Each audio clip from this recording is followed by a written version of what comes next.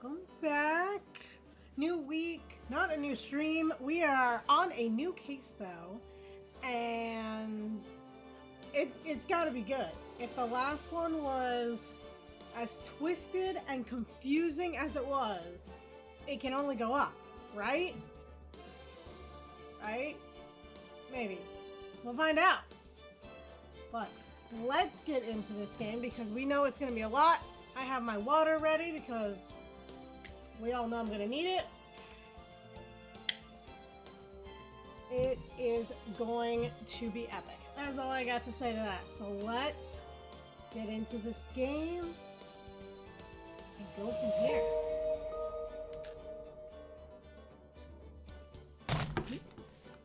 As I knock over my water within like 2 seconds. That's always a good sign, right?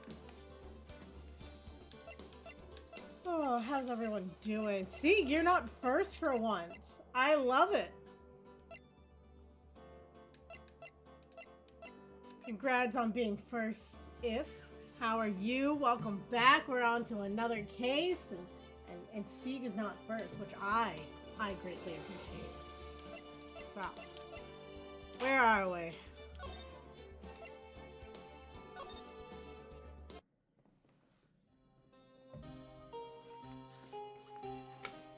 Oh god, this looks like a cult thing.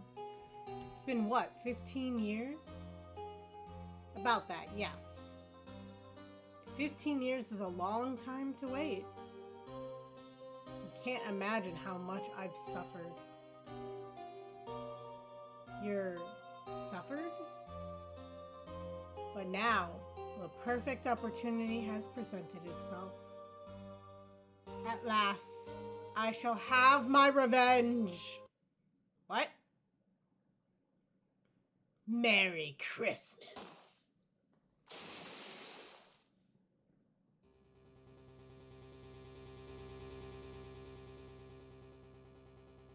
Oh damn, this is gonna get good.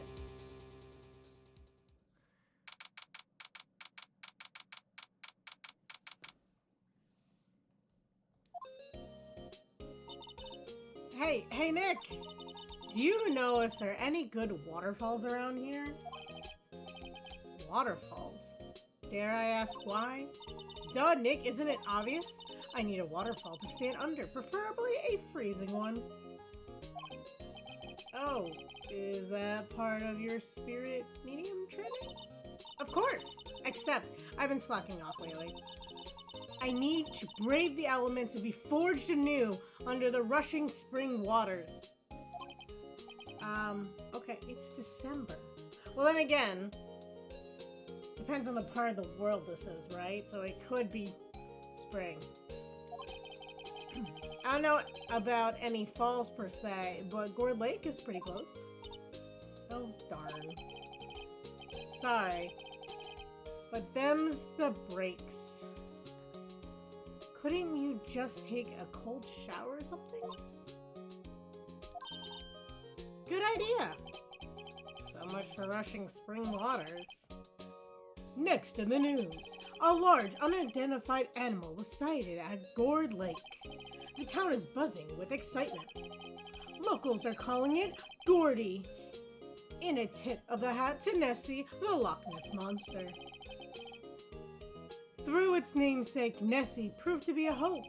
Locals are confident that their Gordy is the real deal.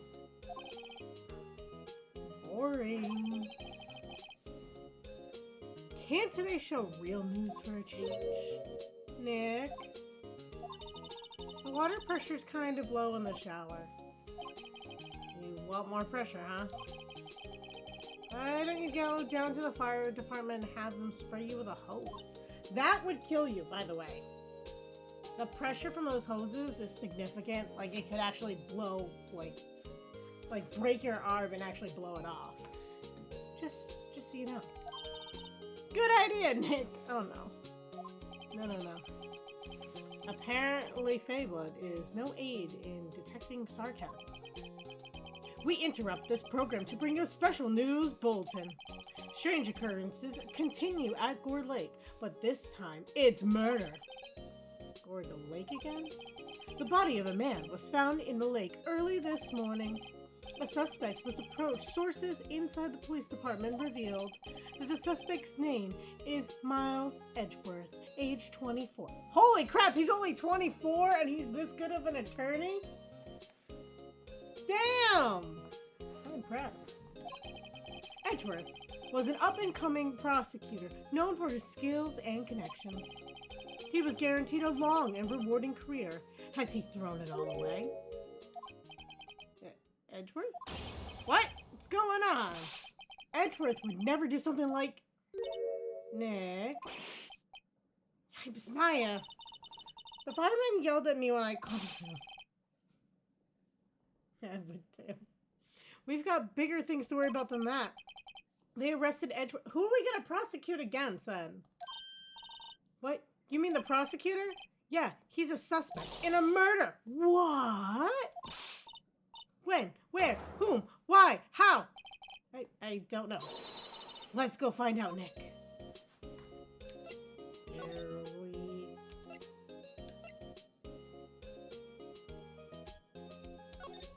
Is he at the detention center already? Merry Christmas. Definitely indeed.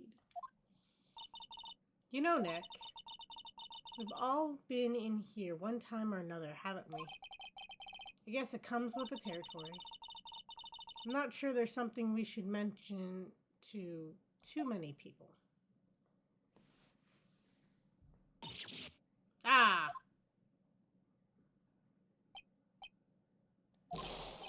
Hey, Edgeworth, come back! What are you doing here? Nick, I don't think he's in a very good mood. Well, he's in detention. Were you in a good mood when you were there? So you've come to laugh at the fallen attorney. Then laugh! Laugh! Well, why aren't you laughing? Nick, should we be laughing? Nah, it's a trick. Laugh and he'll get mad or burst into tears. Edgeworth, we don't have much free time. We can spend it coming down here. We don't have so much free time that we can come spend it. Oh my god. We can spend it coming down here to laugh at you. Wow. Don't know why that was so hard to say. Yes, you do. Actually, he's right. Hoped you wouldn't come. I didn't want you to see me. Not like this. I didn't want to see you like this either, believe me. Edgeworth, tell me what happened. Why should I? What are you going to do about it? Duh, we're gonna help you, that's what. Help me? You? Don't be ridiculous. This actually would be beneficial to him and us, because if there's something he didn't think we were doing, he could be like, hey, I see this, because he's an attorney, so his brain's already programmed like that. Sorry? You're a novice. We've only been in 3 trials. Hey! Sure, you got lucky and won all 3. But your luck's bound to run out someday. You need real skill, right? Experience. Nick, he's insulting you. Nick? Why am I always the one who has to get angry?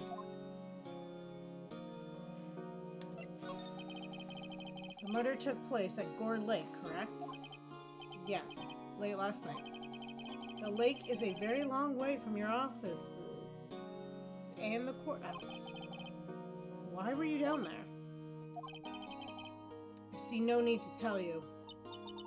Mr. Edgeworth, you didn't really... Gordy. Huh? I went to see Gordy. Gordy? What's that? I'll tell you later. I want Edgeworth to talk to us.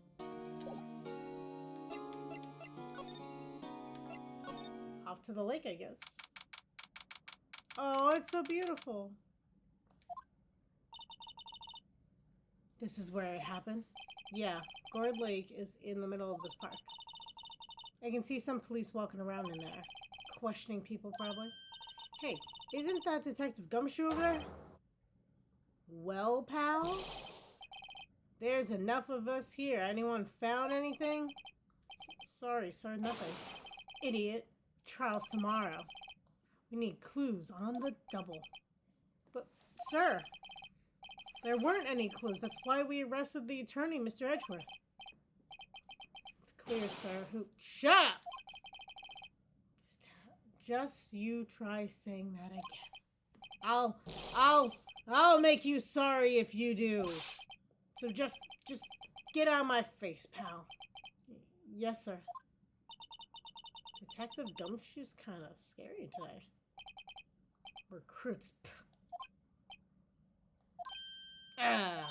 Eek! Hey, you're that hairy guy, Hairy Butts! Right, Phoenix, right. Did we ever learn my name? And just what are you doing here, pal? Investigating? Huh?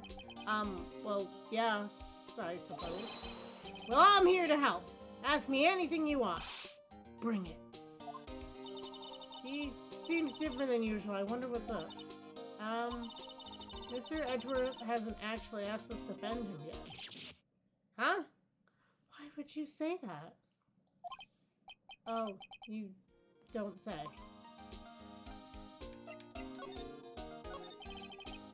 Detective Gumshoe, do you know what happened here? Huh? You don't know, pal? No? Wow, okay. Mr. Head in the Fluffy Pink Clouds lawyer. Head in the... huh? Never mind. I'll tell you. It happened last night, about 15 minutes after midnight. There was a boat out on Gourd Lake. In that boat were two men. One of those men shot the other with a pistol. And the shooter was Mr. Edgeworth. A cop who arrived on the scene arrested him. How did they get here so fast? Well, there was a witness. When the report came in, we raced to the lake. A witness? You don't think Mr. Edgeworth is a murderer, do you? Absolutely not. It's impossible. I don't care if there's a witness either. I don't believe a lick of it. Right. Who cares what the witness says? I care. You really believe him, don't you, detective? Of course I do, but police are pretty sure he's the killer. Nobody's even really taking this investigation that seriously. Oh no. After all the help Mr. Edgeworth has been to us, hard to imagine that no one's standing up to take his side. Well, at least you are, detective.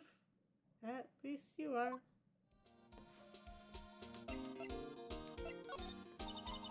Do you know who will be Mr. Edgeworth's defense attorney in tomorrow's trial? He hasn't gotten one yet. What? The trial is tomorrow, isn't it? Well, I don't know the whole story. Apparently no one he's been talking to will take his case. Why not? Mr. Edgeworth won't tell me. But when you guys showed up, I figured he'd ask you to defend him. Unfortunately not. Well, pal, then you got a job to do. Help out Mr. Edgeworth. Prove that badge you wear isn't some small fancy piece of metal. Prove it to me, pal. Show me you're an attorney.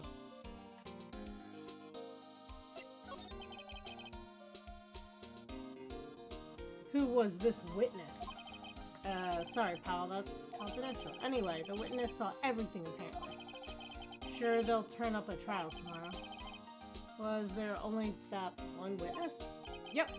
It was pretty cold out on the lake last night. And it was Christmas Eve after all. Still, we're being thorough. You never know when you're gonna turn up another witness. That's why we're here today, checking things out. So far, we're coming up empty. Oh, it's Christmas today. I'd forgotten. Who forgets Christmas? I mean, who celebrates it, in all fairness.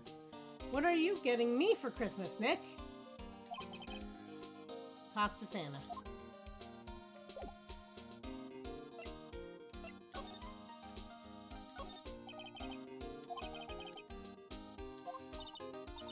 But no waterfall. Not many picnickers come here for spiritual training.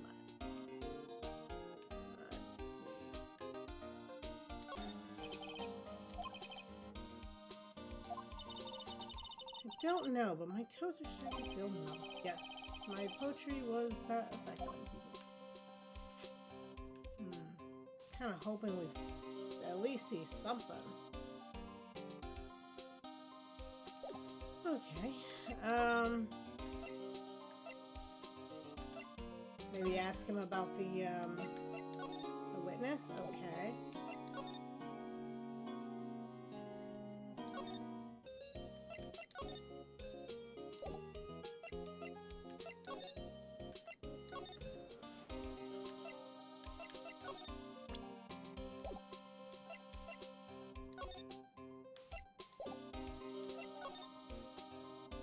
I already missed something?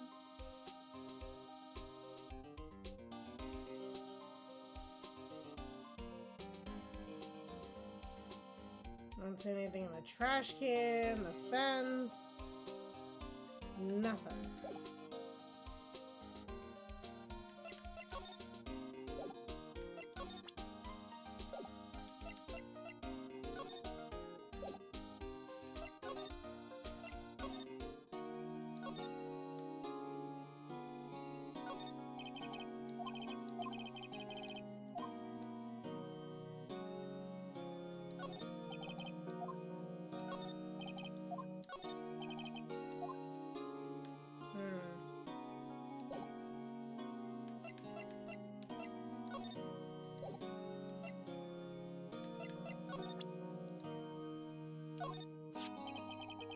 Your attorney's badge?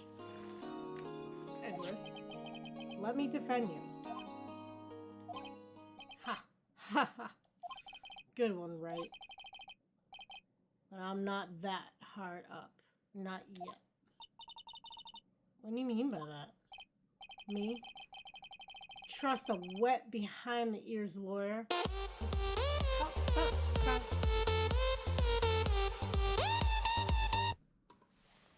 Well, that was weird, but welcome in, Raiders. How are you? What were you up to? What were you playing?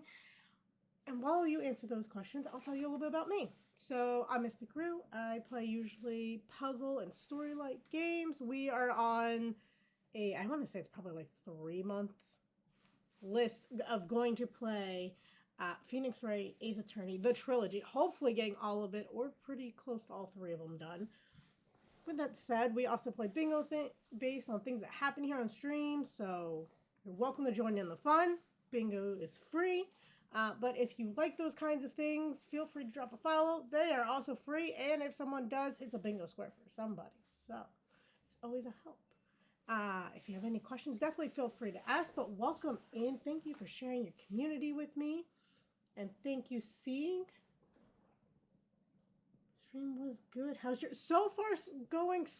Great. It started very interesting. I will say our guy here apparently shot somebody, but apparently he's innocent, and we have to somehow solve this case while also being his attorney, while also being his rival. It's fun and confusing, and we like it that way, because it adds a lot of twists and turns to the case. So I will say that. But what were you playing? Apple custard. I love that. I love that name, by the way. Do you have like an Apple theme? I'm just curious. Like, I don't know. I don't know what your stream's about. So that'd be great. And Lover, that too. You're joking, right? Because I haven't learned that. This is my first time playing these games. So that would be very interesting to me. I will say that. Truly the most simple Ace Attorney case I've heard. It's true. I feel like everyone gets weirder and weirder as they go. Okay, that's a joke. I'm just... You never know. There's tension between them. It could be other things. Especially since I just learned he's 24. It's pretty young. It's impressive, though. I was playing a roguelike called Dead Cells. Ooh. I love roguelike games, so I would definitely have to check that out. See, you're my rogue guy. Have you ever heard of Dead Cells? Sieg here is my moderator, so sometimes he's known of games way before I do. I will say that. And if is a wonderful community member here watching me go through all these cases and every moment of them. So I will say that there's that. I don't have a full theme, but do you have apples as channel points? I suppose. Oh my god, I love that. You could call like your community your orchard. I'm not messing with you in any which way. I think that's cute. I absolutely love it. I actually know another streamer, her whole background is salads, and her community's called her croutons. It's an interesting theme, I will say that. But, I don't know. She has points like you can add things to your salad. It's an interesting concept. I will say that. So, good luck with that. Either way, but I think that's really cool. Your Discord is already called The Orchard. Yes. It is coming to fruition. I'm just saying. I would love to see that. And then you can have your like crab apples and I don't know. Maybe they have different lengths. I don't know. I'm excited for it though. I don't know why. And C has heard and loves Dead Cells. So fair enough. See, we're gonna have to talk more about this game after stream. I will say that. But welcome in, guys. If you want to lurk, if you need to leave, whatever you need to do, feel free to be a part or not be a part or hide, whatever you want to do. We have no judgment here. But either way, it's wonderful having you, and feel free to chime in. But if you know the game, no spoilers, because I like trying to solve the case until I ask for help. I will say that. And thank you for the follow, Apple Custard. I know someone got a bingo space there, and hopefully it was you, because that would be beneficial to you. Welcome in, and glad to have you here. Now, back to the case. Let's see. Where were we? Me, trust a wet behind-the-ears lawyer with only 3 trials under his belt? Never. What? My case is near hopelessness. Right. Every defense attorney I've talked to has turned me down. I know. So why turn down the only person you have at this point? About the Miles thing, I will say that Phoenix does call Miles daddy. He invoked him in certain pieces of evidence in one of the games. Fascinating. Okay, I will take that. Hey, you never know. You never know. So, there is that. Simply put, they were afraid they'd lose. It occurred to me that it might be my fault that they lack evidence or confidence. After all, I did get every single one of their clients declared guilty. I don't believe it. Regardless, I don't want you involved in this. You in particular, I cannot ask to do this. You're not asking, and you have no other choice. And I'm the only one who's beat you in trial. So...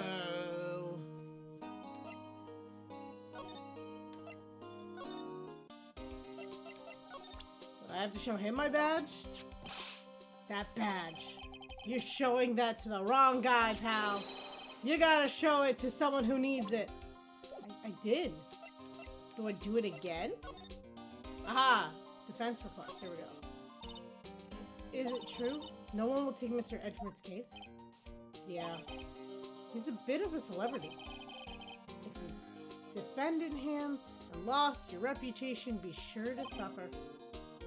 What's more, the case against him is, well, pretty solid. I suppose it would be if they have a witness. Ooh, yes, go enjoy making food and good luck at work. But I appreciate the work. Hey, pal. Don't tell me you're going to turn your back on him, too. Remember the Steel Samurai case? Mr. Edgeworth helped you get your client declared innocent. I know. I went to Edgeworth. I tried. He really doesn't want us to represent him. Especially not us, he said. What? Well, that doesn't make any sense, pal. You should have heard him talking about you after that trial. He kept saying right, over and over. Nick, I'm not sure that's a good sign. Neither am I. Why wouldn't he want your help? I don't get it. Detective Gumshoe, sir? What? Find something? No, sir, not yet.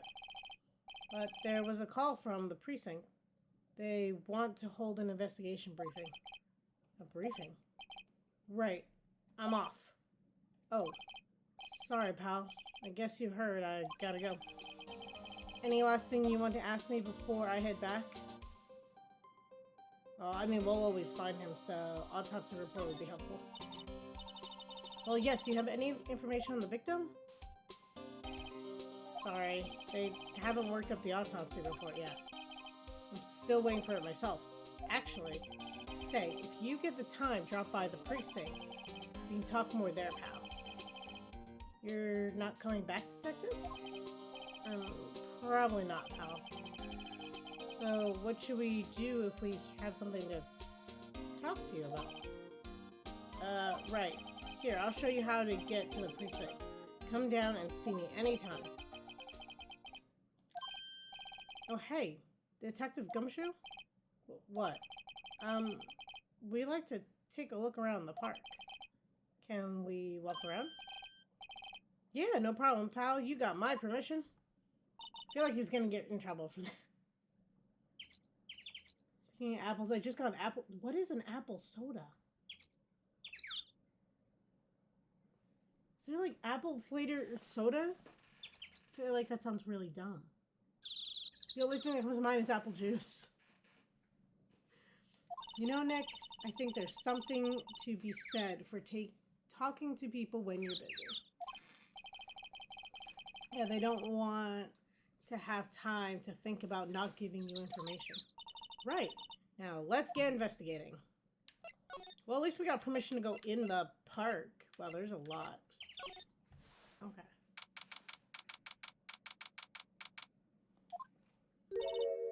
Wowzers, this is Gourd Lake?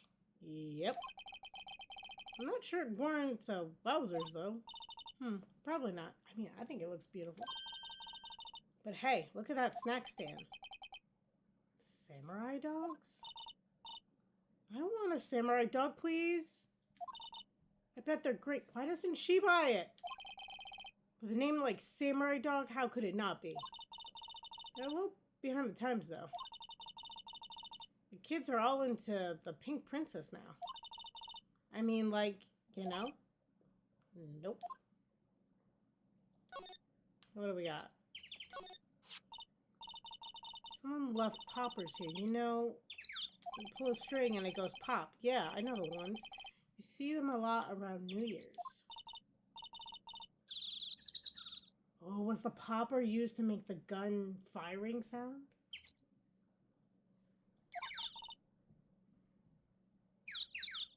Let's take them. Come on, a minute. You just want to pop them, right? Wasn't that obvious? Poppers. I'm gonna take them. I suppose it couldn't hurt. Huh? Where'd they go? Into my pocket.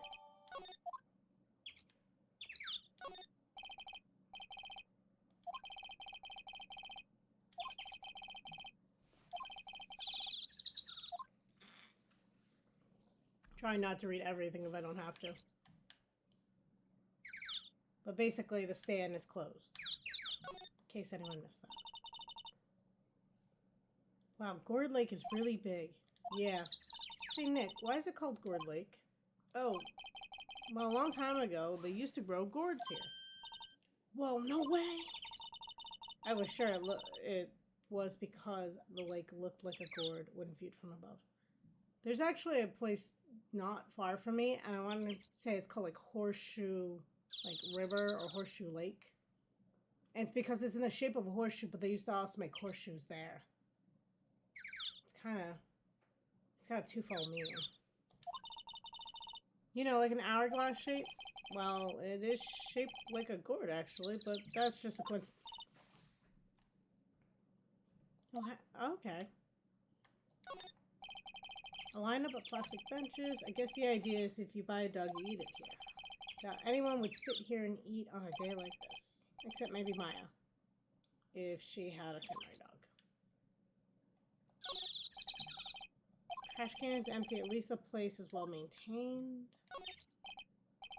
Huh, I almost didn't see the signpost. Left the boat docks, right to exit. Okay. Now if I go move, can I go... Oh, there's a lot to look at. I like it here, Nick. Look, someone's camping. They've got guts camping at the scene of a murder. Hey, Nick. If they were camping here last night, they might know something about the murderer. That's true. Good call, Maya. Let's go and talk to them.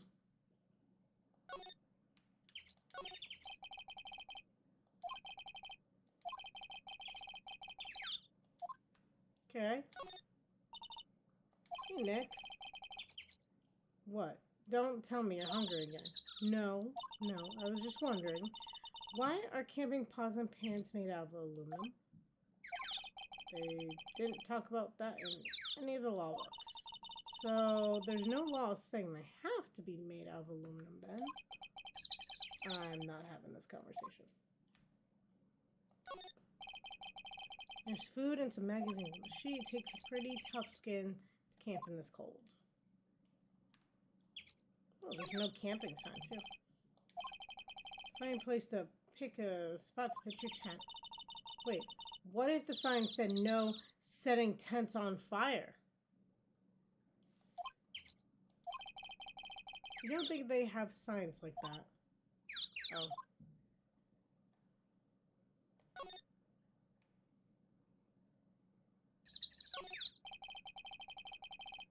This camera has a mic and some sort of attachment. It must take pictures when triggered by a noise. Well, cool. Let's try it out. Cough. Hi, I'm Nick. Maybe I'm not saying it loud. Hey, I'm Nick. Huh. Nick, will you stop that? Maybe it's broken? Don't kick it. Maybe it isn't set to respond to voices. Well, what then? These things? Party poppers?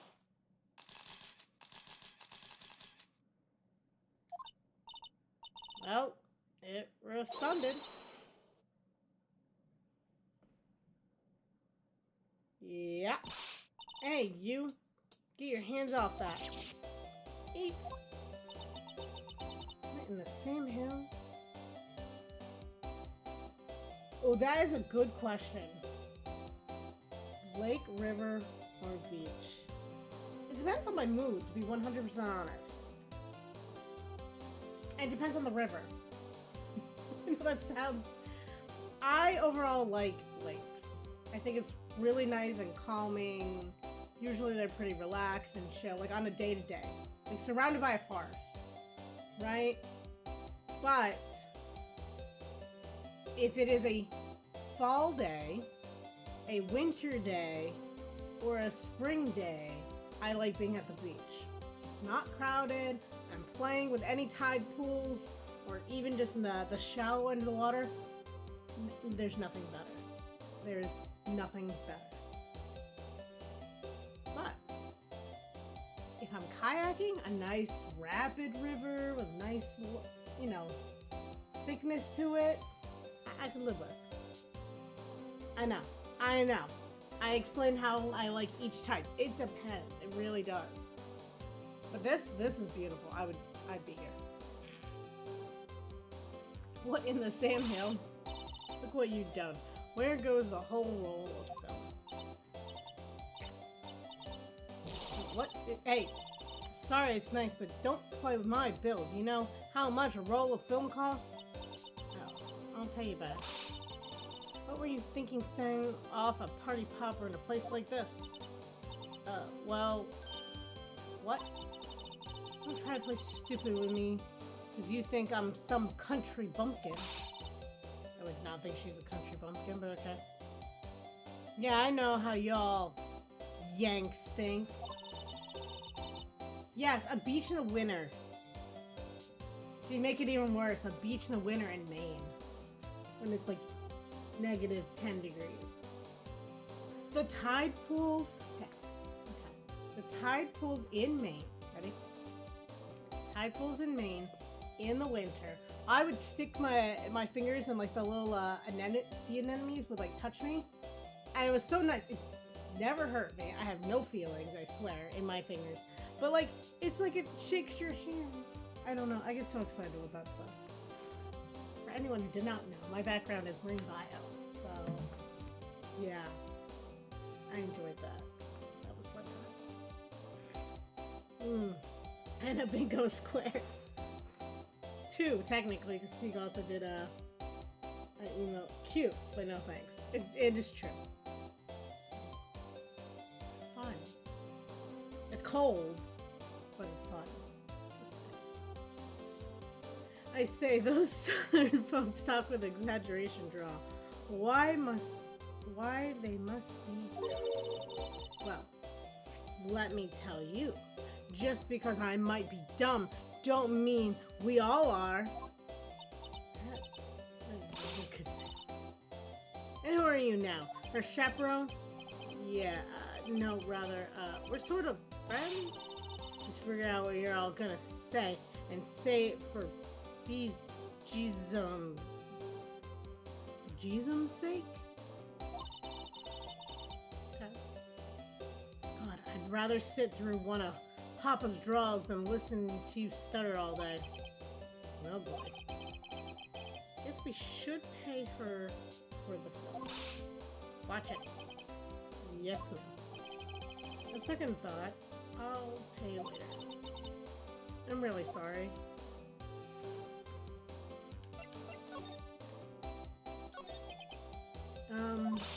What? Can y'all see, changing the film in my camera here? Someone, I'm not naming any names, but someone used up the whole roll. Sorry. That didn't work. I wonder if they have anything to show her that would get her attention. What? Can't you see I'm... Oh. Something to get her attention, huh?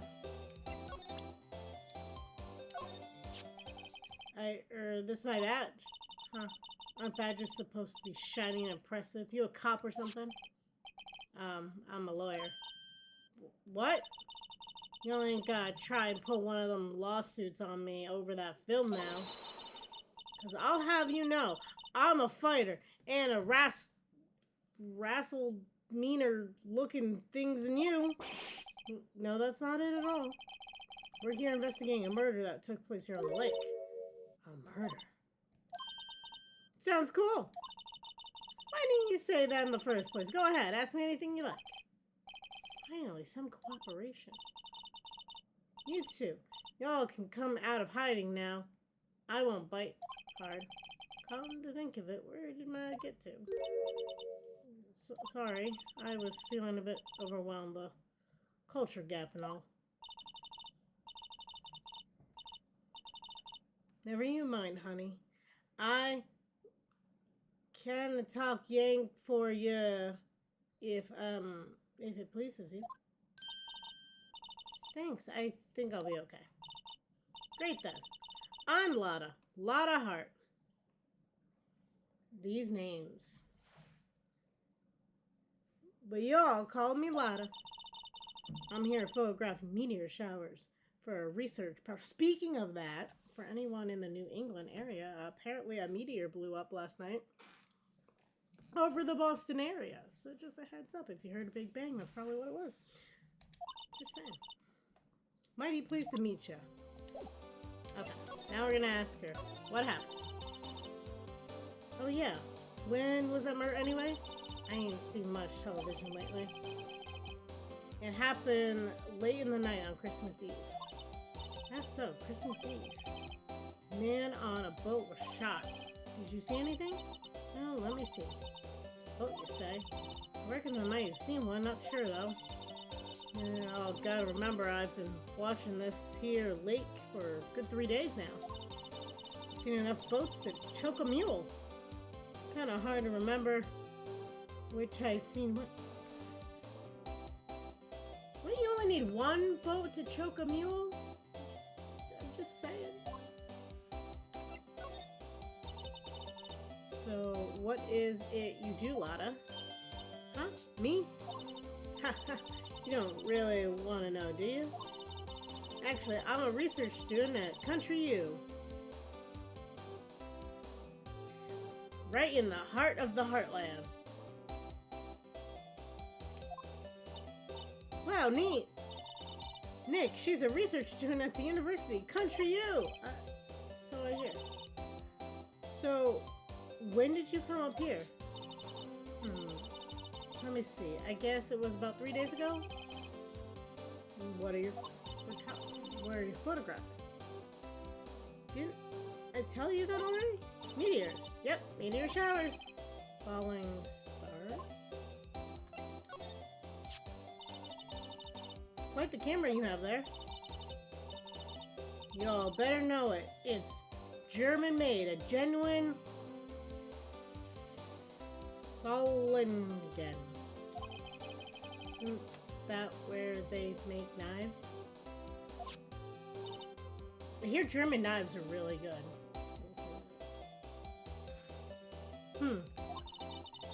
What's that device you have stuck to the camera?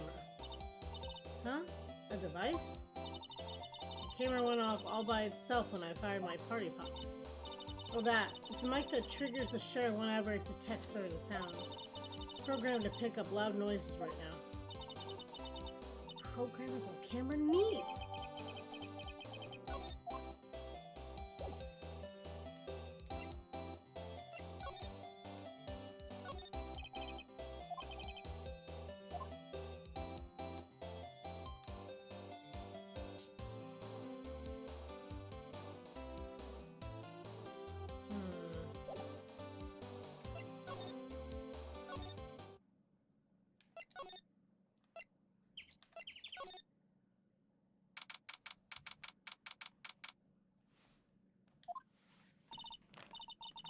Nick, what's this place? A boat rental shop? Closed for Christmas, it seems. I guess a murder taking place on one of the boats won't be good for business either. Boats? I've never ran on a boat. Really? Well, how about we go out on one then? The trial is finished. Hey, good idea. You bet. That can't be good.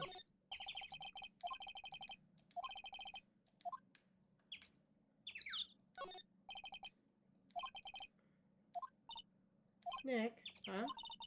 I changed my mind. I don't really want to go for a boat ride.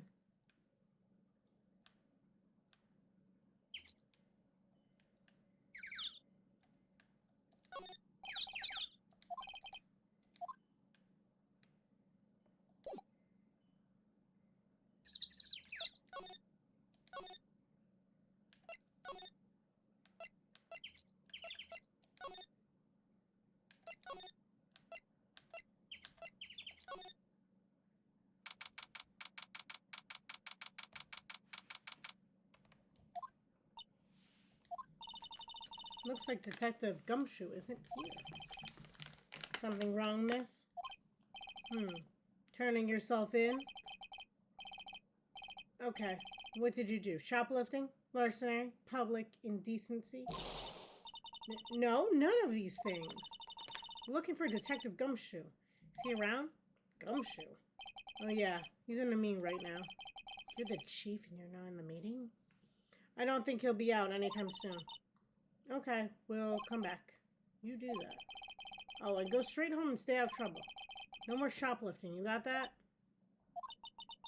Do I look like a criminal or something? Not to me.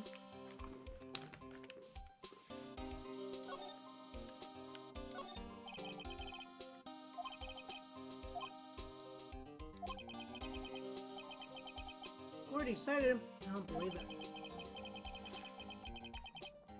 Shouldn't you be reading something more important? What is this little guy? Hey, is that the police department's mascot? That's the Blue Badger! It was my idea. I made it. It's my mascot. I see.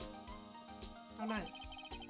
I'll get him a signed mascot of the Criminal Affairs Department for the last thing I do. Good luck.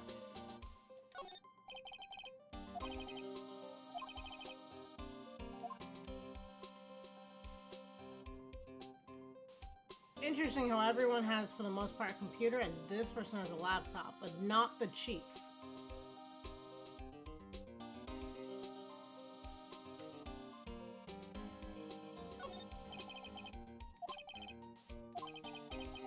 Your mama could see you know she'd be crying.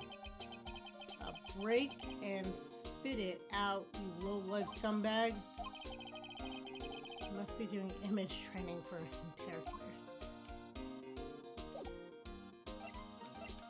I guess we can kind of tell them what we found. Edgeworth, this is really hard for me to ask, but you didn't do it, right? Right? Think what you will. I have only one request, huh? Stay out of this case. Why? Nick is trying to help you. I know that. But I don't want your help, okay? Why not? Look, just go away and leave me alone. Nick? Mr. Edgeworth did it. Let's go investigate elsewhere. But Nick...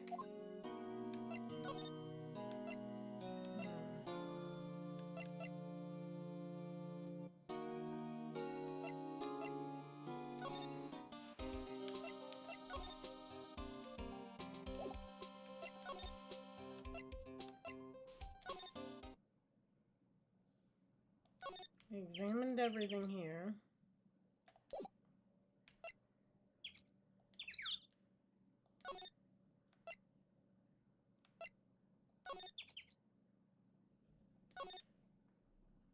We learned about the sign, which unlocked more areas.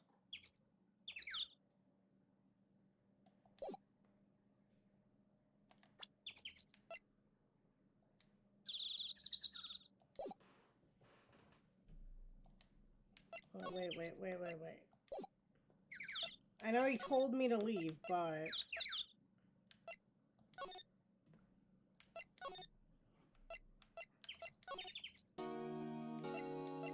I can't... okay. I thought maybe if I showed him the camera, I'd get somewhere, but that doesn't seem to have worked. So...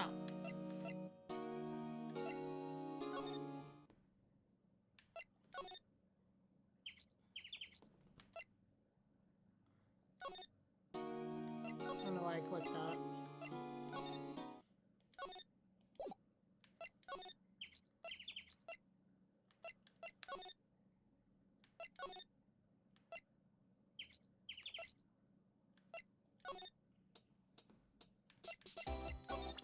What happens if I present her with her own thing? Lada? Yeah? So your camera, it triggers loud explosion noises. Yes, we've already put this together. Yep. Actually, the victim in the case we're researching, he was shot with a pistol. A pistol? Right. Now, would a gunshot make a similar noise to our party popper? I guess it would. The camera didn't get a picture of the murderer, did it? Hey, you're pretty bright. Huh? I see what you're saying. Tell you what, I have to look and see at my film. It would have been a photo taken late last night. Check them once, don't remember if there's anything on them though. But what if I got something I could witness to a genuine murder? Yeehaw! I'll go check that film. Y'all come back now, you hear?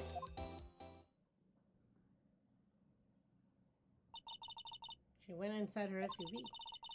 Guess we should come back later. Okay, maybe now I can go to the police station.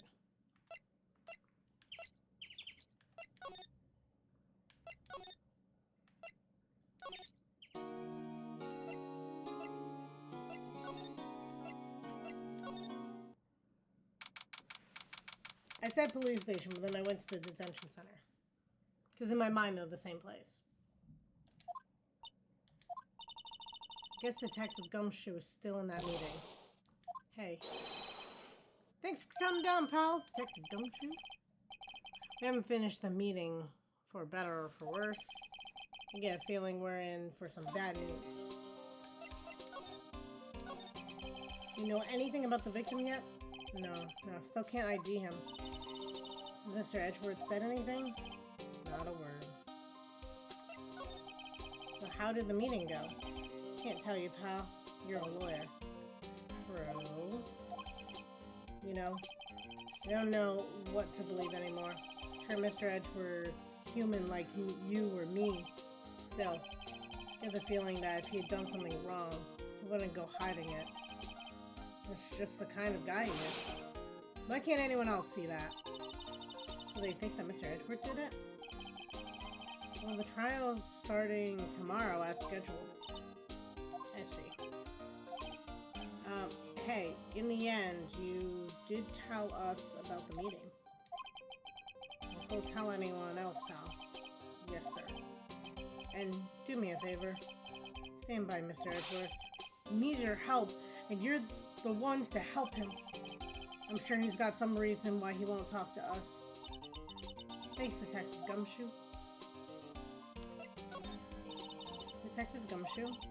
How come you trust Mr. Edgeworth so much? Well, I think that was obvious. Got a strong working relationship, us two. We trust each other, and that's how it works. A working relationship? See, Mr. Edgeworth always has his defendants declared guilty every time. Yes, his methods might be a little extreme at times, but there's a reason. He trusts our investigations, see? He trusts us to get the right man. That's why I work extra hard, pal. Got to earn that trust he placed in us. I see. Mr. Edgeworth is a man you can trust. And you have my word on that. I was wondering, did you ever get that autopsy report? Oh, that. Yeah, I made a copy for you. Counted death sometime on the 24th or 25th. Caused one bullet shot to the heart. Thank you. Nick? Huh. Can you show me that photo of the victim? That face. Someone you know? I don't know. I just have this feeling that I met him somewhere a long time ago.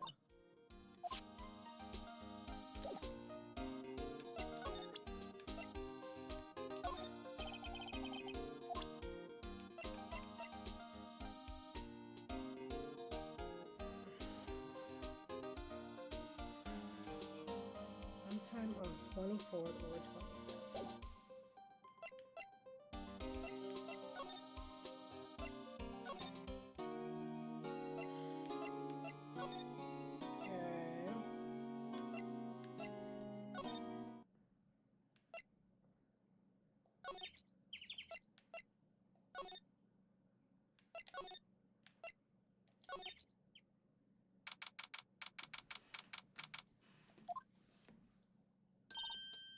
Hey, y'all. Lotta. Wait up a second. We got bingo. Bingo? My automatic camera took 2 photos last night. Hey. This is them. Take a look. Wait. See? See, he's shooting him with a pistol. It looks like that, yes. But you can't really tell who that is shooting. Yeah, well, there was enough fog out last night to strangle a bullfrog.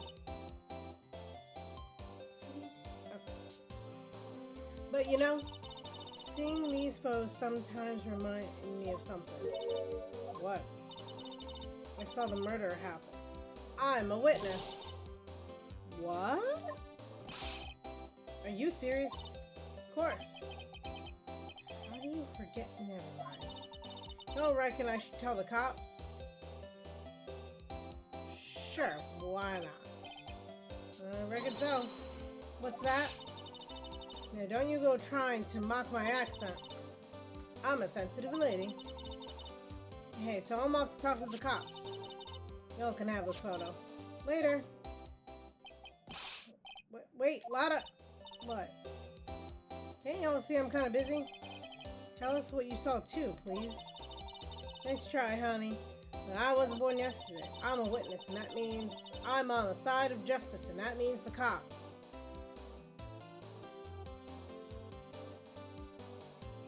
Small town. Girl, got it. I'd soon eat the south side of a northbound skunk and tell you.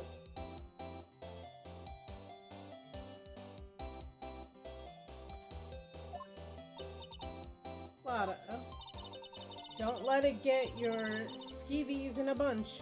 Friends today, enemies tomorrow. Or was it the other way around? No matter. I'm gone. Hey, maybe they'll let me do some testifying. Hot darn. She left. Well, that's one more witness. What do we do now, Nick? Well, if she saw something, there's not much we can do about it. Question is, what exactly did she see? I guess we'll find out at the trial tomorrow.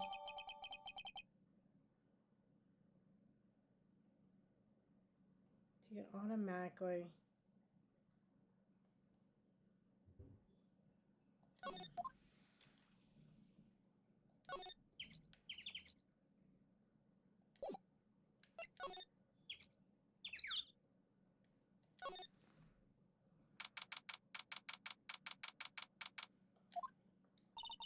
Looks like the police have given up their interviewing. Hey!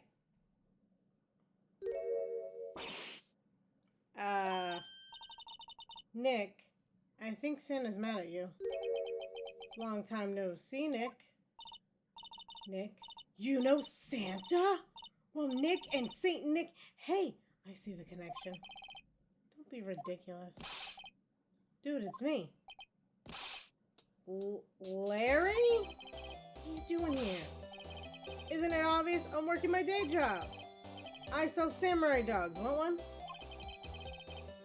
Gotta get money for dates, you know? My girl, Keonce, deserves the best. Keonce? Not another model, I hope. Oh, Keonce is a fine woman, Nick. It was her idea that I wear this costume. She said, oh, you go, girlfriend, you know? She bought me this costume for me. That's great, Larry. Wow, a Santa costume? She must be really nice. Whoa, cute. Nick, who's she? She's not my what? No, she's not. I'm his partner, Maya Fey. I'm, the little sister. Oh, Nick, must be tough. Working 9 to 5, having to take care of a little sister? No, I'm not Nick's sister, but I'm my older sister's little sister. Huh. Sounds great. Don't worry, Maya, he's not listening. Hey, Larry. There was a murder here last night, and since you work here, have you heard anything? Nick, you're wasting your time. Last night was Christmas Eve. He was with Keonce, obviously. He wouldn't have been standing out here in the cold. Oof. think what you just said caught him off guard, Maya. No, it's just Keonce is not in town right now. She's in Hawaii on a photo shoot. A model. I knew it. Well, anyway, there was a murderer here on the lake. Trials tomorrow. Neat. The defendant is Edgeworth, Miles Edgeworth. Nick, why would Larry know Edgeworth? Well, Nick. You don't mean that Miles Edgeworth, old Edgy? Yeah, he's a murder suspect. Whoa, murder? How, you know Mr. Edgeworth, Larry? Yeah, of course. Edgy was in the same class as us in grade school. What?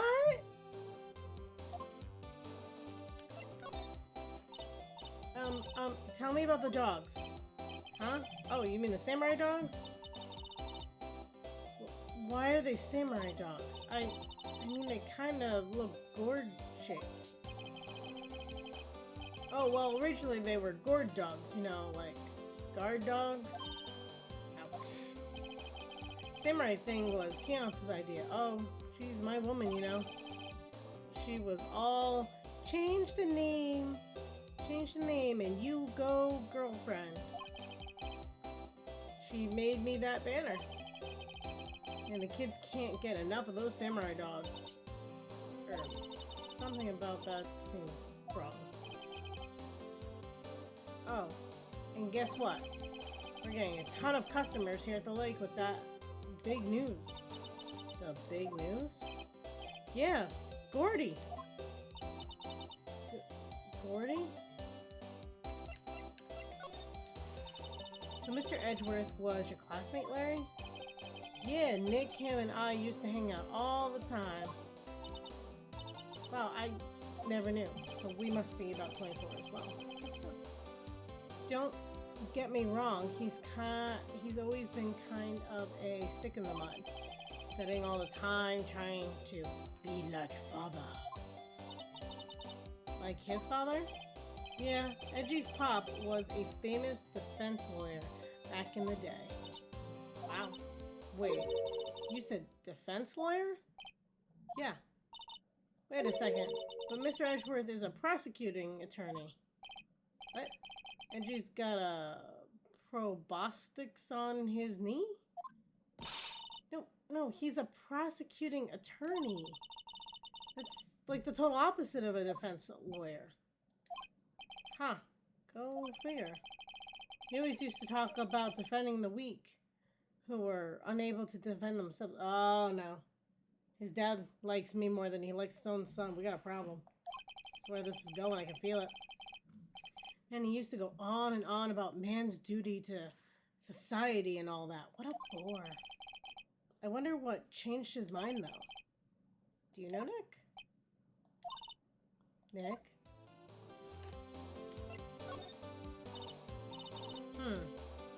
What's Gordy? Huh? You mean you don't know? It's here, this very lake. A giant mysterious monster. Gordy! Monster? Yep. Check it out. This is an article from yesterday's paper. Here's a photo. Wow. It's really real. Hot news. Giant lifeform appears in Gourd Lake. Nick, a monster. A real monster. Yeah. It's probably just a log or something, right? Hey, there's a quote here from the person who took the photo. What's this? I set the camera to automatic, and when we got to the frame, I heard a loud bang, like an explosion, followed by some sound of something slipping into the water.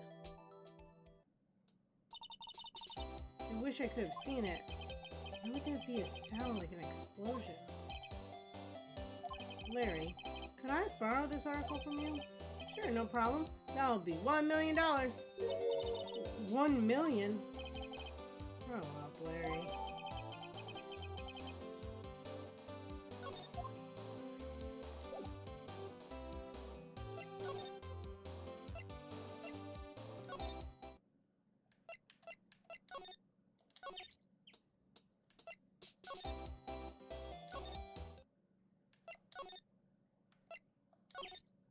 that Willie talked? Oh my god.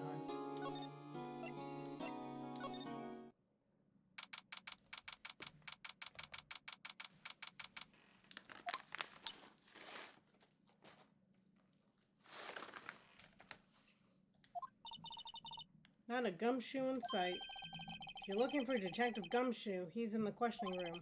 Apparently an important witness turned up. He'll be in there a while. A lot of heart. Has to be. Uh-oh.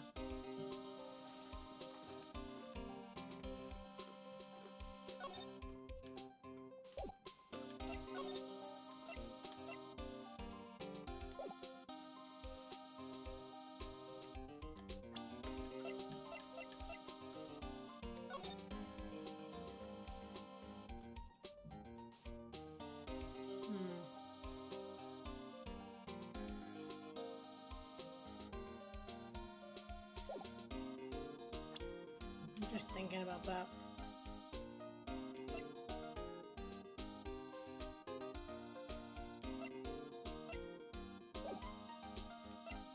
Okay, so now what?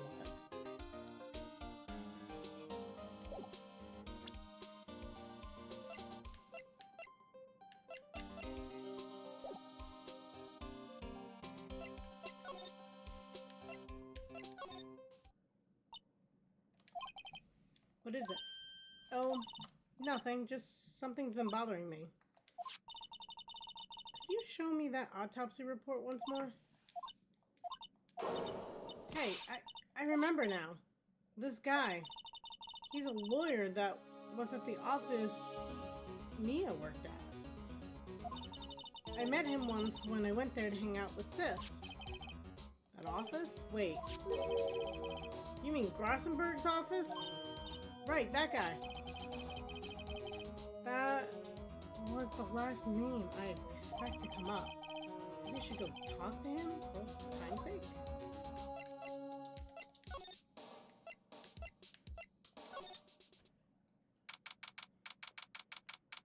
Well, so many people are active on Christmas Day. Ahem. Oh, that familiar clearing of the throat. Aha! You're Maya's something. You're Mia's something, are you not? I was her understudy. Yes, Phoenix, right? Aha, and you're Mia's something too, are you not? Her little sister, yes. You've grown. You've come to look a lot like your sister, you know. Takes me back. Ah, the days of my youth. Like the scent of fresh lemon, you see. Mr. Grossberg, sir? Hmm? Oh, yes, I beg your pardon. Of course you come here to discuss something. What is it, then? Something the matter? There was a murder last night. A murder? You haven't heard? I, just got up, you see? Well, Miles Edgeworth shot someone with a pistol. Edgeworth? What? Who did he shoot? Well, the identity of the victim is still unknown. This is terrible news indeed. Why is this guy in the office on Christmas? I guess he hadn't heard anything. Miss Grossberg, whatever happened to that painting? Oh, yes. I do not think it shall ever be coming back home to this office. Can't exactly claim it as stolen. Suppose it's just my desserts. Old, bitter desserts.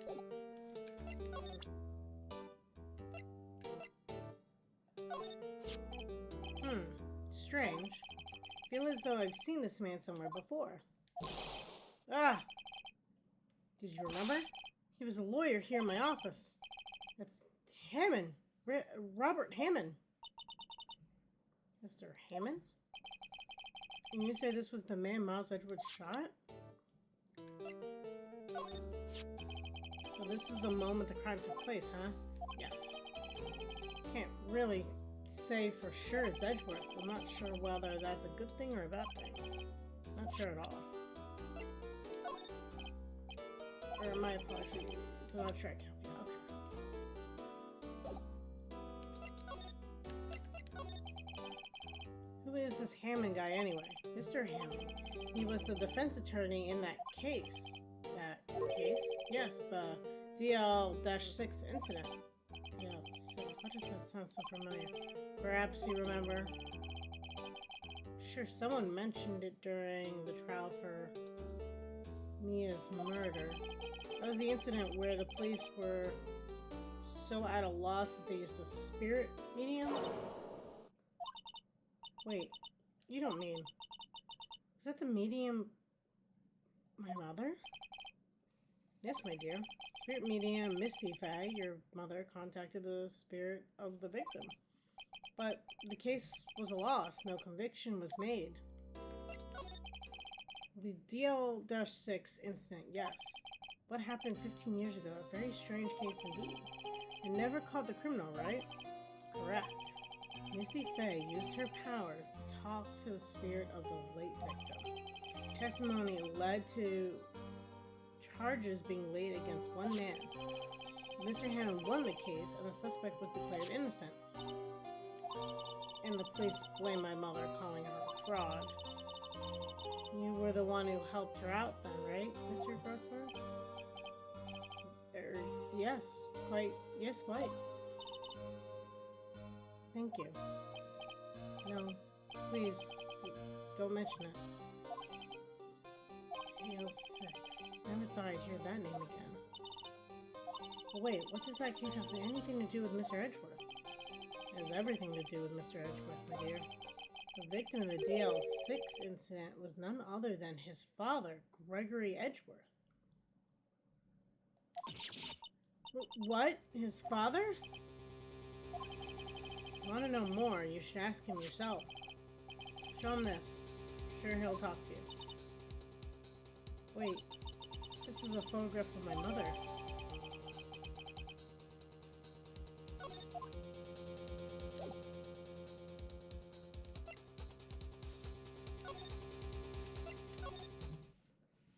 That got dark.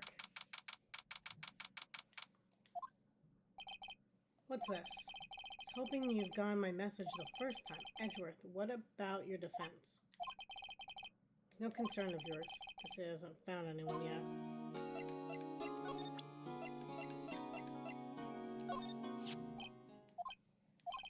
Edgeworth, it's only been a matter of hours since you last visited. Yet you've made incredible progress in your investigation. Admit it, I'm impressed, right?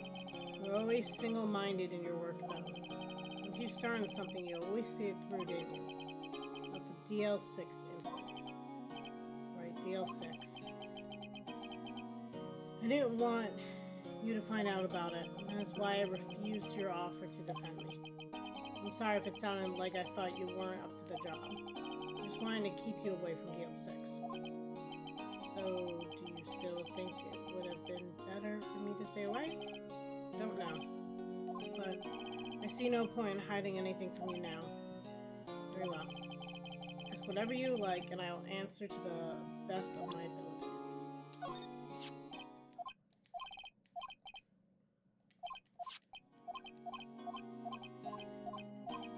It's the same thing again.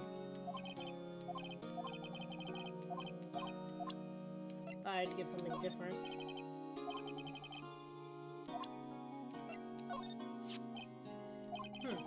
Who would have thought there'd be a photo? Edward, did you shoot him? What do you think, right? I don't think you're the kind to point a gun at anyone, no. So you didn't shoot him? No, I didn't. It wasn't me.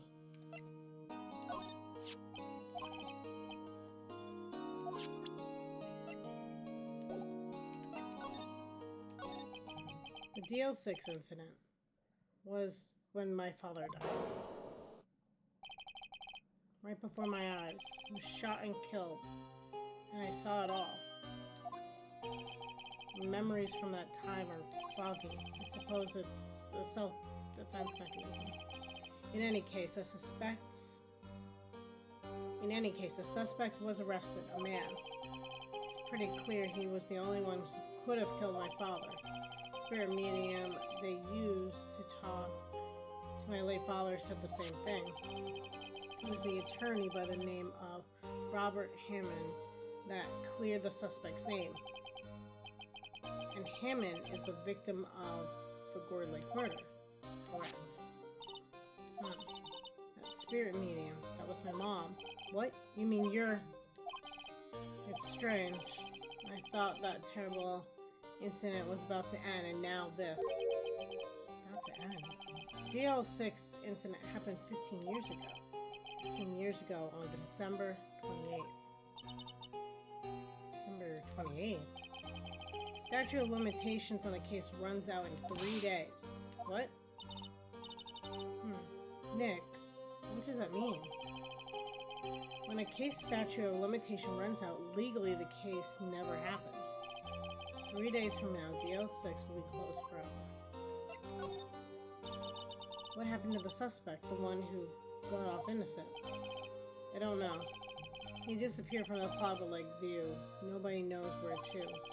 If he's still alive, he'd be about 50 years old now? I guess I can understand why he'd go into hiding.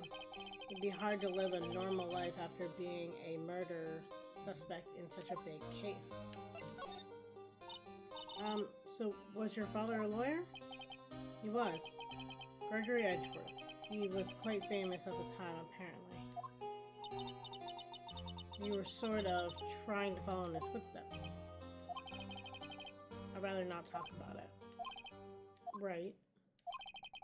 It pains me to ask you this now. I know, you want us to defend you. Yes. Will you? Nope! Of course. Who could have guessed this day would come? Not me. This is my chance to finally pay you back. Pay him back? Pay me back? For what? I don't remember ever doing anything for you. Never mind, I guess you don't really need to know. Huh? My letter of request. Please give it to Detective Gumshoe. Well, I guess we should. What was that? Earthquake! Nick! It's a big one! Oh, it's calming down. Whew!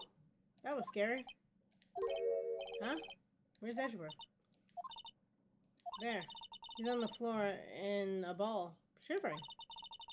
I guess he doesn't do so well with earthquakes. I've heard of running, but curling up in a ball? Well, I guess we're done. Mr. Edgeworth doesn't seem like he's gonna stand up anytime soon. Let's go, Nick. Right. I have to give Edgeworth's letter of request to Detective Gumshoe. Poor guy has trauma and we're just leaving him, and the guard's like, yeah, I'll just stand here.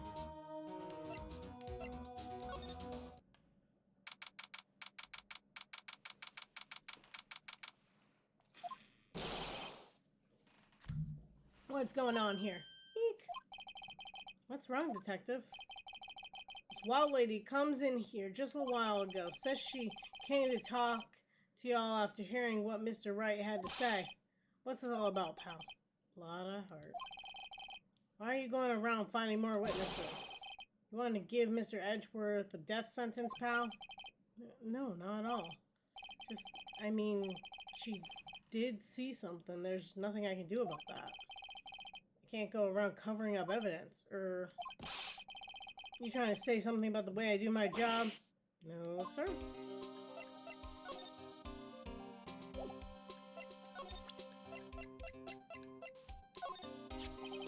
Look what I got.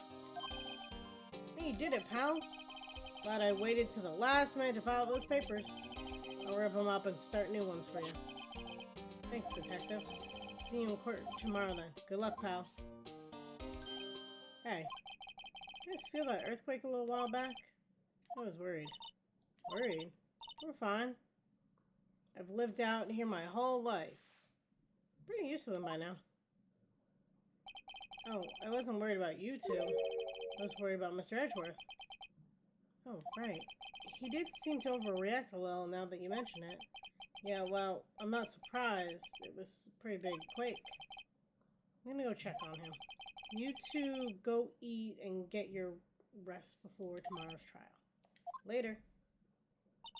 I wonder what that I wonder what it is with Mr. Edgeworth and those quakes. I wonder. He was never that scared of them when he was in school. Probably one happened when his dad was shot. And it kind of probably made like a separation of reality for him. Then again, I only really got to know him in 4th grade. He transferred to another school after that. I wonder what happened to Edgeworth. To be continued.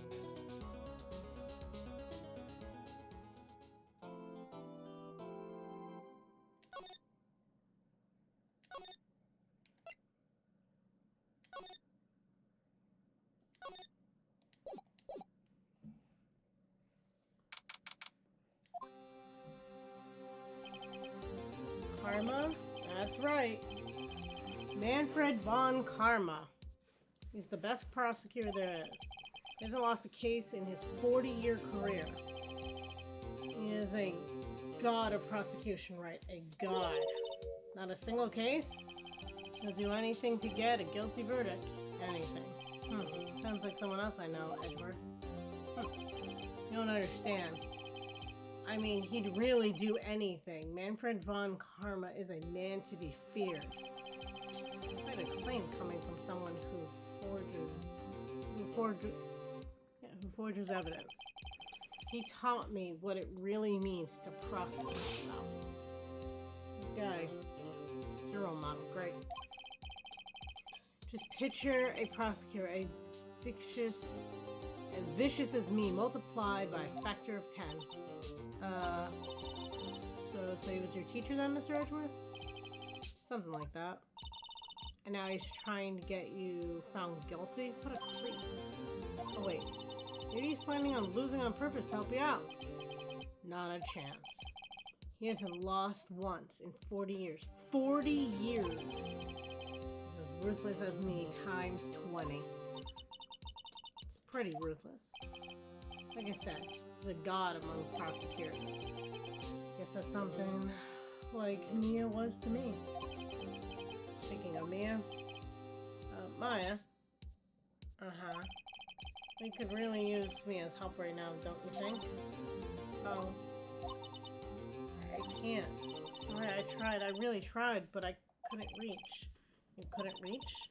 I think it's because I haven't been training. My powers are weak again. Man, what bad timing. I'm really sorry. I'll try my best. I hope so. What are you whispering about? Oh, it's nothing. Well, it's time. Let's head in.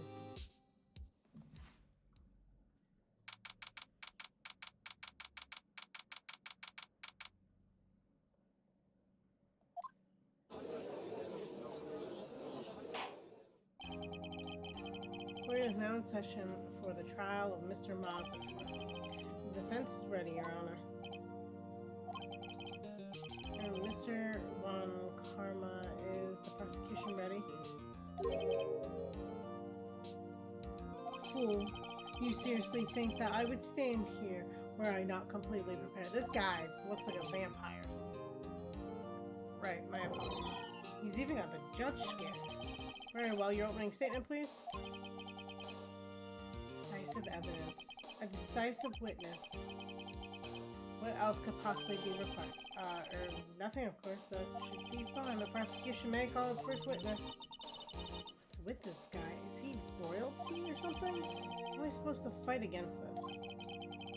I call the detective in charge of this case, Detective Dick Gumshoe.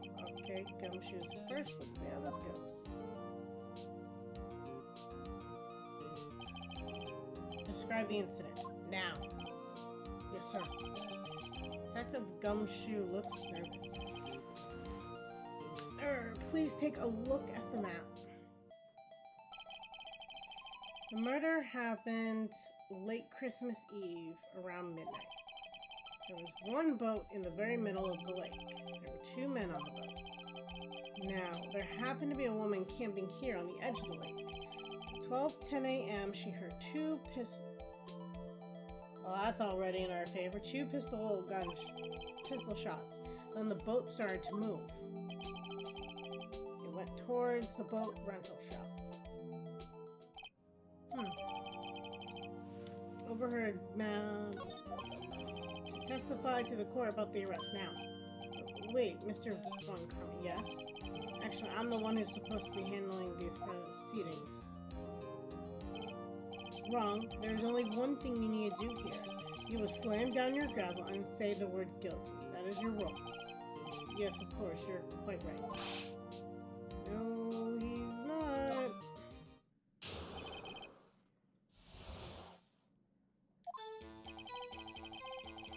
A man called into the station around 30 minutes after midnight.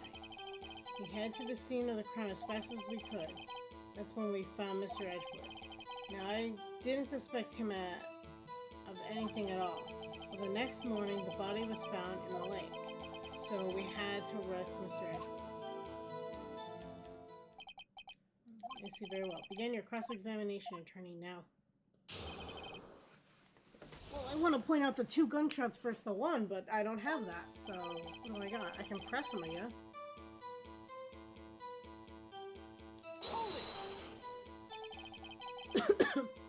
You received a call from a man? Yep. But you said there was a woman camping there. She was the one who heard the 2 gunshots, right?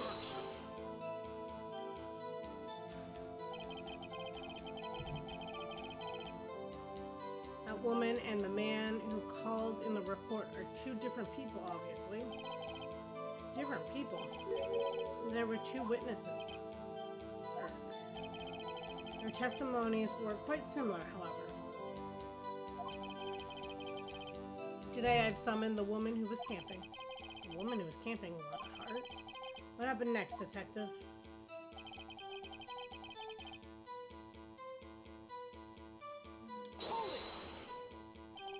How long was it between receiving the report and your arrival at the lake? I'd say it was about 3 minutes.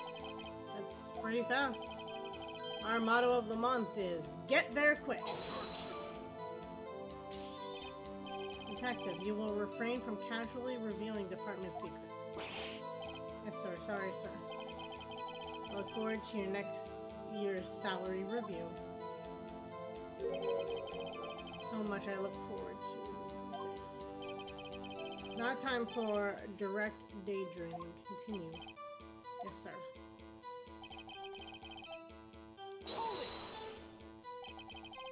What was Mr. Edgeworth like when you saw him then?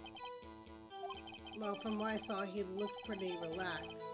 Not like a murderer at all. Detective, the court requires the facts, not your opinion. How many years have you been on the force? Facts only, detective. Hard, cold, objective facts. Yes, sir. And he's got a share of objections. Now, I didn't expect him of anything at all. The next morning, a body was found in the lake. Oh. We knew this.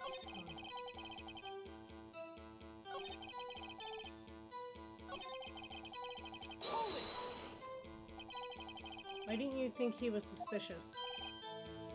You should know. We have a deep, trusting relationship with the prosecutors. Detective, the court isn't interested in your using deep, trusting poppycock. Never heard so many flipping comments from an active detective on the force. Poor gumshoe.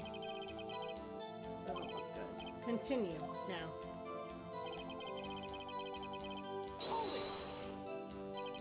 Did you find any clues on the body? A single bullet. There we go. A single bullet was recovered from the body. He was shot through the heart, fatally. Judge, here's the bullet. It didn't strike bones, so its shape is well preserved. Very well, the court accepts the bullet into evidence.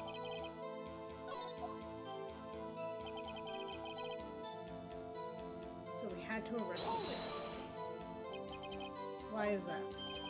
Well, he found the murder weapon in the boat. A murder weapon?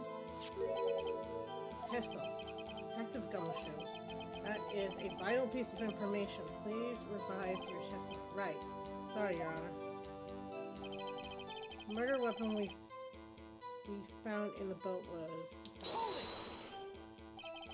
What about the pistol made its decisive evidence? Ugh. It's the same evil laugh as Edgeworth. There were fingerprints on the pistol found on the boat. They were clear prints from Mr. Edgeworth's right hand. What?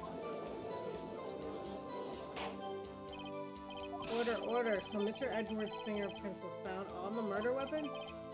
Yes, Your Honor. Judge, this is the weapon in question. Accepted into evidence. Members of the court, we now have the pistol used in the murder and the bullet found in the body. Detective. Yes, sir? Was the bullet found in the body fired from this pistol? Yes, the ballistic markings on the bullet match the pistol. I've actually gotten to do that. It's actually pretty cool. You try to match them up. Hey, Nick. What does he mean, ballistic markings? Shocking. To imagine someone here does not know that something as basic as ballistic markings. Nick, he's glaring at me. Very well, I'll explain. Actually, Judge, you do it. Me? Ballistic markings are like fingerprints of a gun. The barrel leaves distinctive marks on each bullet it fires. You can examine these ballistic fingerprints to see which gun fired the shot. It's quite accurate. Indeed. This leads to one inevitable conclusion. The bullet found in the victim's heart was without a doubt fired from this pistol. This pistol, which, as you may recall, was covered with the defendant's own fingerprints. Order, order. This is bad. This makes it look like Edgeworth did it. Well, Judge, I'd say it's almost decisive, yes. Honestly, I could declare a verdict at this point. However, you wish to hear the witness speak, no doubt. Very well. I am somewhat fatigued, and so I will take a brief break. I will call my witness after the recess, which will last 10 minutes. Judge? Yes? What are you doing? A 10-minute recess now. But wait, I... Just bang your flimsy gavel and get on with it, man. Yes. This court will take a 10-minute recess. Who's running this court anyway?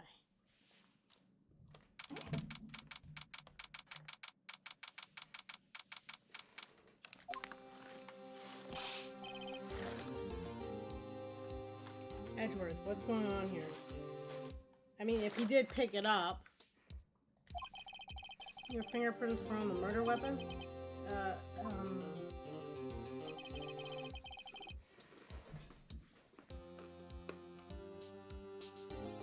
And that foggy photo makes one thing clear.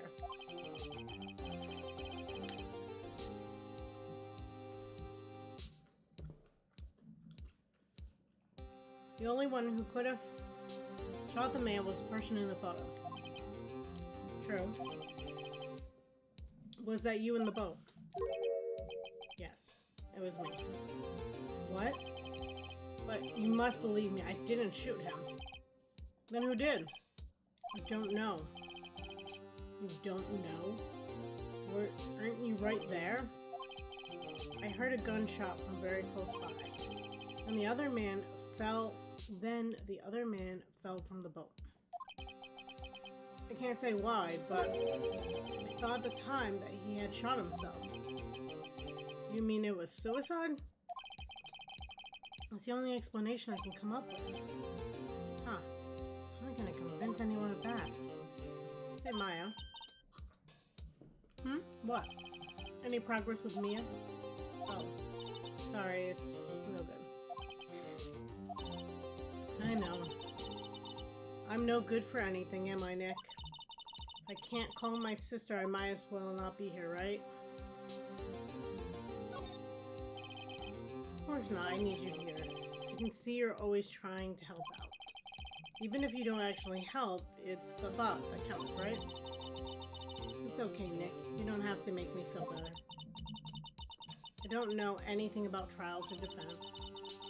It's more, I'm a spirit medium who can't even contact spirits.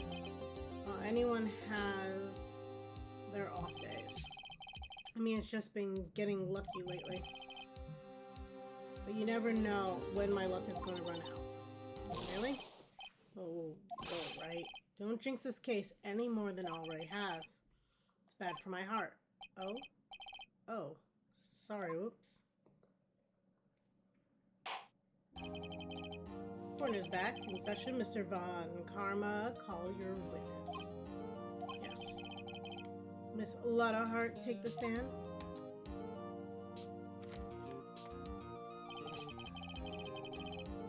Lottahart, you are a research student at the university? That I am. Good. Begin by telling us what you saw the night of the incident. And don't add anything trivial or subjective. Understood? You'll need to learn some manners. Understand? Yeah, I understand. I understand. Very well. Your testimony, please?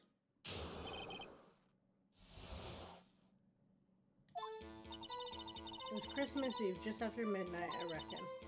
I was in my car. I heard this bang come up from the lake. Then I looked out the window and saw two gents in the boat. And there was another bang. It wasn't nary anything on the lake but the boat. Enough. Huh? Judge. She happened to take a photo of the incident. This is that photo, except there's evidence. Well, this is a surprise. Looks like the very moment of the murder. Order, order. I will remove people from this courtyard if I do not have order immediately. As the witness testifies, she looked at the lake when she heard the shot. There's no other boats on that lake. So the man in the boat with the victim must have been the one who shot him. Yes, it was the defendant, Miles Edgeworth. Order. Order. I will have order. Well, Judge. Evidence is decisive. Very little doubt about this case. Very well, this court finds the defendant. Objection! Hey, I get to cross-examine here. Wait, Your Honor, I haven't cross-examined the witness yet. Cross-examination? We have photographic proof. What question can possibly be? This photo is worth 1,000 words and they all read guilty. You lose. Or do you claim to have found a contradiction there? Just I do! She says that there was two. The autopsy says there's one shot. And I've been waiting to say this. Very well, if you have to, you may cross-examine the witness. Only flounder and ask meaningless questions. You will fail to find anything. And then I will have you held in contempt of court. Nick, contempt? Contempt of court, you know? I guess I understand. Well, what are you gonna do? Do you really think there's a contradiction with the facts in your testimony? I think I noticed one little thing. Well, I'm surprised, Nick. I didn't notice anything. Right. Let's take him on. Yeah. I got a bad feeling about this. I understand. I will cross-examine the witness. Very well. I pray for your sake this isn't a waste of time.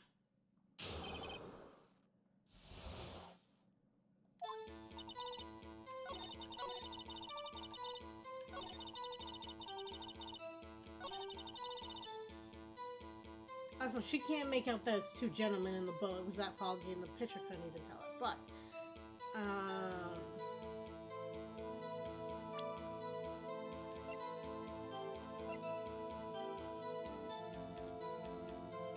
Objection! This evidence clearly reveals a contradiction in the statement, Your Honor. Not exactly the evidence in the statement related. What? What do you mean they aren't? She said there was a second bang.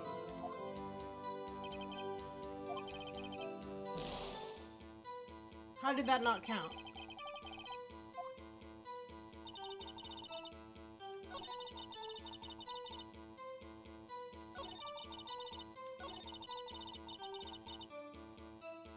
Okay, are we gonna present the fact that she couldn't actually, no one could make out what's in this photo? Objection! This evidence clearly reveals the contradiction.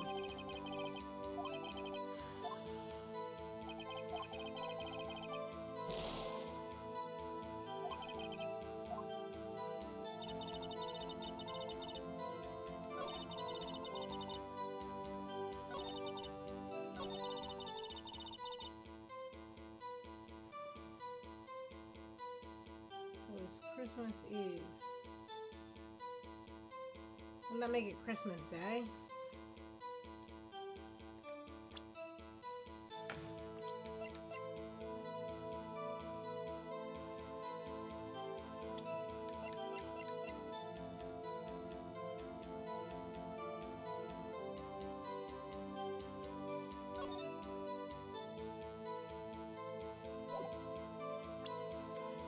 I feel like I'm in the right spot, right? But something's not adding up.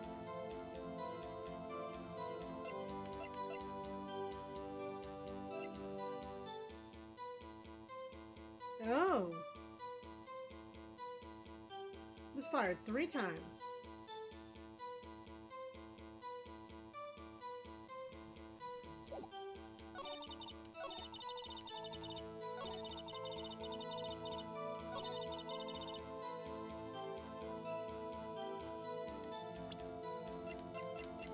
Maybe? Objection! Ah!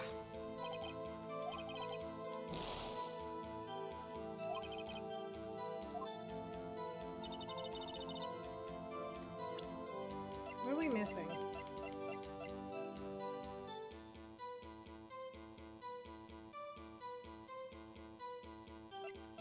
There should be multiple photos, maybe? Because every time a bang went off? Objection!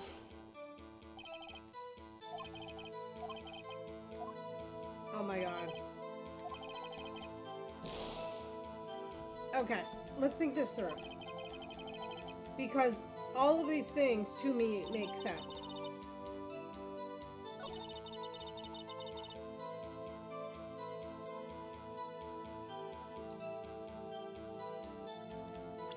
I mean, earlier she said it was too foggy to tell if there was anything.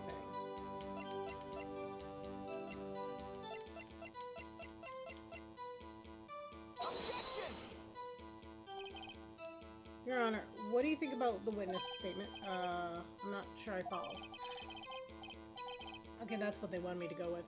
Clearly, nope, nope, it doesn't. It wasn't this.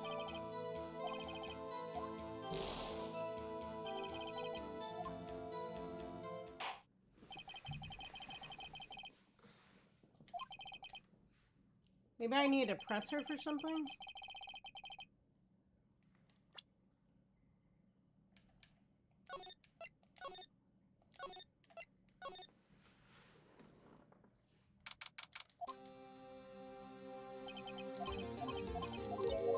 Okay, flying through this at this point.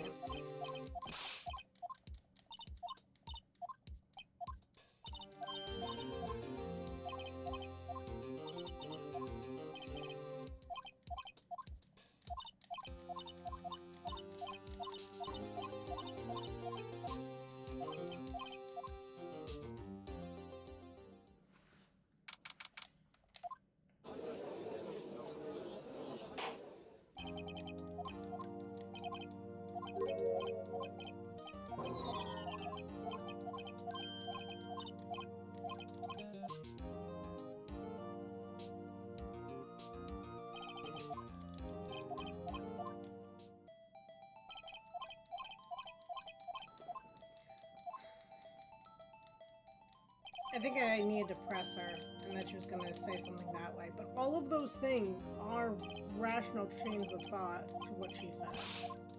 So they should have counted.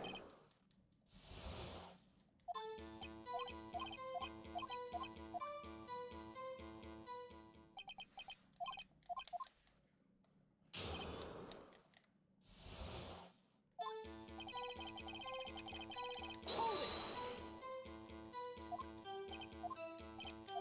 Objection!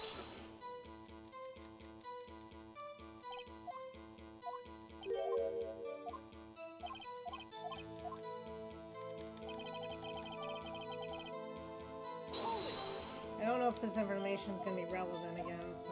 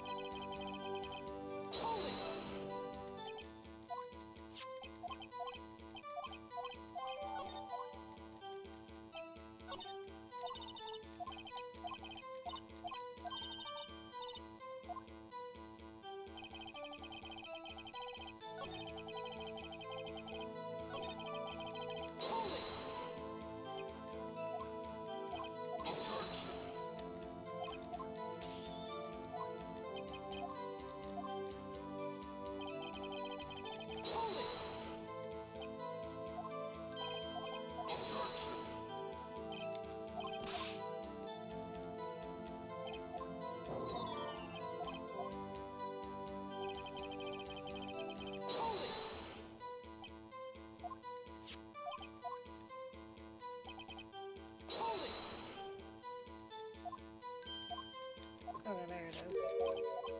I was like, I thought it was the last two, but maybe it wasn't.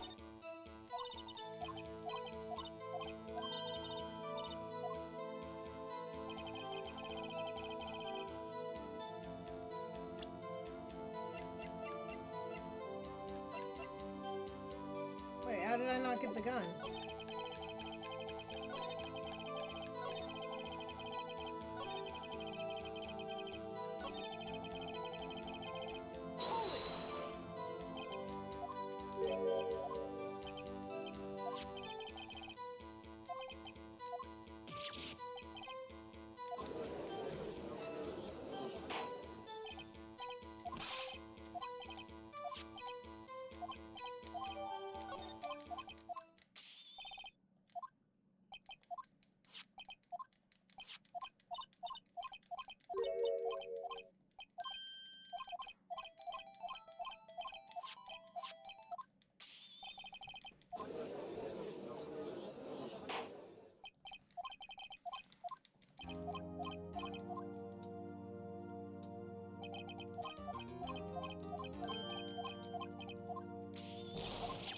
And they go on the recess.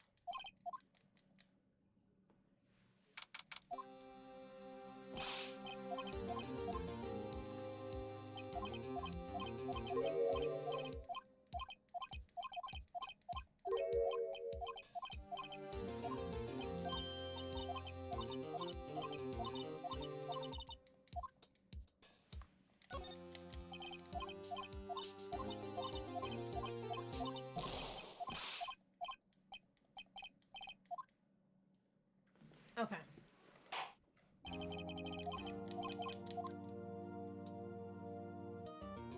Let's go through her testimony again.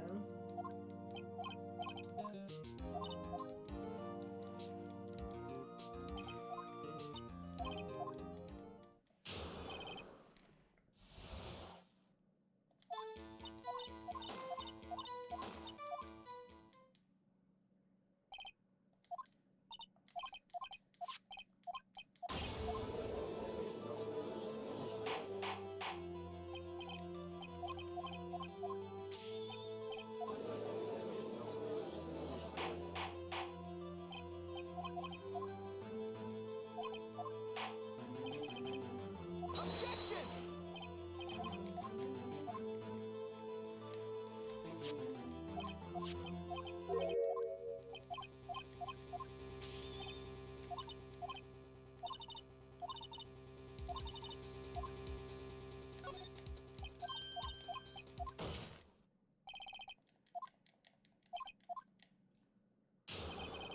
Okay. Let's press her this time and see what we find.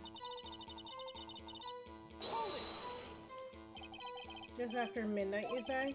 In other words, it was no longer Christmas Eve, but Christmas Day.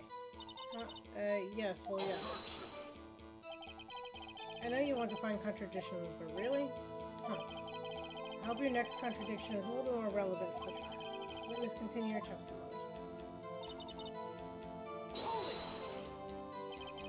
Why were you camping here, there anyway? On the research student at my university. I was taking pictures to use in my research.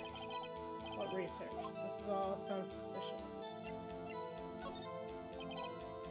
Miss Hart, could you be more specific about your research? What does the witness motive in camping by the lake have to do with the case? The answer is nothing. I object to this line of questioning. The objection sustained. Wait now, I'm the one who says that. Well then say it already. Objection sustained. Thanks for nothing, Your Honor.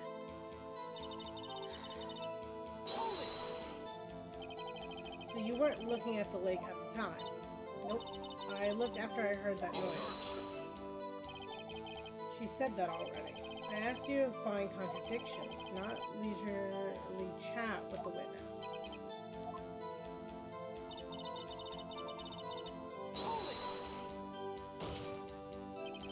Could you clearly see the two men? Just look at the picture. Clear enough for you? No, not really. Press for it. Wait a second. I wasn't asking you about the photo. I was asking if you saw the two men. Yeah, well, of course. The witness has testified that she saw them. There's also a photo. Just look elsewhere for your precious contradictions. He jumped in quick. He's hiding something.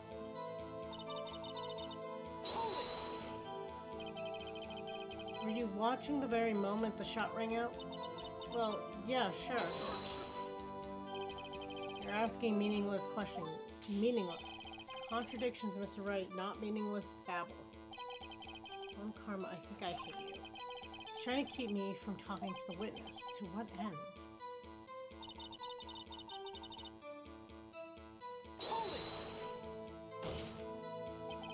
Are you sure about that? Yeah, sure as a country gal can be. Sounds pretty sure. How come you're so sure? Well, heck, I scanned the whole lake. Scanned the whole lake? It sounded like she was more interested in the lake than the boat. Miss Hart, you... Yes, sir, right. The witness has answered the question in full. No need to further questions. Objection sustained. That's what I'm sustained. Yes, of course. Oh, great. Enough. I think we've heard all we need here, Mr. Wright. It seems you are unable to find a contradiction in a testimony worth noting.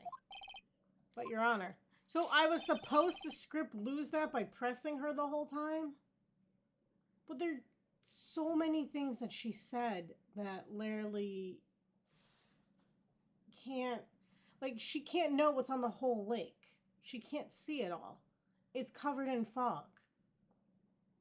Like, there's just so many things just don't add up there.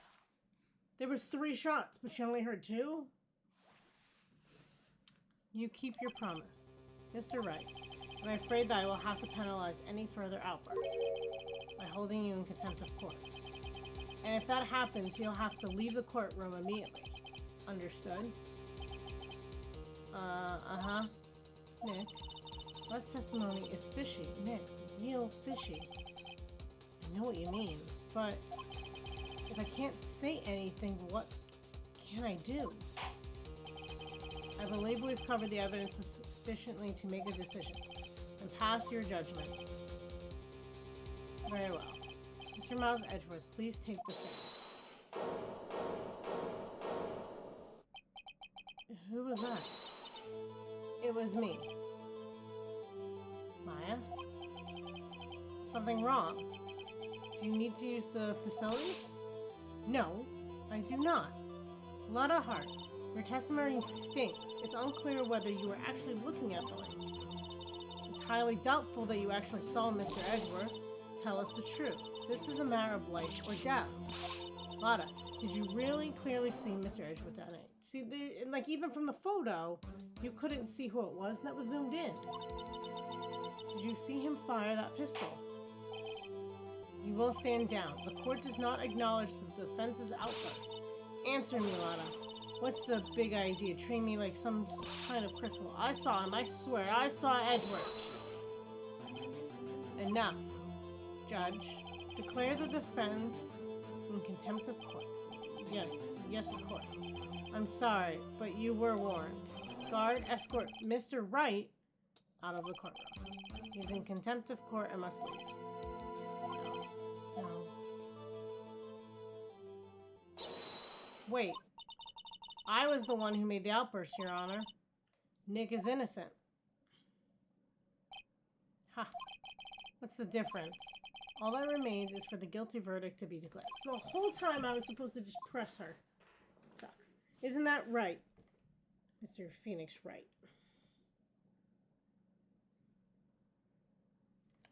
I mean, I say no, but...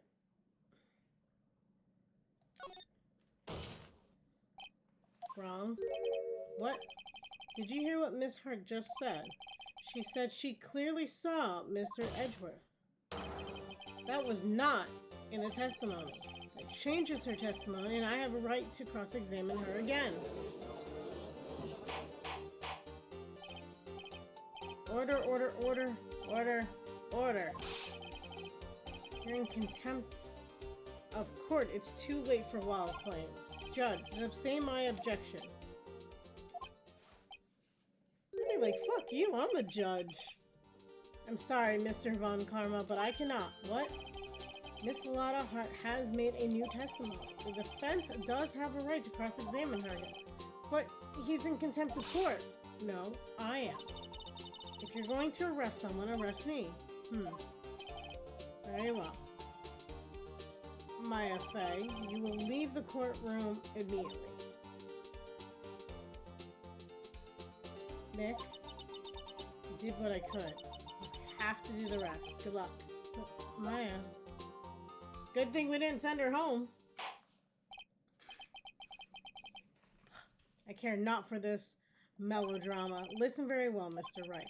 I do not tolerate badgering of my witness. I'm running out of time. I better find a contradiction in here or else. Mr. Wright, begin your cross-examination.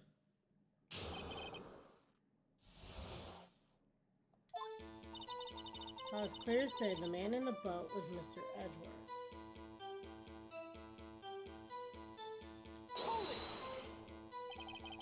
Very well. What about the other man? You cannot expect to be allowed to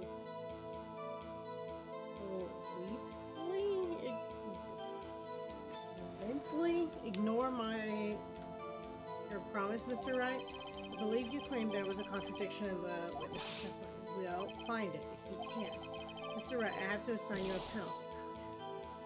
Wants me not to press now.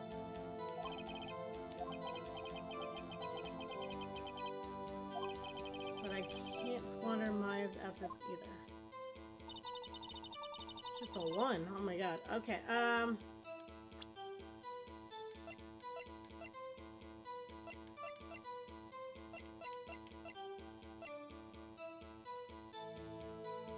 mean, the photo, it's too foggy. I can't even make it out.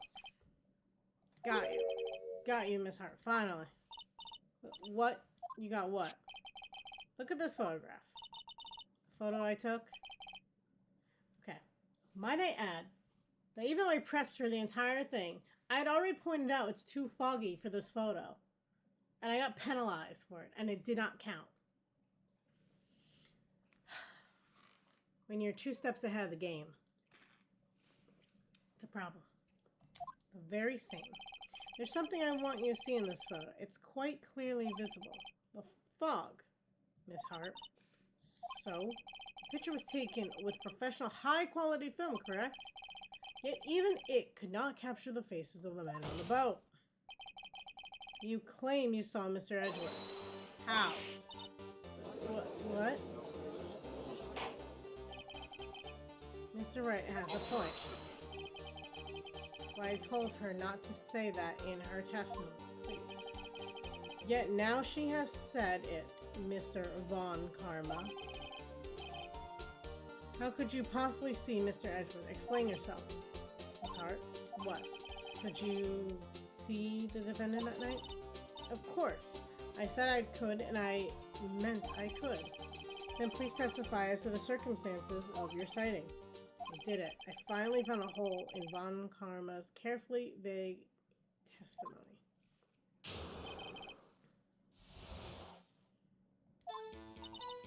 You're right. It was a cold night and the fog was thick as grits. For once, I was finished setting up my camera. I got back in my car. Still, I brought my binoculars with me. Then I heard that noise on the lake. I looked with my binoculars. See? No problem. You use binoculars? Very well. You may begin your cross-examination. This one better be good.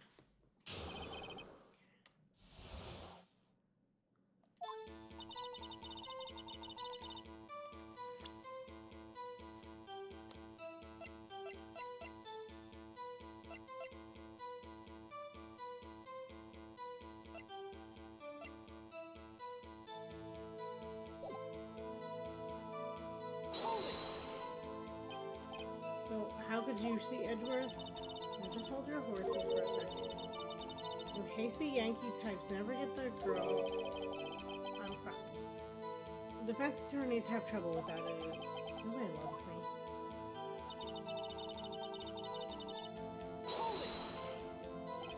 Your camera? Yes. It's gone automatically. The issue we are concerned here with is Miss Hart seeing Mr. Edgeworth. Camera has nothing to do with this at all. Objection sustained. It's not letting me answer any of my questions. Binoculars. Yeah, binoculars. Yesterday you mentioned that you were out looking for shooting stars, correct? Well, yeah. Well, you need a telescope, not binoculars for that? I've got doubts about your camera too. Was that really to take pictures of meteor showers? Camera is irrelevant to the case. Can't say that for certain. Mr. Wright, is the camera really relevant to this case? If you believe it is, you may continue with this line of questioning. But know this, if you find nothing with this, there will be consequences. Well, Mr. Wright, do you wish to press further about the I do, because it should have taken at least 3 shots. And why is it pointed this way across the lake if it's supposed to be looking for meteor showers?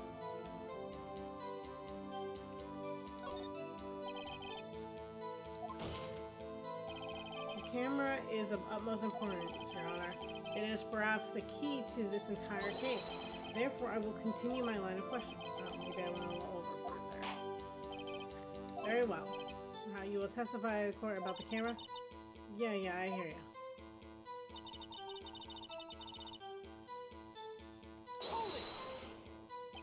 Miss Hart, what made you choose that lake to photograph meteors?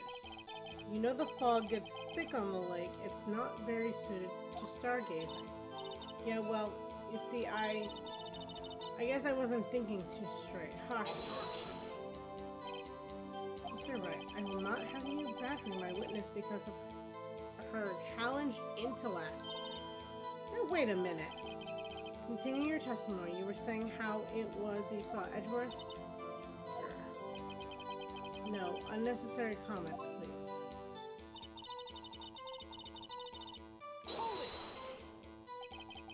If there was a heavy fog, how would binoculars change that at all? What do you mean? Even binoculars can't see through fog, but you say you clearly saw him. I did, yeah. Enough. There's no room for doubt in her testimony. She sounded pretty doubtful to me, but I have to find a clear contradiction first. I don't care how many Von Karmic objections I get.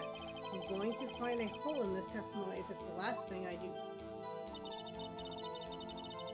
Okay.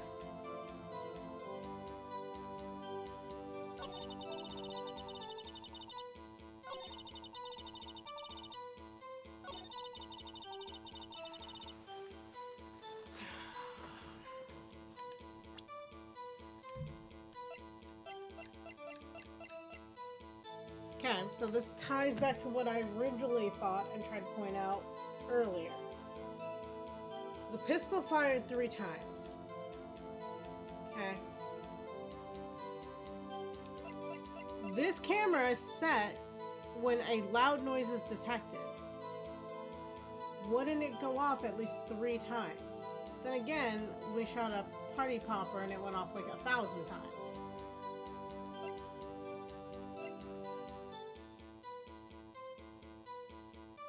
Wait. So I've never fully seen a meteor shower, but they don't make noise.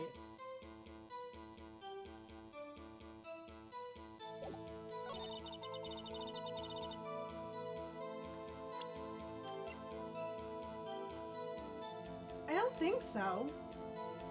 Because usually they're so far out in the distance, they're silent, aren't they? I'm pretty sure.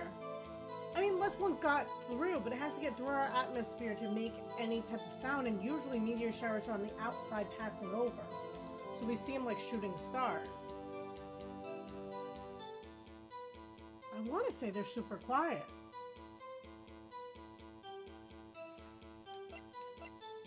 Objection! You were photographing shooting stars? That's a lie. Says who? I saw the camera you set up yesterday. It was pointed directly at the lake. I mean, there's that point I mentioned already, too. You have to point the camera upwards to take photos of stars, Miss Hart. Mr. Wright, where are you driving at? The witness was not at the lake to photograph shooting stars, Your Honor. Well, then what exactly was she photographing?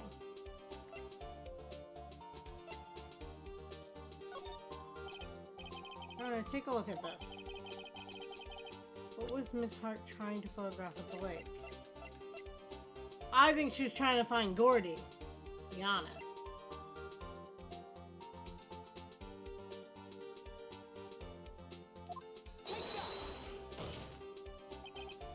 Miss Hart, this is what you were trying to photograph. What's this? A newspaper article? Gordy? Ah, the sighting of Gourd Lake. Well, Miss Hart, I never heard of no lake monster. You got proof or something? Let's see you prove that I was down at the lake trying to photograph this Gordy.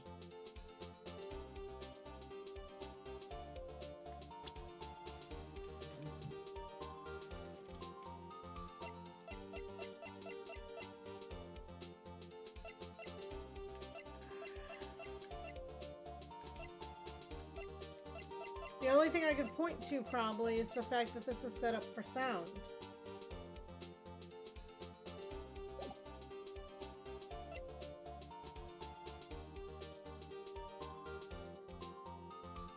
But I don't think that's proof of that's what she's trying to... I feel like I've noticed also in this game that the top choice is usually the correct one, almost always. Well, I don't have to.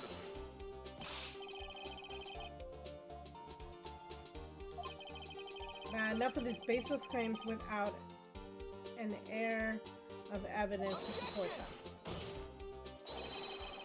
Alright, if that's how you want to play, I'll show you evidence. Mr. Wright, are you sure about this? I'm sick of that swarmy prosecutor playing me down. He caught me so I'd get mad and make a mistake. Very well, let's see it. And no joking around this time, please. What proof is there that the witness was trying to photograph Gordy?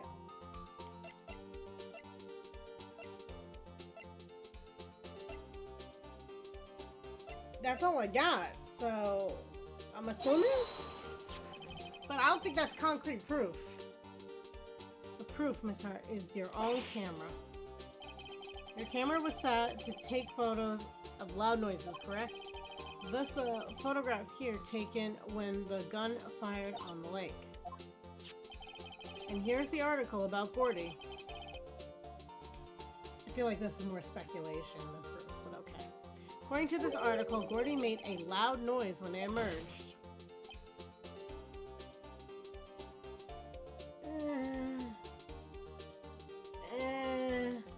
I mean, anything coming out of the water would make a noise. I don't know if I consider that necessarily loud, though. Well, you were trying to photograph Gordy, weren't you? That's why you would set your camera to respond to loud noises. Order, order. I see. I too thought it was a little strange. Yeah, sure. Well, Miss Hart, you were camping there to try and take a photo of Gordy, weren't you? Yeah, not bad. Are all you lawyers that smart? So smart, boy. I was down there trying to photograph Gordy. You got me. So what? Huh? It don't change what I saw, does it? Exactly. What you just used several precious minutes of our time to prove is nothing more than the witness is an idiot who thinks monsters exist. Okay. In an American court system, though, this would be discrediting the witness. And therefore, everything she said would be thrown out because we now see her as a giant loony bin. Hey. But as she is so succinctly said, so what? Changes nothing. Not true. We're hiding the whole thing about Gordy for some reason. I know it. What could it have been? Whatever it is, I'm getting to the bottom of this. Miss Hart, how did you hide the fact that you were searching for Gordy from the court? Please revise your testimony. Right, fine, I'll testify. It won't change nothing, though. Something will change, it has to. And I'm going to spot it.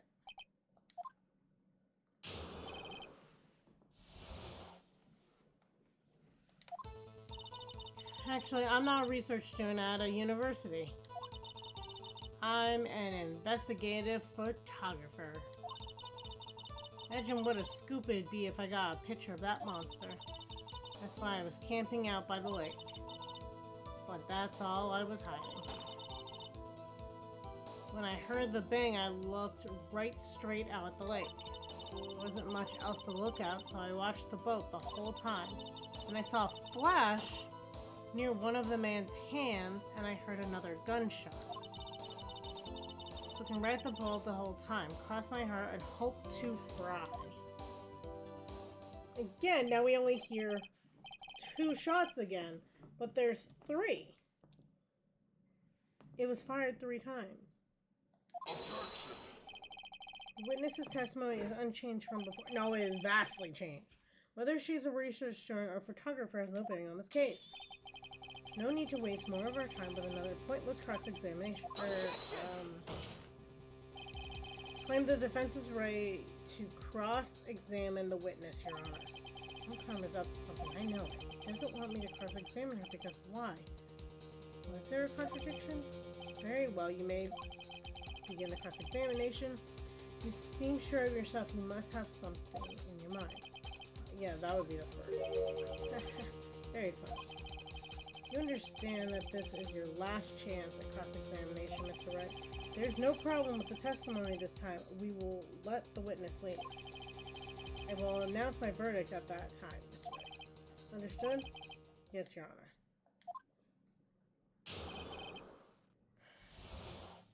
I'm gonna press her.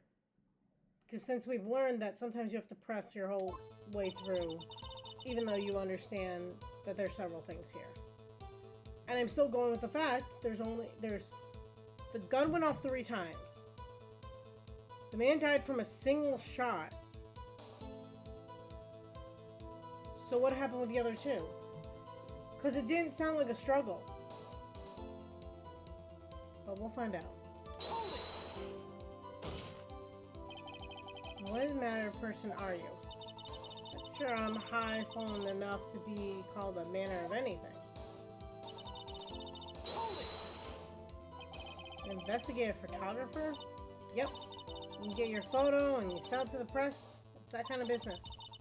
Hey, I was taking pictures on my sister's graduation last year. And guess what? What? There was a UFO? Oh, UFO. Just hanging in the sky. A UFO? You know, an unidentified flying object. A UFO. That's when I had sort of a revelation. I knew I should become an investigative photographer. I see. Kind of a shaky bias for a career.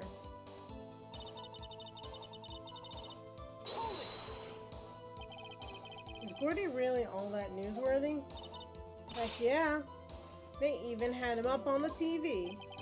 Not sure that appearing on the local news Rumor of the Month segment qualifies. Last month's segment was Bigfoot sighted on Acorn Hill, I believe. Hey, they also had a picture of him in the newspaper, for real. Mr. Wright, this is one fight I do not believe you can win. Let's keep moving forward, shall we? Yes, Your Honor.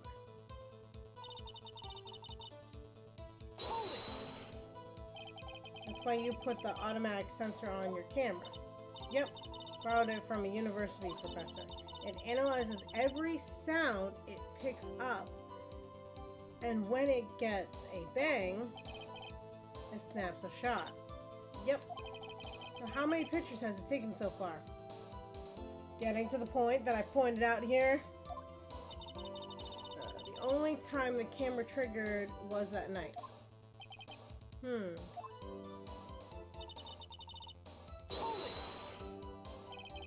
think it's time you told us why you felt you had to hide the true purpose at the lake. Heck, if word got out of what I was up to, the lake would be swarming with competitors. Competitors? Yeah, second-rate shutterbugs trying to steal my scoop. Is that the only reason you were hiding the truth? Well, actually... Mr. Wright, I will not have you asking questions with no relevance to this case. Whatever you say, Mom Karma, I know you told her to keep quiet.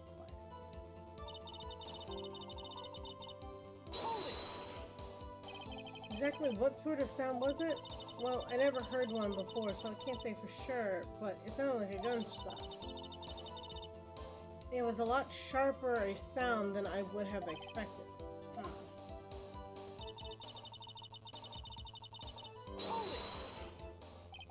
There wasn't much else to look at. Yep. I don't know if she heard a bang and she thought Gordy was out there. I kind of doubt she'd waste any time looking at a boat. What? What did I do now? What are you giving me that look for? Definitely suspicious. Maybe it's time for some evidence. Witness continue. Hold your hush poppy pops. I'm getting there.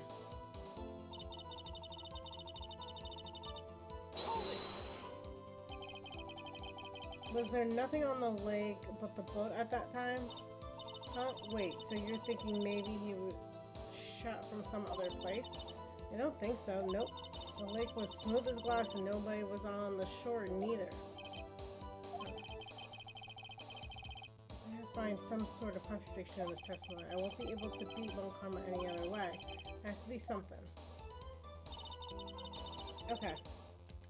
So knowing everything I know,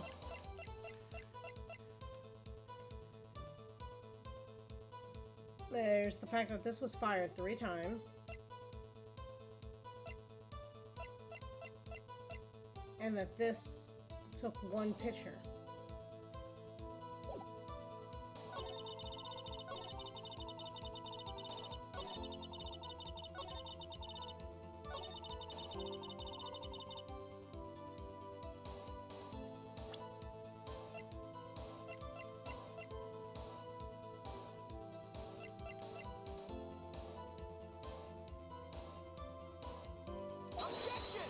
I don't know if it's this or the gun. Okay.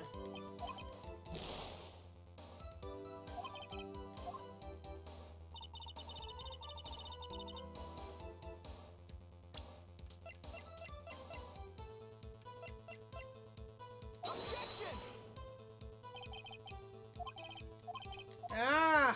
It's gonna do the same thing to me. I know this is what it's talking about, but what is the connection?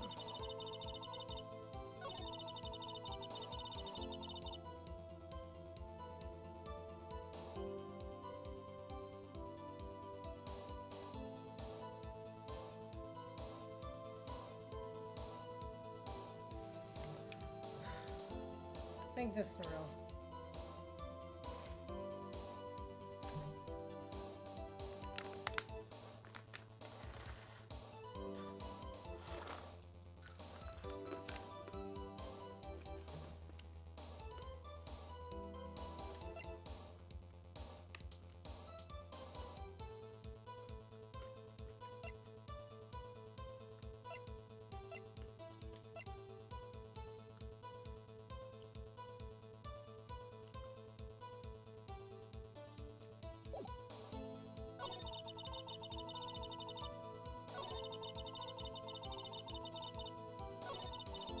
then I saw a flash near one of the man's hands.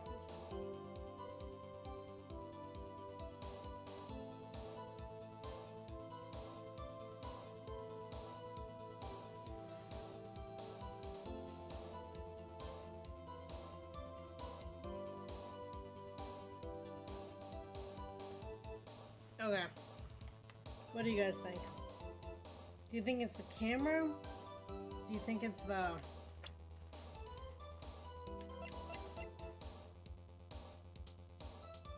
I mean, if this is what she saw, they're still both alive.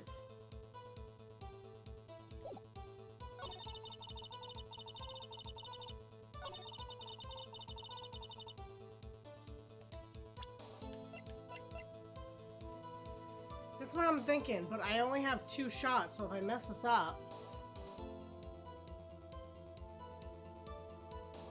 Objection!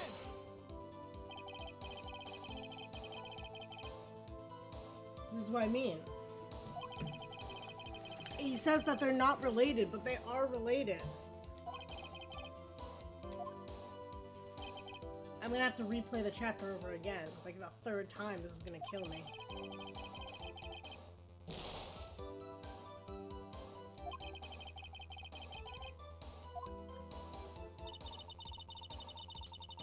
She heard a bang.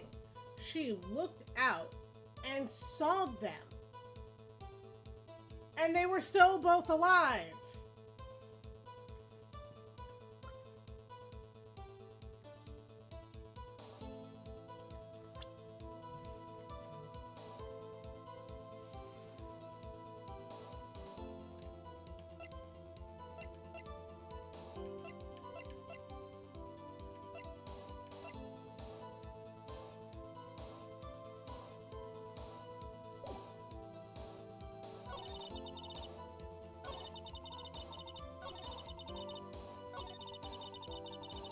But this is also the first time she heard it. And this was the 2nd time. Where's the 3rd time? So that would be the gun.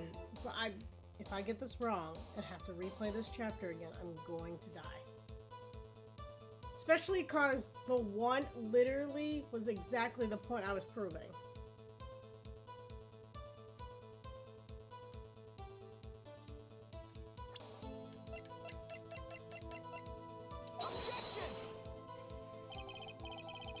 Nope.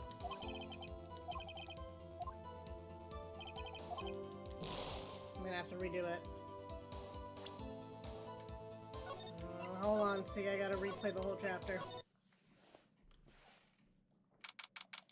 It's so upsetting because I know it. Like, I just have to make it make sense for them.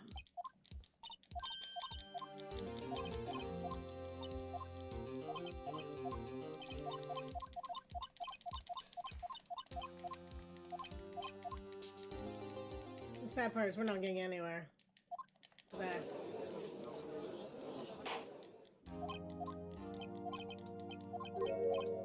Why the article seed? Why do you think this article?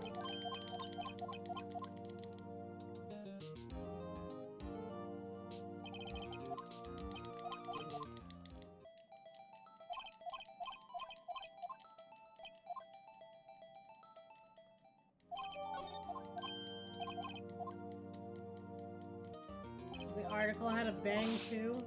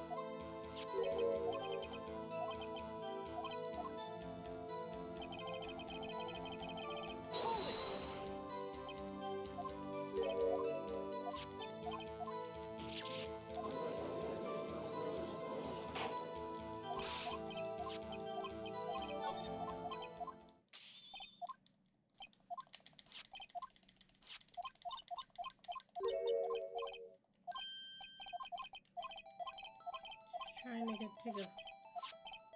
I mean...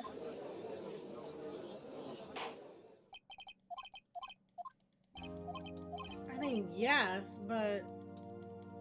if everyone else is also... someone had already taken the photo. Well, it's not definitive. I mean, we can try it. Especially if we have to go all the way back around again.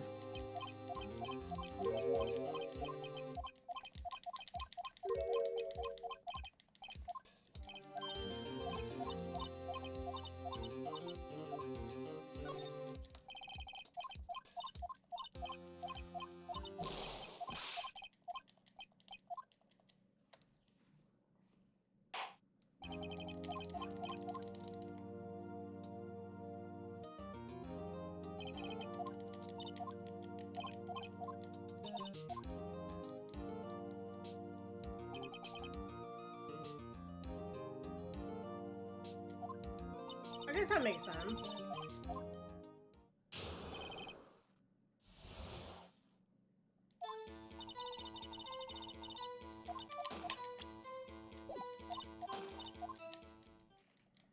She looks so proud after she gives her testimony, too.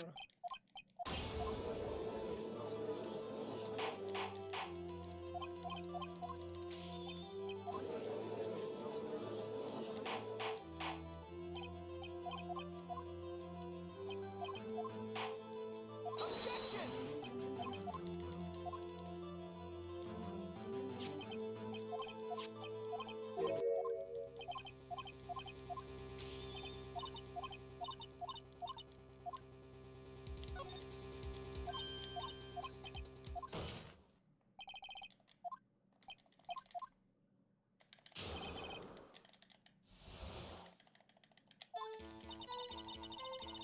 Hold it!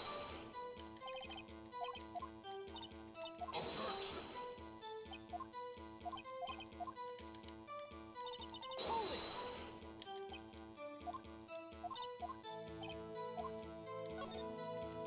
Objection! My thumb is literally about to fall off.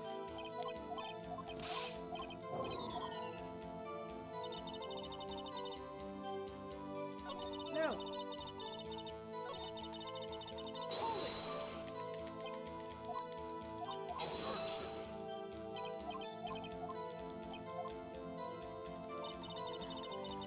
Hold it!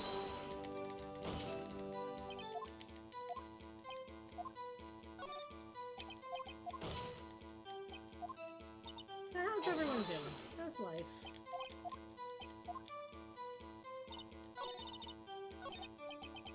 Ah! I went too far.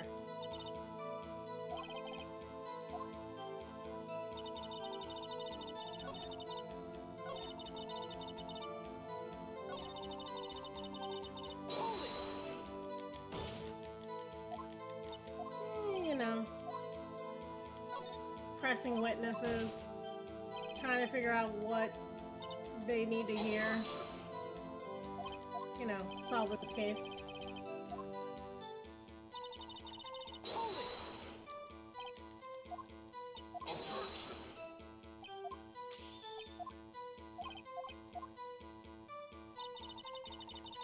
Hold it!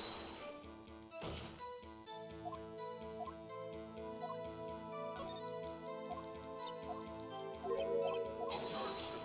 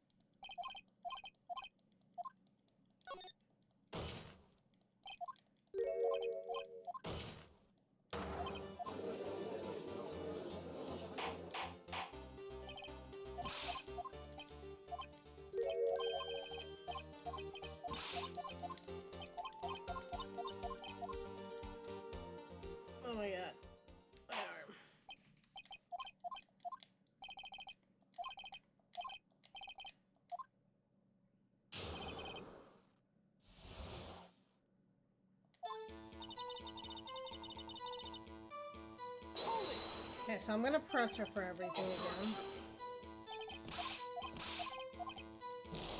Oh, right. Yep.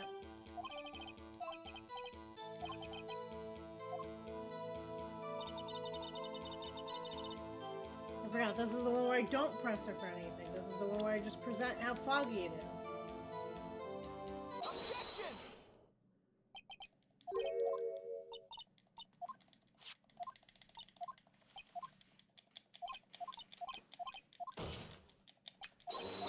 Okay. Objection!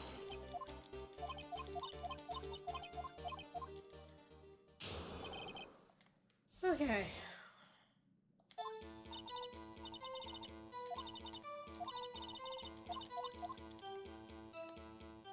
That's her new testimony.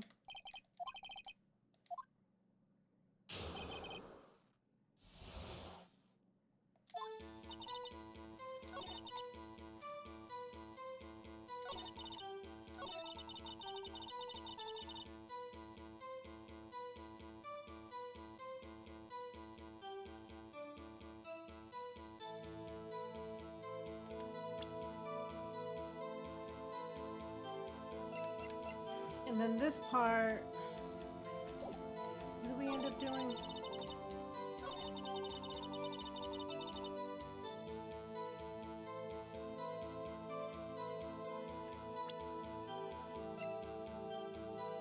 Objection! Ah.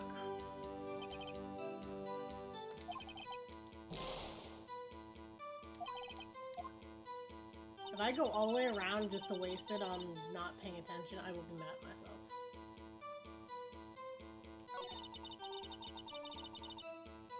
Hold it!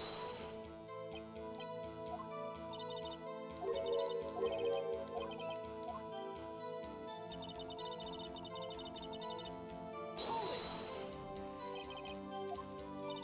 Objection!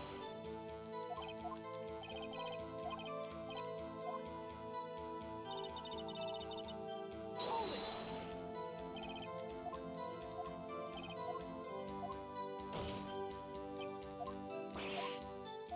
Objection!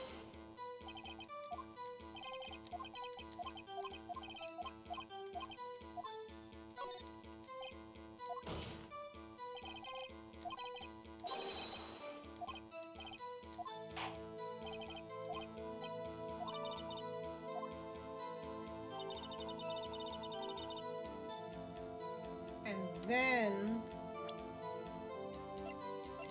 I prove that it wasn't. Objection! Okay, here we go.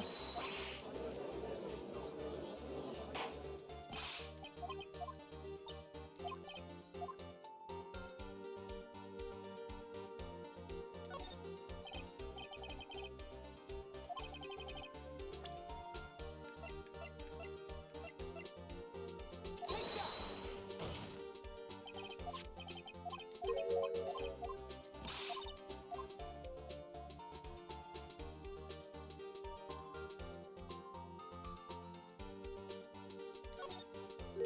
Objection! Objection!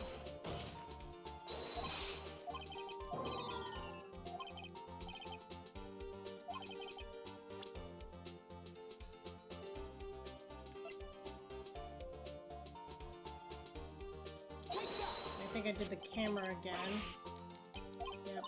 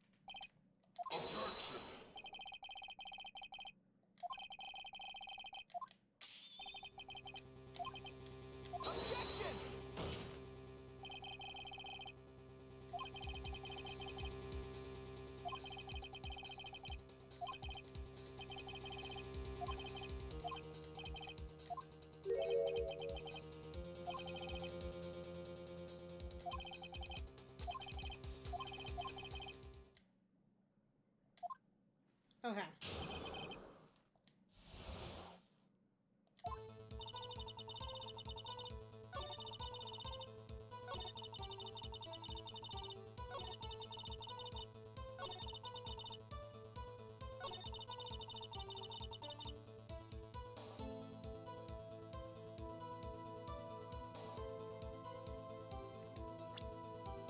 So is it this with the article? Objection!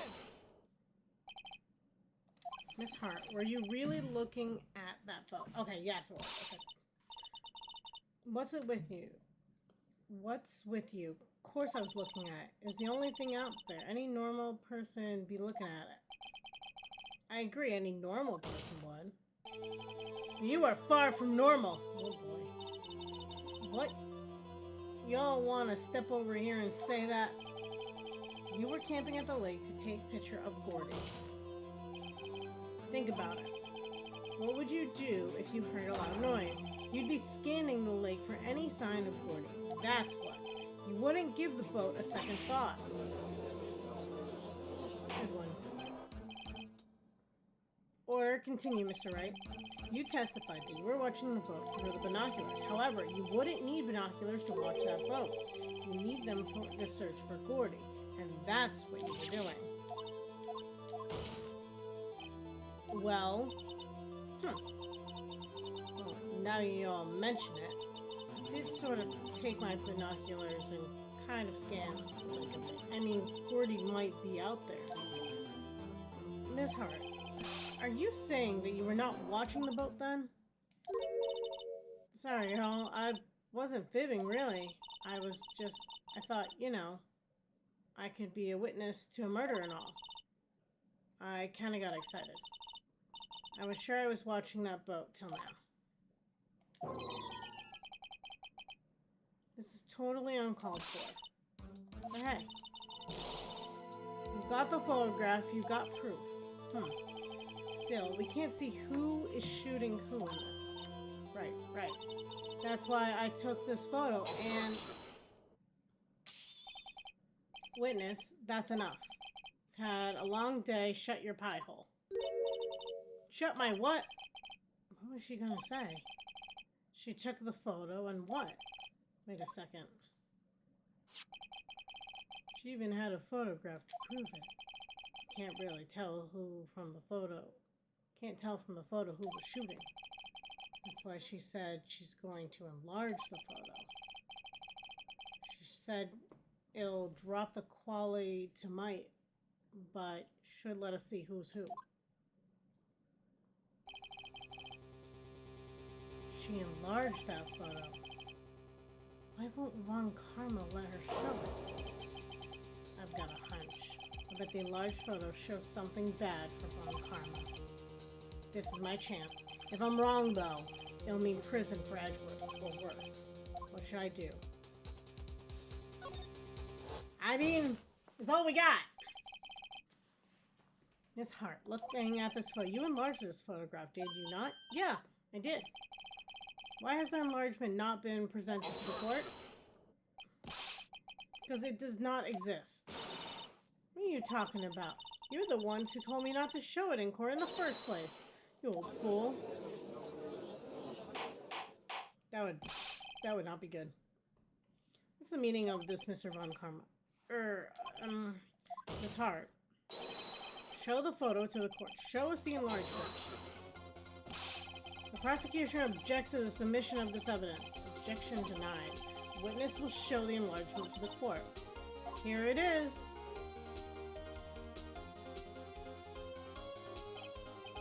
We still cannot see who is firing in this. It could be the defendant or maybe not. Regardless, I'll accept this as evidence.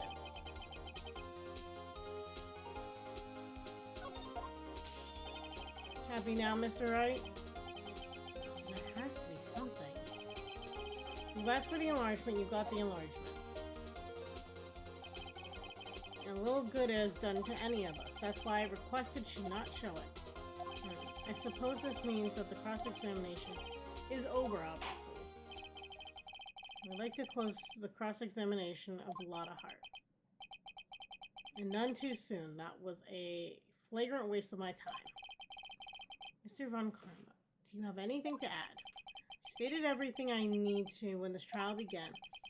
Decisive evidence. A decisive witness. What else could possibly be required? Nothing, of course. Then I believe it is time for me to declare my verdict. Wait, it's not supposed to go like this. There has to be a clue in this photo somewhere. Yeah. They said that, Edgeworth was right-handed. This is a left-handed person. Or at least shooting with their left hand. Let's see. This is bad, real bad. What should I do?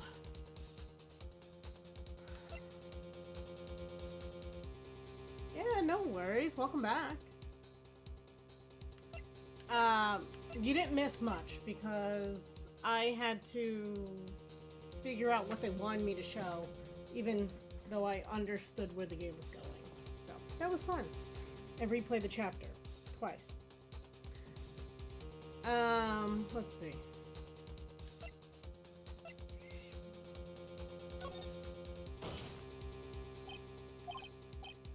Your Honor, this evidence. I believe we have spent enough time talking about evidence. Indeed. We have heard opinions on every piece of evidence in this enlargement. I see no point in retracing our steps.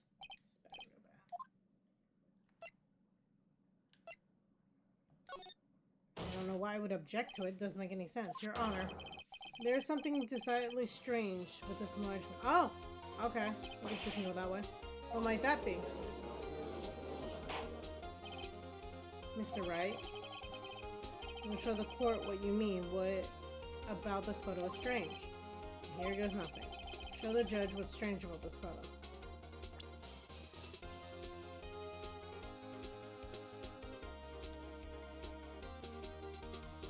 Is it not the fact that it's left-handed?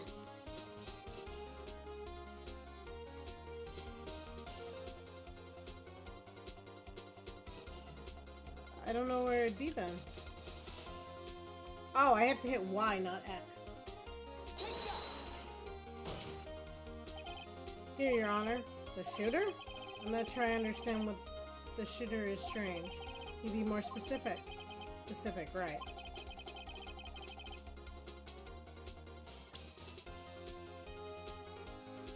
They're shooting with their left hand!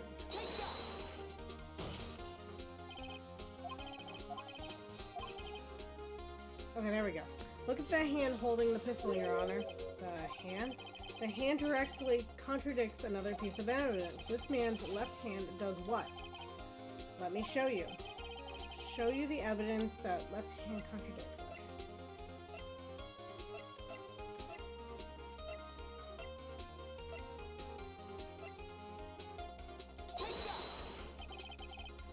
The evidence is clear. The man in this photograph is holding that pistol in his left hand. However, the prints on the murder weapon were from Edward's right hand. Ergo, the man shooting the pistol in this photograph is not Mr. Edgeworth. I mean, there's other ways to make that happen, but okay.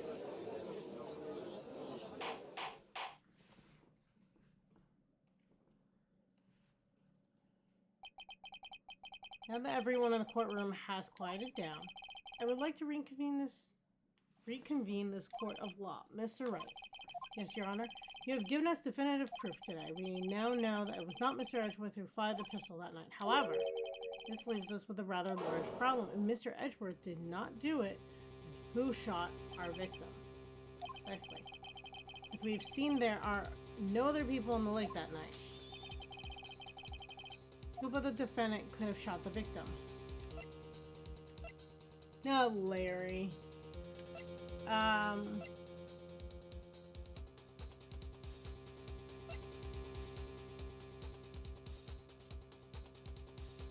feel like that's wrong, but I don't think any of these answers are right. There's only one explanation remaining. The man who shot the victim was none other than the victim himself! Order, order. So you are saying that the victim committed suicide? Yes, Your Honor. I can think of no other explanation. That does seem to be the only remaining option. I'm so very, very sorry, Mr. Roy, but suicide is out of the question. What?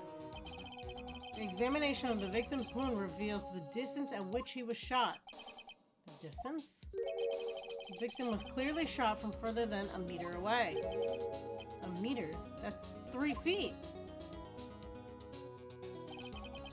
There's no way it could have been suicide. Order, Mr. Von Karm, are you sure the accuracy of your data? Of course, I had already considered the possibility of suicide, you see. Well, thanks for the updated autopsy report, good sir. I see. Very well, allow me to state my opinion. Considering the situation, the shooter had to be the defendant, Mr. Edgeworth. However, the prints on the gun reveal that the shooter was not Mr. Edgeworth. That is a conundrum. Therefore, I would like to suspend proceedings for this trial for the day. The court orders the defense and the prosecution to further investigate this matter. Understood? Yes, Your Honor. That is all. This court is adjourned. Fair.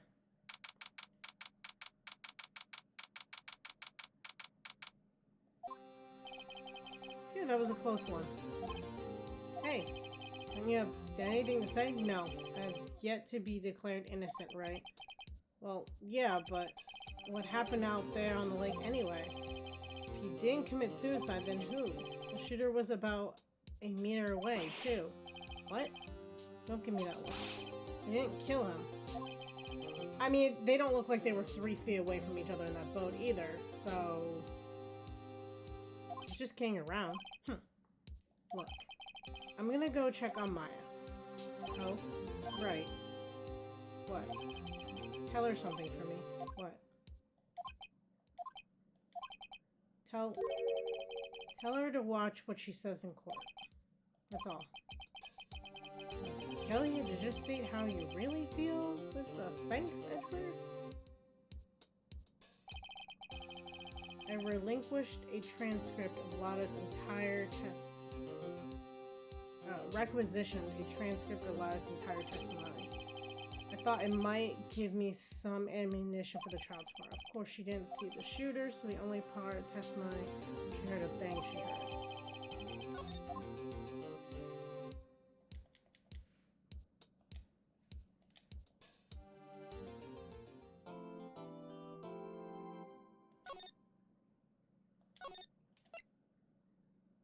See, for episode 4, how many, I guess, days? 2 days? 3 days? Because I'm thinking it gets me to the 28th is when the last part of this is going to be. So I would still need 2 more days. My thoughts. Maya. Hey, Nick, it's you.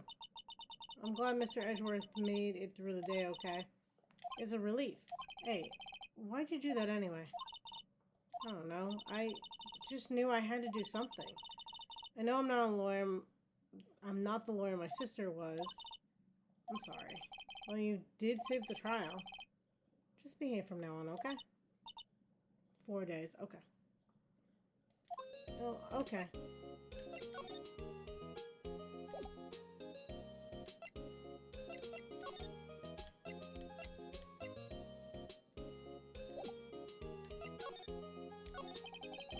You been questioned yet? No, not yet. Detective Gumshoe was here just now. He said, seeing as this is your first offense, we'll be letting you go after questioning. Oh, and he wanted me to get bail money ready. You can pay for me, okay? How much? I don't know. I guess they'll send you a bill or something. Why do I picture giant bales of money every time I hear the word bail? Any luck with Mia? None. I can't get through to her at all. I tried. I really tried. I don't know what to do. I think I probably shouldn't have stopped my training. She sounds like she really did do her best. I should check and see if there's any waterfalls in the local area. I wonder if I'll ever see my sister again.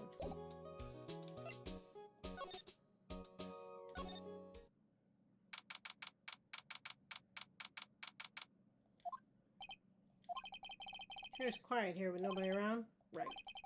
I have to get Maya out of that detention cell soon. I just wanted to see what would happen.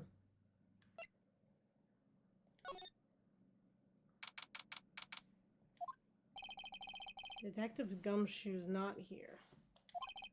Gumshoe's at the scene again today, huh? Oh, really? He's a live wire, that one. Got into a fight with the chief for not following protocol. Not following protocol.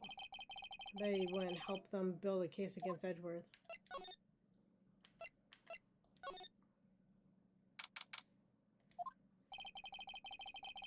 There are fewer than there were yesterday, but the cops still around the park. I wonder if Detective Gumshoe is here today.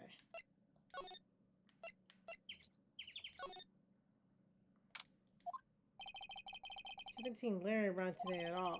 Probably off playing through the noise at...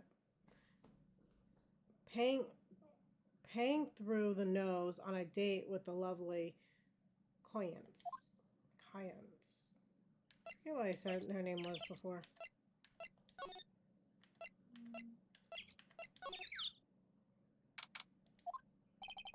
Looks like the boat round shop is closed today too.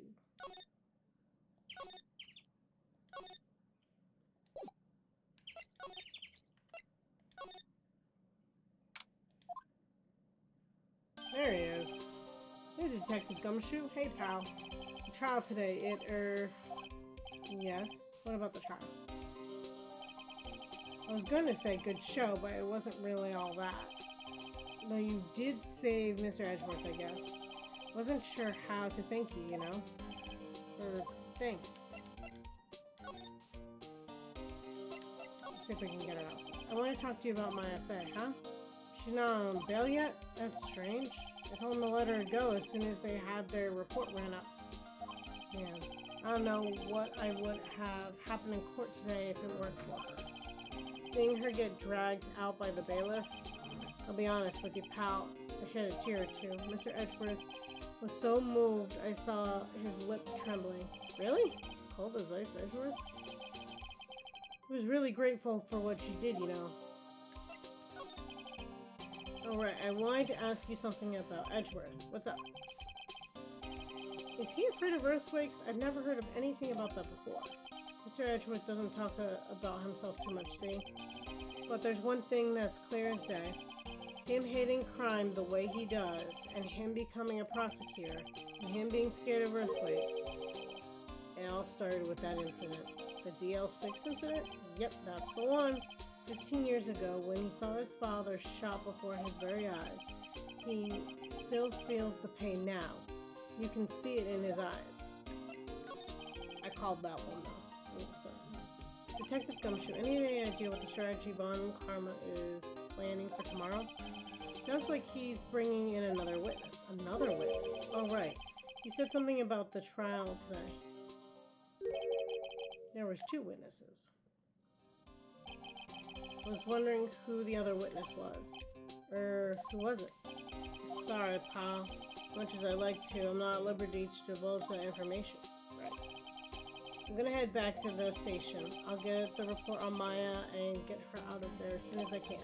Thank you. Oh, wait. I was wondering how much the bail is gonna be. Don't worry about that. Mr. Edgeworth is posting the whole amount.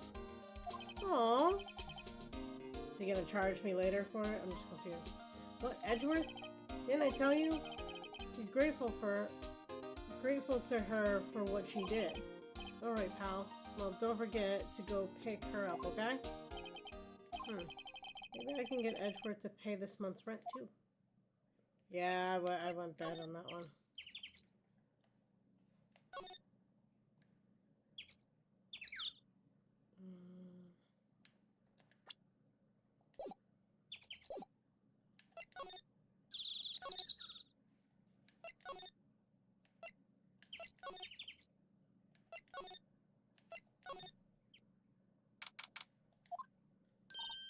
Hey, Nick, you finally came. You just finished the paperwork. I'm free to go. Free at last, huh? Those interrogators were really mean. They were like, okay, what did you do this time? It was like some kind of criminal. Can you believe it? Well, they let you out in the end, didn't they? Well, that reminds me. Thanks for the bail. Thank Edgeworth. Huh? He posted bail for you. So the whole point of bail is that you come back for your court date. But in this universe, court dates happen within 3 days. And it doesn't make sense to let her go when her trial is so close. Plus, she'd still have to come back for a trial. That's just weird. Said she was grateful for what you did. Mr. Edgeworth did that? I have to make it up to him. We've got to win this case, Nick.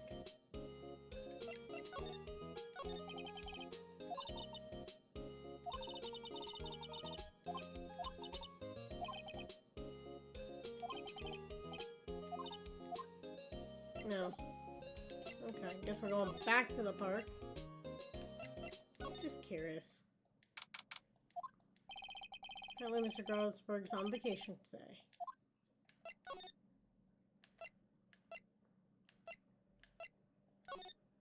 Why can't I go to the park from there? Ah, fresh air. I gotta say, freedom feels great.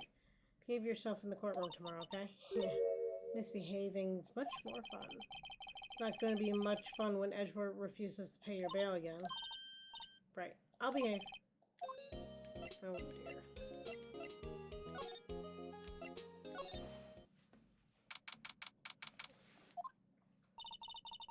There aren't many cops around today, are there? Probably back at the precinct working out the case against Edgeworth. Hey, y'all. Hey, it's Lotta. Y'all really did it today. What do we do now? Nah, I'm not complaining. See, I did a little thinking. A little self-reflection, you might say. I realized that being a witness is a mighty big responsibility. I just went up there and started blabbing any old thing that came to mind. Lotta. See, I want to make it up to you all. Make it up? What'd you think of the trial? To be honest, I was doing it half just to say I'd been a witness, even though I didn't really see anything. Couldn't convince myself I had, though. I'm sorry, I know I caused you all a lot of trouble. Well, memory is tricky, vague little thing. Yeah. I sure know that now. You'll be fine the next time I witness a murder. Right. You mean the first time you witness a murder.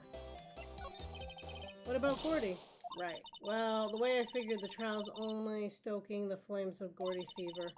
I'll get my exclusive photos and rocket to stardom. Alright, Lana. I wish I could be an investigative photographer too. Finish your spirit medium training first? Lana, what do you mean by making it up to us? Well, you see, actually, I got a bit of information for you. What? That Von Karma didn't want me to say nothing about it. What information? Now we're getting to the heart of it. See, I reckon we might be able to do ourselves a little exchange. Exchange? I thought it was up to make it up to us. Right. I propose a little exchange to make it up to you. What? Information don't come cheap, my friend? Hey. I see you thinking. My, how unsophisticated these southern folks are. Ran all over your face. Let me tell you, most southerners are way more sophisticated than you. I'm just the exception, okay? Well, what'll it be? We got a deal or not? What do we do next? Yeah, might as well. I don't have any other leads, so I don't think we have a choice here. Okay, how much? Huh? You completely off your rocker? I may not be sophisticated, but I'm not trying to rob the poor. Huh? The only fair exchange of information is information. Listen good. What I need from you is information about Gordy. Whoa. Gordy? But Gordy doesn't, Gordy might not exist. And bring me proof that shows he don't. Be keeping a watch from the car, okay? You see something, you'll come to me first. You got it? Okay. Right, see you later. Okay, Nick, let's get hunting. Hunting? You don't seriously mean... Gordy, I sure do.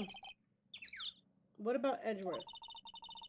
We're searching for Gordy for him, Nick. Don't you get it? Okay, and how exactly do we search for a make-believe monster? Maybe we can find a monster myth specialist?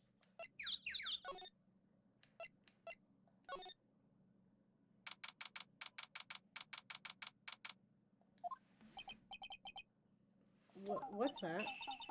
The Steel Samurai, Nick. Yo, Maya! Larry, what the heck is that? Oh, it's my girl Keonce's idea. She was all, if you like it, put this here. It'd be like really cool. Dude, she gave it to me along with the banner. Wow, that's really impressive. She could find those for you. Well, she knows a lot of people. And that show's finished now, so she got them for free. Right. Yo, Nick, what happened with Edgy? Well, we made it through the first day of court, all right. I don't know how good our prospects are from here on, though. Huh? Hey, Larry, did you know that Mr. Edgeworth's secret weakness is terrified of earthquakes? He acts like a little boy. Well, that's mean. Doesn't have to be mean about the whole thing. He bailed you out. Huh? That's weird. I don't think he was ever like that in school. No, really? Well, they were only in the same class for a little bit. He transferred schools pretty quickly. Transferred? Right, when the DL6 incident happened. Doesn't look like Larry knows about it, though. Hey, Larry, when did you get that big thing, huh? The big guy? Had it for about a month, yeah. He's been a big hit with the kids. Why wasn't it there yesterday? Huh? Oh, right. The compressor was busted. Compressor? Does it make a big bang? Yeah, that's the little unit that my hot dog stand. That's where I used to put the air in the Steel Samurai. Broke a little while ago, so I sent it in for repairs. Oh. Here, I thought you'd inflate it by yourself.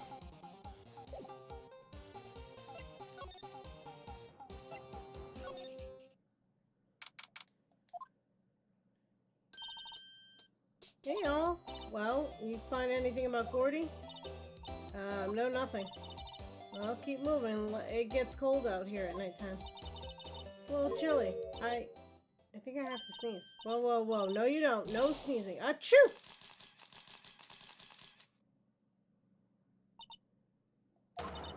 I told you no sneezing. See, I set the camera to respond to things a little softer than a bang. I trigger on one of the Von Karma's finger snaps now. Oh, I'm sorry. Well, yeah, well, sorry's nice, but what about my film? Nick, pay the lady?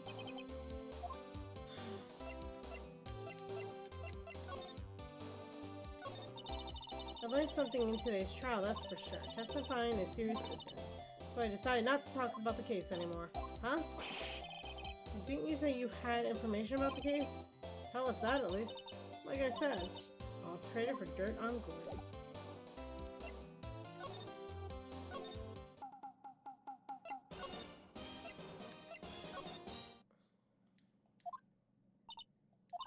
It's always so quiet here. I wonder if the boat shop is closed for good. Well, with the murder on the lake and all, they're probably just taking a vacation till it blows over. I get it.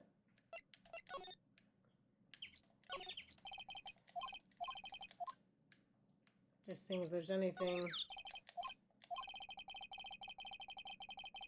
Apparently the police took away the extra boat that was used that night. Indeed, there's space for one more boat at the dock.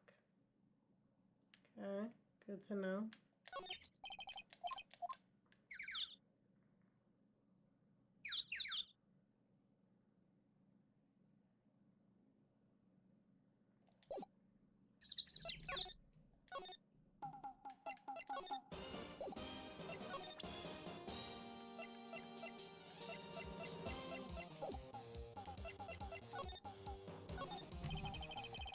Doesn't that Steel Samurai look a little out of place? I mean, it's so large. I guess it's good advertising. Something about the Steel Samurai just doesn't work for me, huh? Really? It looks pretty well made to me. Still a novice, aren't you, Nick? Really? True connoisseurs, like Cody and me, don't fall for this kind of stuff. These Steel Samurai fans are obviously in a league of their own. What's this machine? That's the compressor. It used to fill up that balloon there with air.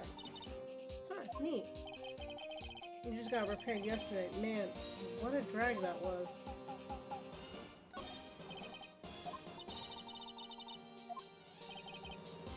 Who calls their product the original first? Why don't you add the world famous to the sign? Hey, good idea. What have I done?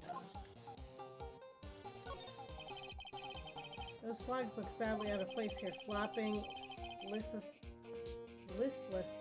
back and forth in cold wind under the cold sky.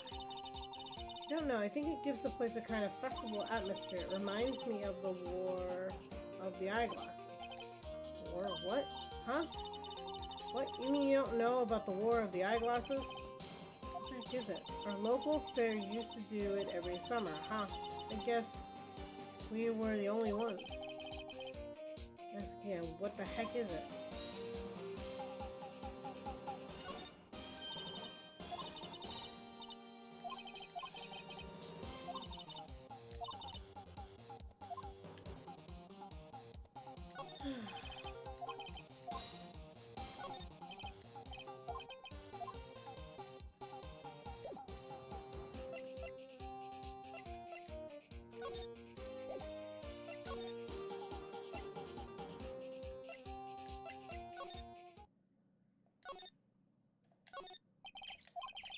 I feel like I'm gonna get a lot of the same information.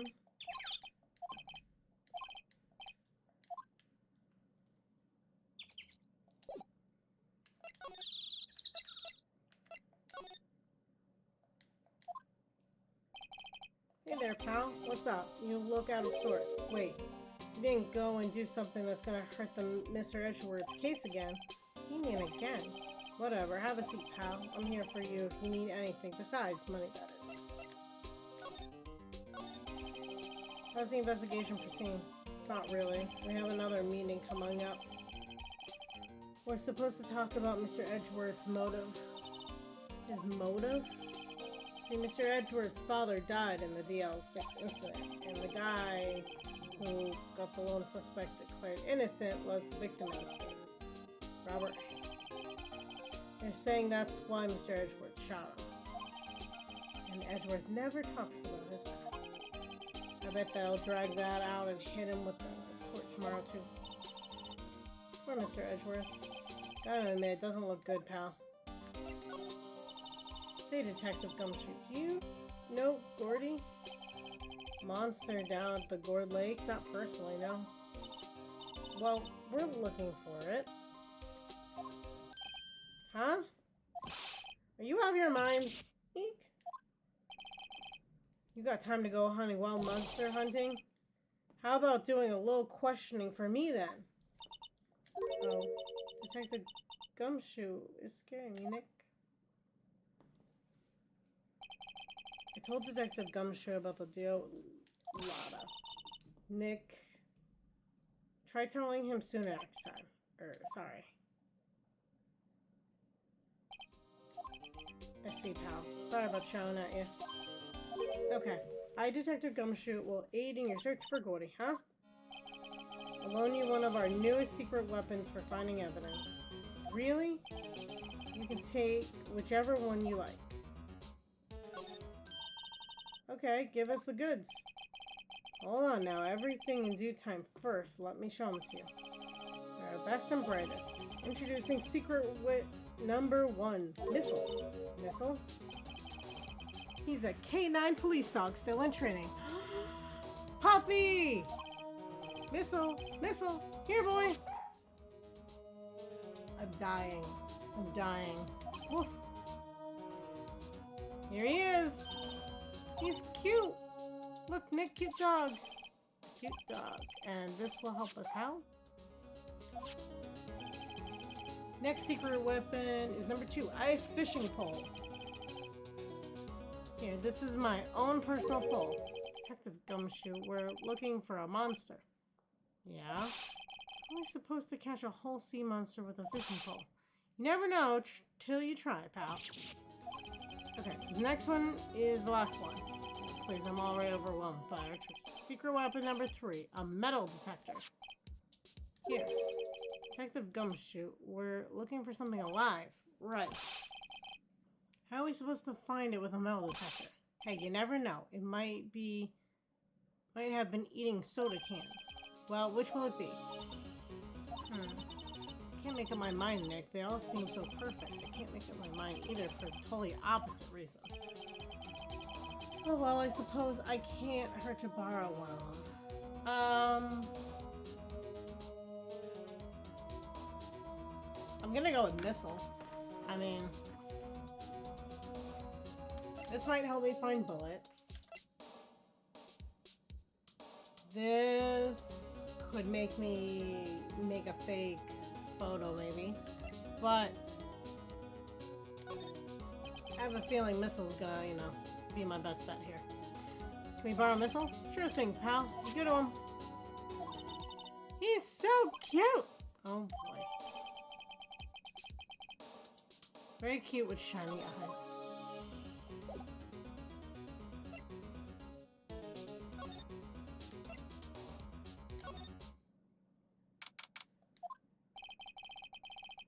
Looks like Edgework is in questioning. Let's come back later.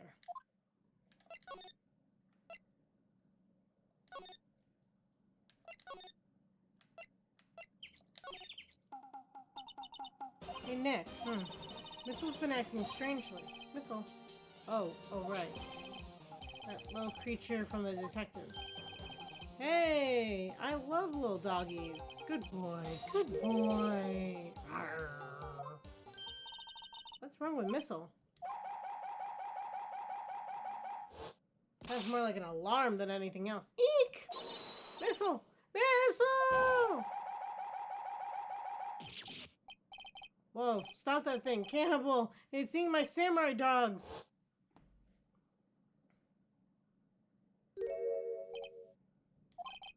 My samurai dogs. Wow, he ate every single one. Sorry, Larry. Sorry? Sorry? Don't pay my bills, Nick. This is going to have to this time.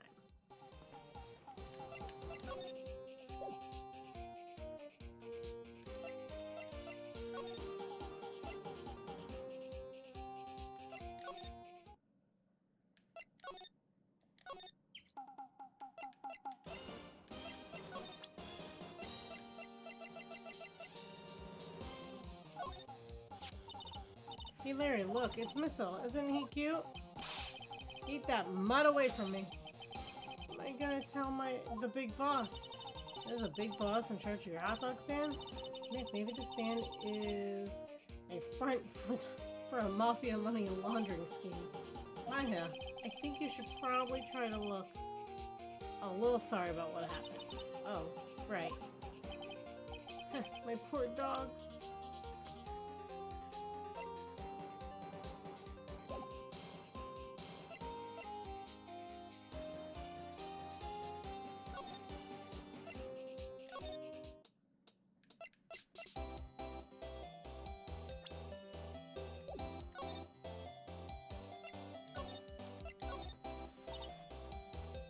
What are you going to do if Corey doesn't exist? I'll quit being an investigative photographer. What? After all, I only have one photo in my name so far. Was it a good one? You bet! A UFO! A UFO? Anyway, I can't get a career making photos this time around. And that's it. I'll quit and go back to school. Huh? You really are a university student? Yeah, well, I'm taking a break for a bit. Right.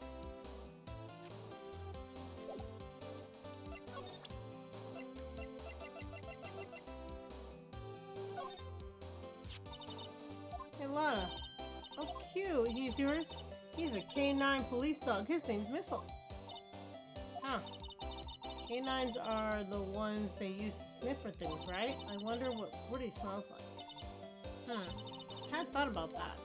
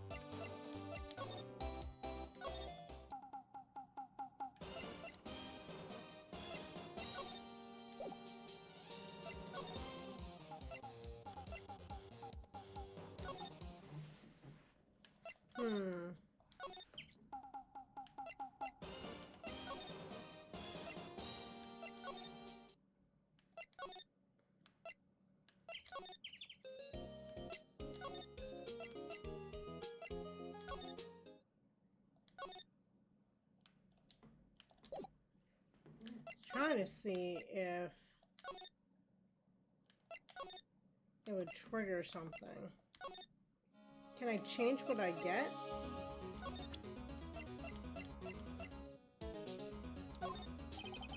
Missile's a big star in criminal affairs. Why does he need Missile? Now that you mention it, I'm not sure. I'm here he's amply named for what it's worth.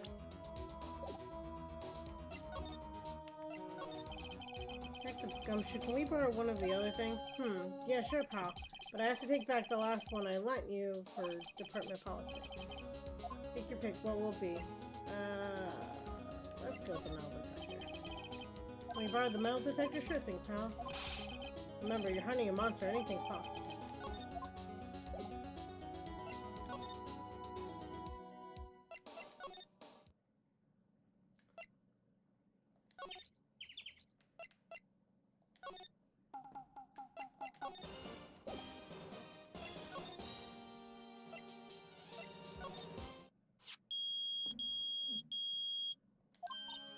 Nick, it's beeping. The metal detector found something. Sure, it's loud enough about it. Whatever it is, it must be in those bushes. Let's go check it out, Maya. Why do I have to check it out? Nick, look. Free is that? Huh, it's an air tank.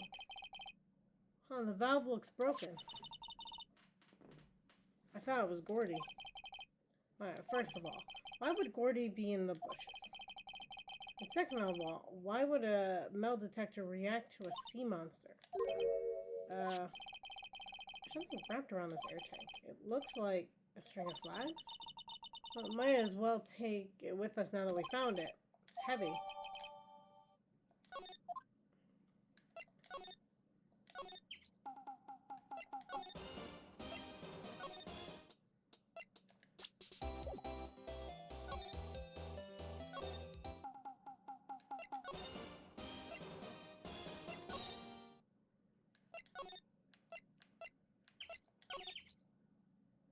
I feel like it's one of those where I have to use all three.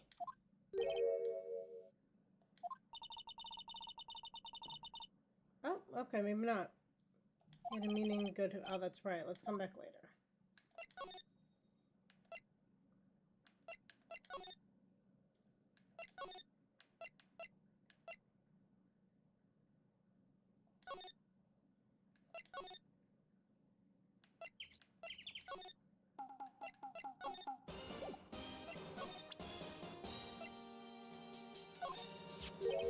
What? An air tank? What about it? Larry, I wanted to ask you about this tank. Have you seen it before? Huh? Me? No, never. Who the heck would go diving in the middle of winter? Something about the ways I twitched when I showed him the tank. I think it's better to pursue this line of questioning a little further.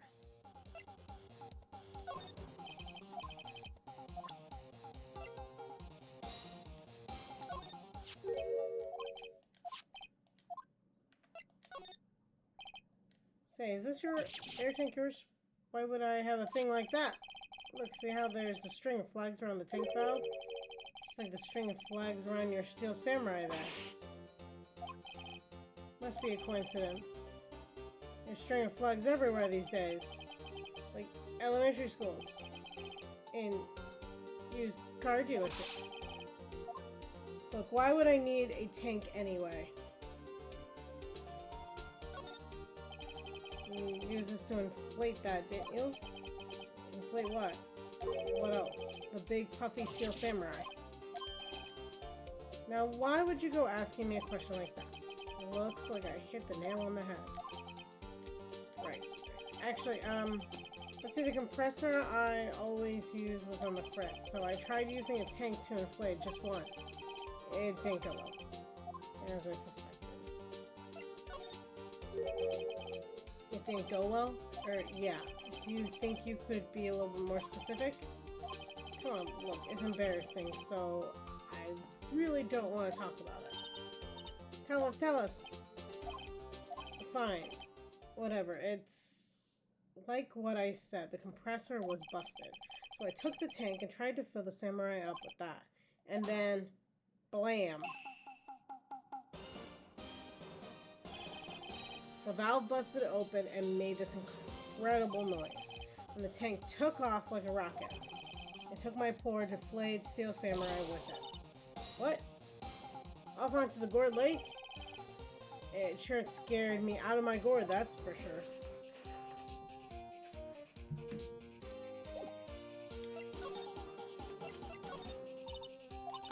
So the tank and the steel samurai you were trying to fill up flew away. What happened next? Well, all that happened on the 20th or so, the 20th, a week ago. Now, as far as I could see, the tank went flying into the lake, so I went out every night in the boat looking for it. I mean, Keon's gave me that steel samurai after all. And when did you find it? Just the night before last? It flew way out there, took me 4 whole days to find it. The night before last? The night of the murder? Sorry for not telling you, Nick. Actually, I was here on the night of the murder. And you see, I went home before midnight. So you didn't know about what happened? No. That's too bad. It's not all bad. We've solved one mystery at least. A mystery? Maybe we should go tell her.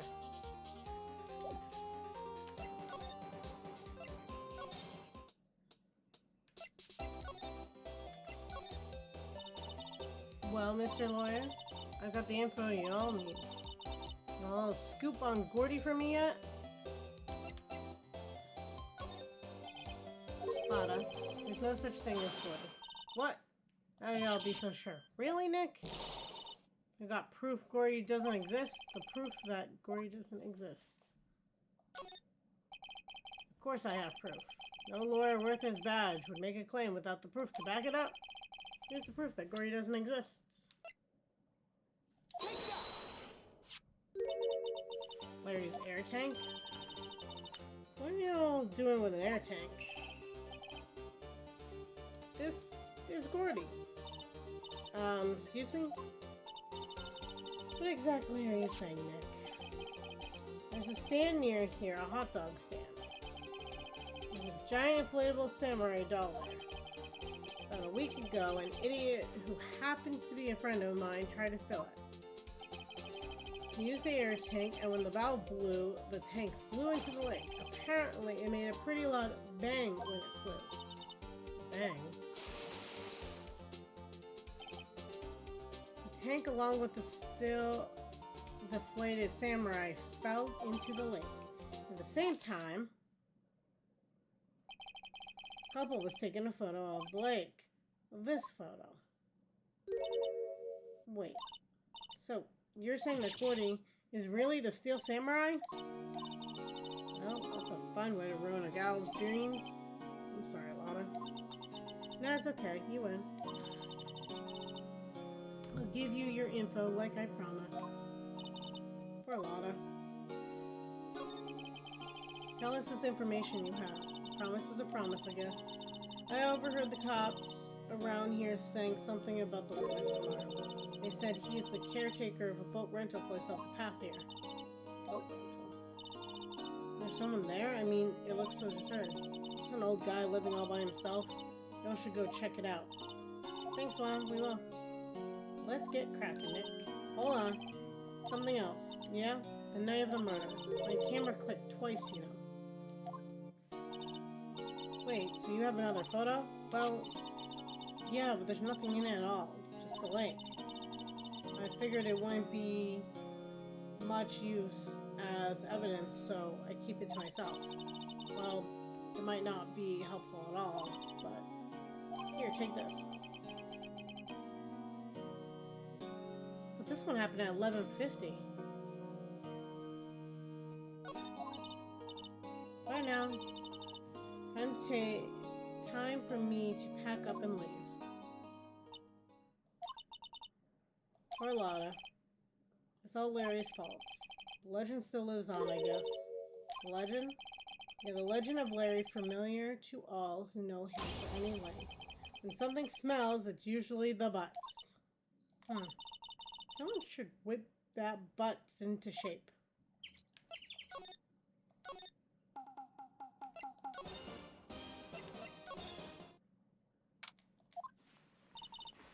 Hey, Nick. This is the boat shop that La was talking about. Right. Doesn't seem to be anyone around at all. Let's go check it out anyway. I said I checked everything already.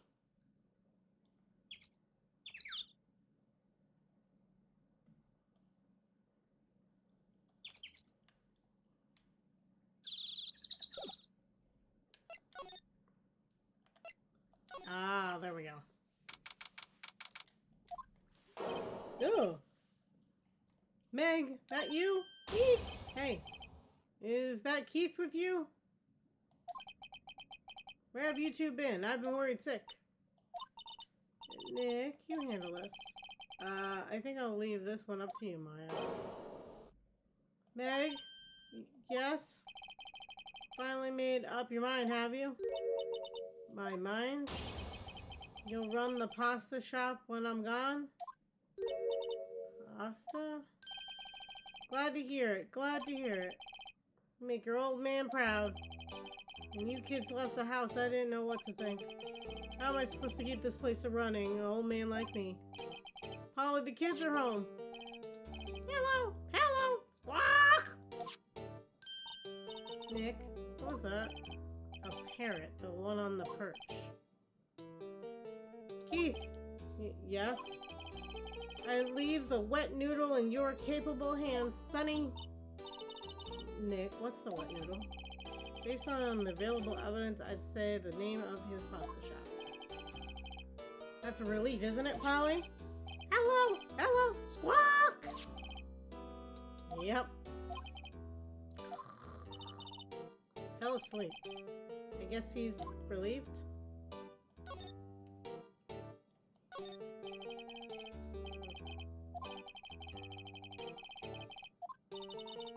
You forgetting, Nick? He's running a pasta shop here.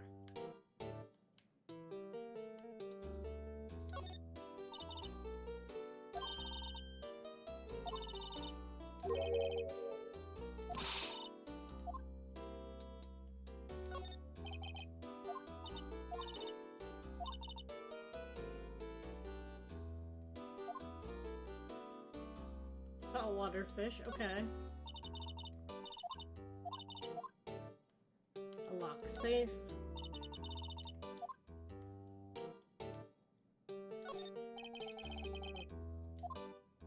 An expensive fishing pole.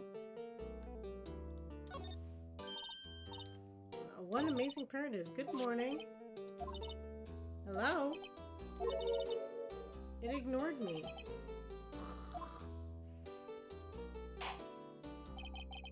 What, you forgot, Meg?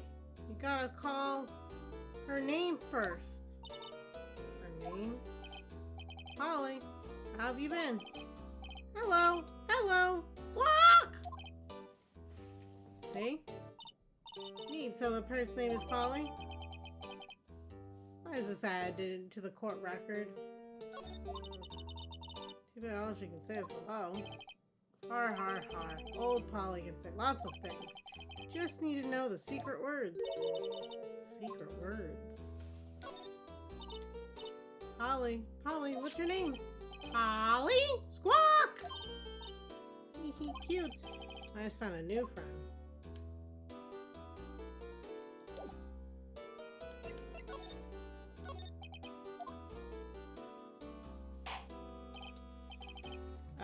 A pasta shop? Yep. The wet noodle will live on when I'm gone. My father started it, you know, and it makes you two the third generation. Meg? Yes.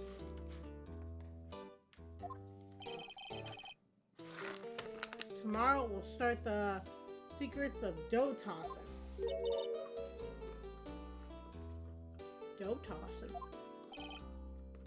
You too, Keith. Yes. He'll be the best pasta wrangler the West has ever seen.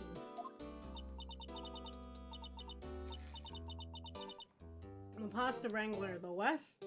Isn't pasta from Italy? Meg. Yes? You know the best pasta's always been made west of the Rockies, don't you? Right, of course, everyone knows that. Nick, huh? How long do we have to keep up all this family charade? Some man must know something about the murder. We're not leaving until we find out what it is.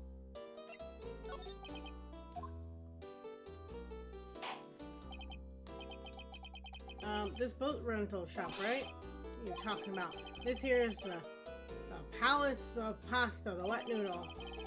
Now that you mention, we have gotten many orders for spaghetti lately. All the kids come up and go, "Yo, dude, want to ride in one of your boats?" That's why I keep them boats out there, youngsters these days. Darn if I understand them. Pretty confused myself. This guy would not be able to testify. He is not well enough. Nick, this isn't going anywhere. This old man is the witness tomorrow, right? Gotta find something of getting information out of him.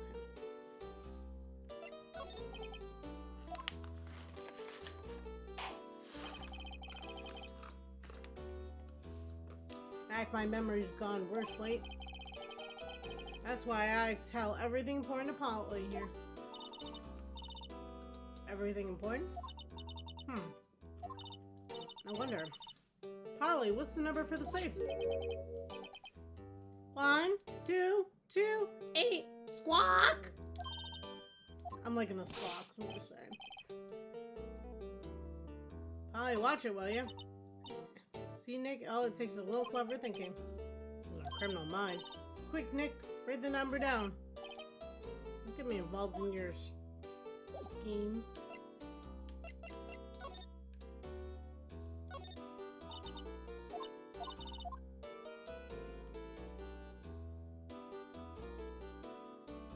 Okay, we have the safe code, but we can't open the safe?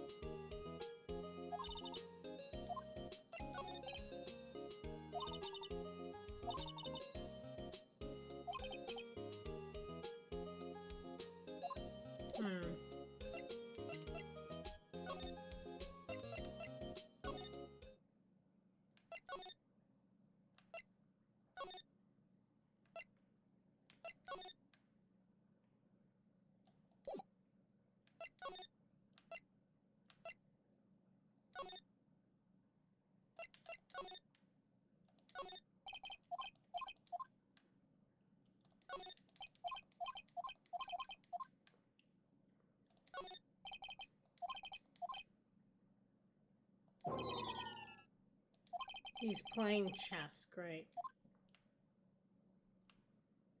Some police chief.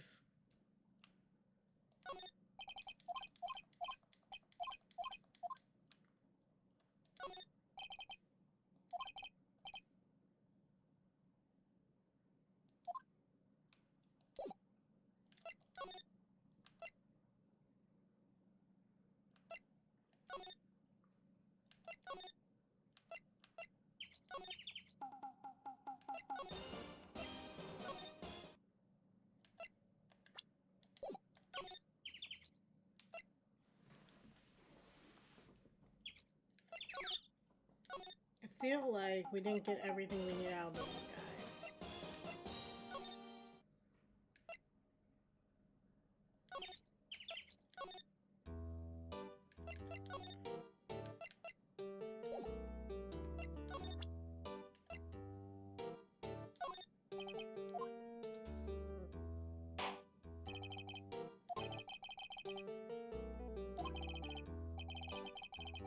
Rain bologna?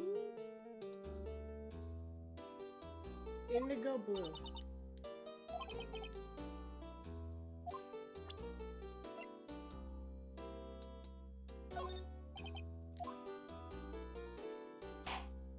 We're trying to jog his memory.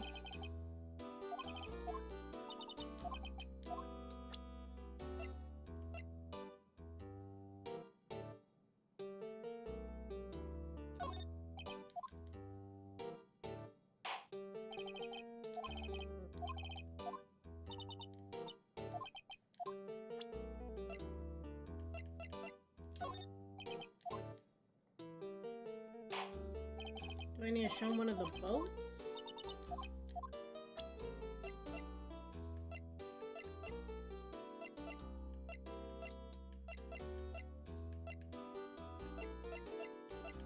Do I not have the picture anymore now that I have... I already did that one.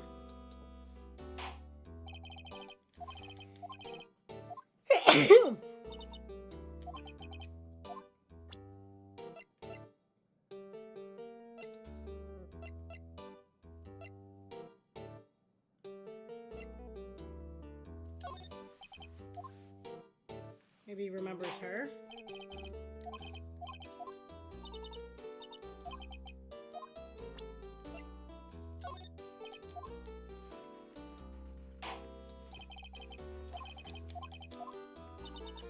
Okay.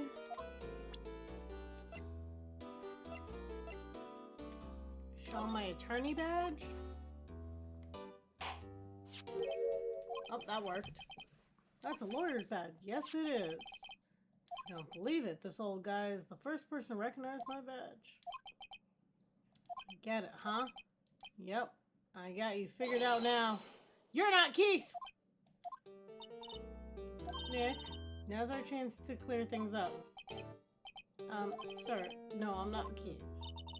And I'm not Meg either. We're here investigating a murder that took place on the lake the other night. Please help us. A lawyer, huh? Please, mister. Alright, I'll help. On one condition. What's that? When this case is over and done, you'll run the wet noodle. Sure. Okay, we promise. Nick, are you sure about this? Hey, anything to get this case solved. Also, who wouldn't want to eat Phoenix noodles? I guess so. That's my boy. Good for you, Keith. Wait, didn't I just say... You too, Meg. Yes. You bring tears to the old man's eyes, you know. Now, what was it you wanted to know? Speak up, Polly. Hello. Hello. Squawk. Now he's talking to the bird again. How do we get him to talk to us?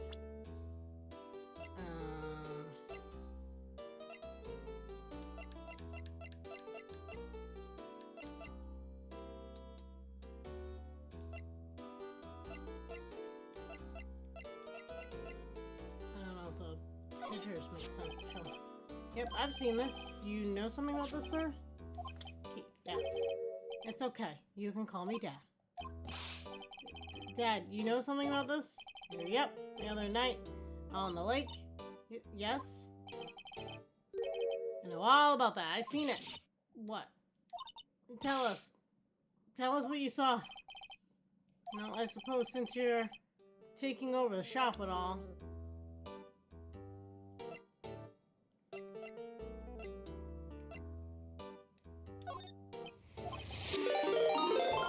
Oh, well, thank you for the follow. Moogle. Oh, like Moogle, like from Kingdom Hearts, or Moogle from other things? Just curious. Welcome in.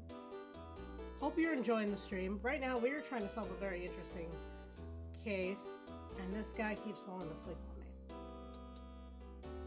Got a problem there. How do we... Okay. It's not that. It's not that. The fight? Oh, we've seen this.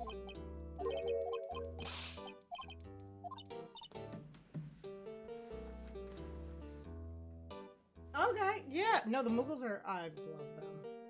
They're so cute. I wish there was like an army of them that just floated around in the Kingdom Hearts games. I'm not gonna lie. But I love Muggles. They're just so cute.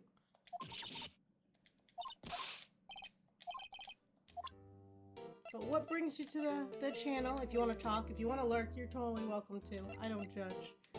But, yeah. What is gonna trigger this old man's memory, though?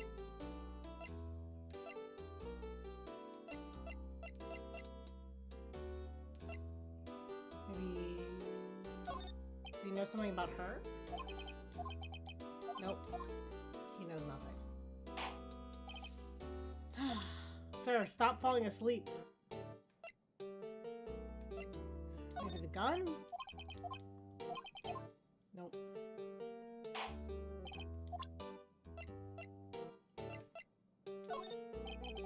Polly here's my only friend in the world. Isn't that right, Polly? Hello! Hello! Squawk! Yep.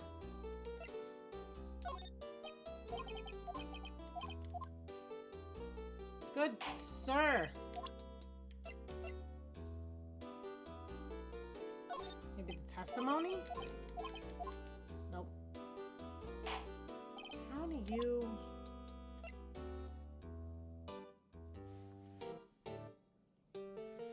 We did the gun, right? No.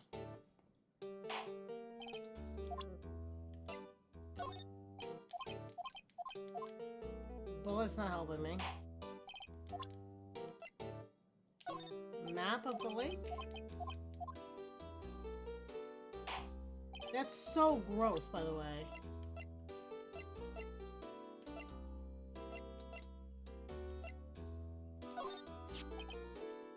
Won't be needing that badge to run a pasta shop. Toss it. I think I'll hold on to it if you don't mind.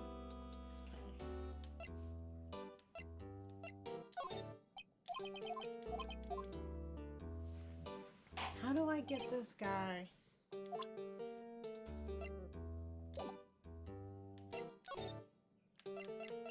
Oh, okay. Maybe this works. Forgot the time, but it was pretty dark outside. Probably night. Yep. It was after midnight, but okay. Then I heard this bang, so I looked outside. And I heard another one. Bang.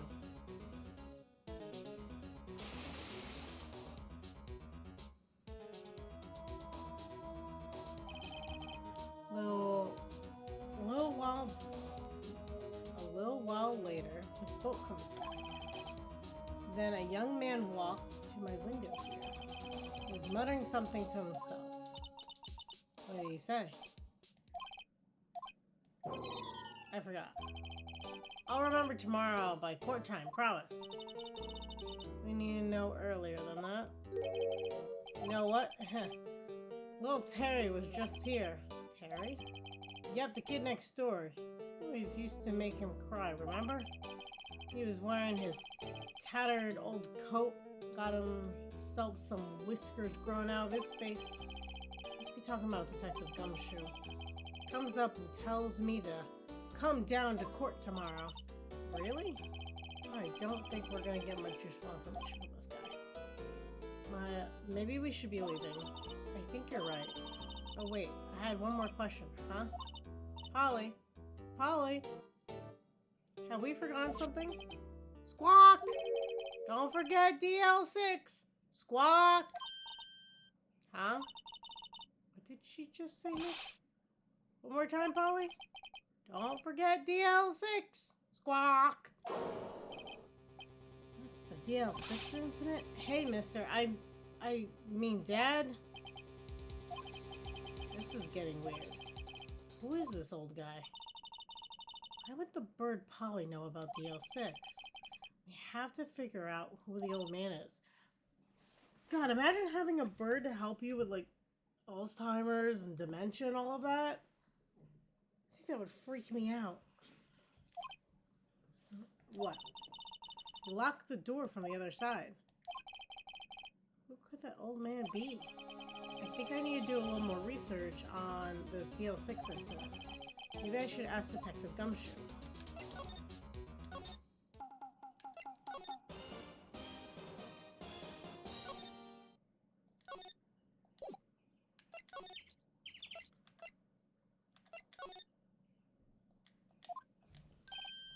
Hey pal, long time no see.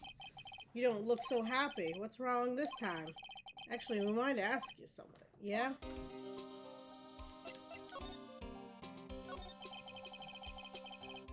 You know, the boat rental shop down by Gore Lake? Oh yeah! The old man who runs it is appearing as witness in court tomorrow, right? How'd you, that was supposed to be top secret. It's funny, because right, in America anyway, the court cases, you would already know who's the witnesses are being called. And you've already would have cross-examined them and asked them your questions ahead of time before the court proceedings so you could actually prepare for your case. It's interesting. Do you know who that old man is, Detective? Actually, I don't. He's a bit of an odd bird. Because he has Polly. Anyway. I haven't been able to get a straight answer out of him. I decided first that he wasn't persuasive enough to stand and testify as a witness. That's why we called Miss Lotta Hart yesterday. As for who he is, we have absolutely no idea. Sounds suspicious. Detective Gumshoe, please help us. Huh? We need to know about the DL6 incident. That was when Edgeworth's father died. I can't help but think that it has something to do with this current case. To tell the truth, I don't know much about the DL6 either. Mr. Edgeworth forbade us from reading the file. So I'm afraid I can't show them to you either, pal. What? However, you can convince me somehow that DL6 incident is related to this case, well, I guess I'd consider opening the file up.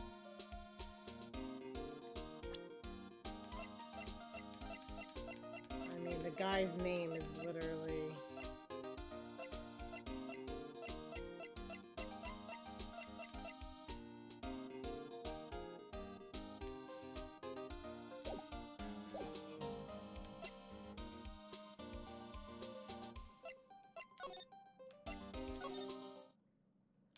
He's not here.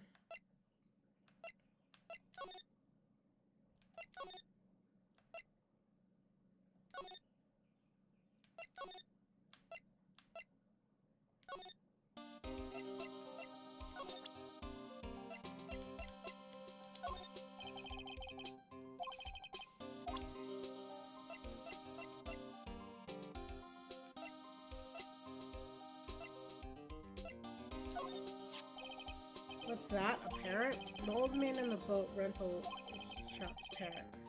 The parrot knew about the incident. That incident? DL6? What? Polly, Polly, have we forgotten something? Squawk! Don't forget DL6! Squawk! Huh? Pretty sure the old man must have taught her that word. Yeah, but how would that old man know all about DL6 incident? Wait, what if the old man was connected to DL6? Nick, you think he might be? I get you.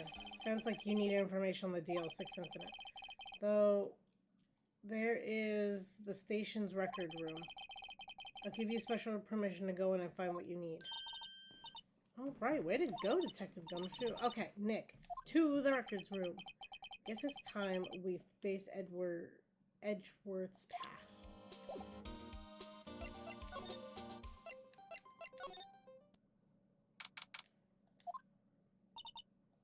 Wow, it's amazingly dusty. 10 years of files, 10 years of dust, I guess. Let's find that DL6 stuff quick. 15 years ago, both me and Edgeworth were 9 years old. We were almost through with 4th grade when he suddenly transferred because of DL6. Nick, I found where the file is. Oh, thanks. Let me know what you want to know about the DL6 incident. I'll go get the right file.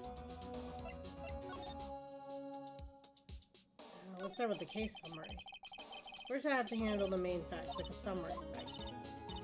Sorry, summary. Found it. Here you go. December 28, 2001. It's exactly 15 years ago from the day after tomorrow.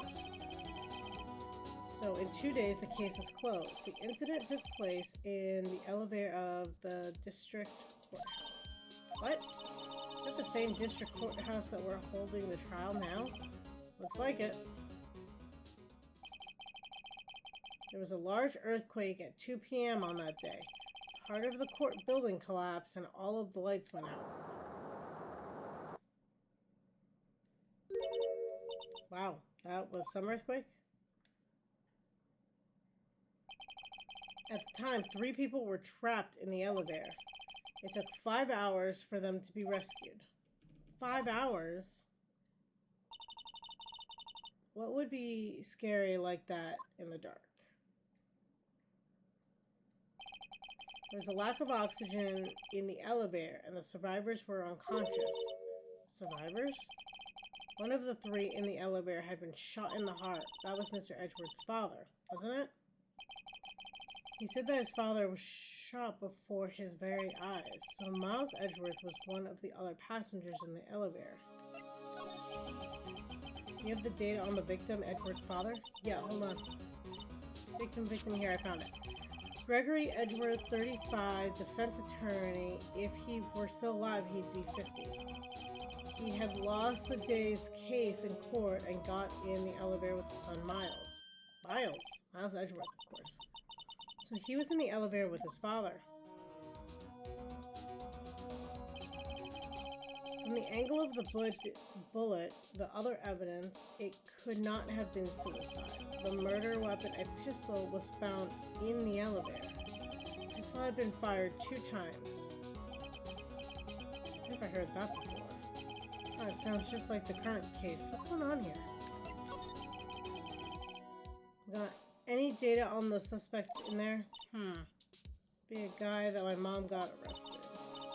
Hold on, this is it. The man arrested was a suspect in DL6 was Yanni Yogi. He was a clerk in the court, apparently. So he must have been the 3rd person in the elevator. Well, then he had to have done it. But he was found innocent thanks to his defense lawyer, Robert Hammond. The victim in our case, right. The suspect, Mr. Yogi, was oxygen deprived so much so that he had brain damage. He lost all the memory of being in the elevator. Oh, God. After he was declared innocent, he disappeared. Where could Yogi have gone, I wonder? Oh, boy. Maybe closer than we think. I guess I know generally what happened in DL6 now. I still don't know what sort of impact the whole thing had on Edgeworth. Nick, are we going to take the whole file? There's too much. We'll never get it out. You're right. How about we just take what we think we need?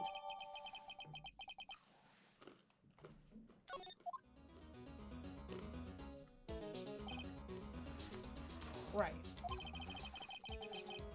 That's probably all we'll be able to find here. Now that all that's left is the trial tomorrow. I wonder how Dad will do testifying in court.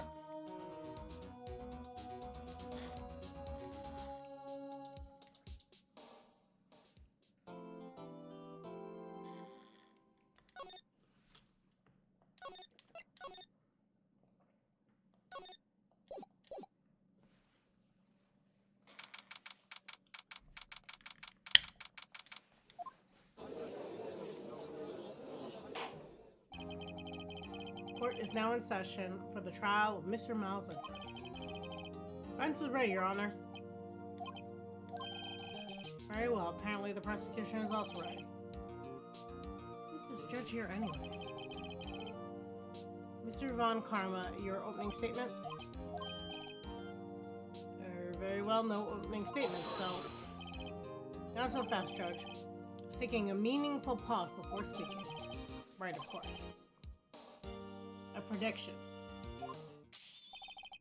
Today's trial will end 3 minutes from now. Okay.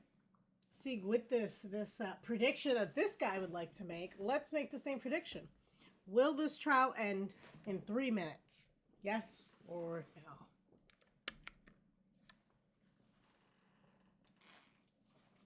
I guess it would be a poll or a prediction. Either one, but let's put a short amount of time on it. Super, super short. I think there's like a 1 minute.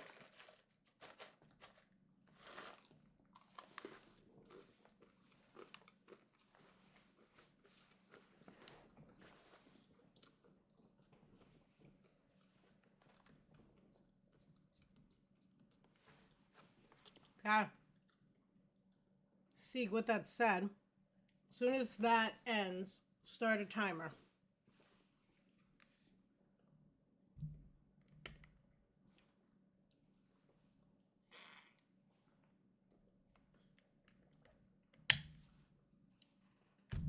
Ready? Okay, go.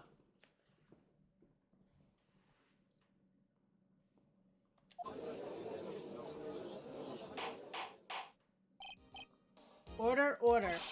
Mr. Von Karma, what is the meaning of your statement just now? Ah, you must question everything. It will be over in 3 minutes. We have no time to waste. I'll call my witness now. Right. Call my witness, my decisive witness to the stand. It's a mysterious boat shop owner.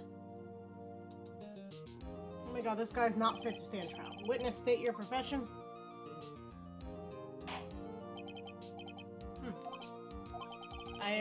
I'm the proprietor of the restaurant, The Wet Noodle, at Gourd Lake. And I also rent boats. The night of the incident, you were in the boat rental shop, correct? Yep, I was. Please testify. Wait a second. You still haven't heard who the old guy is.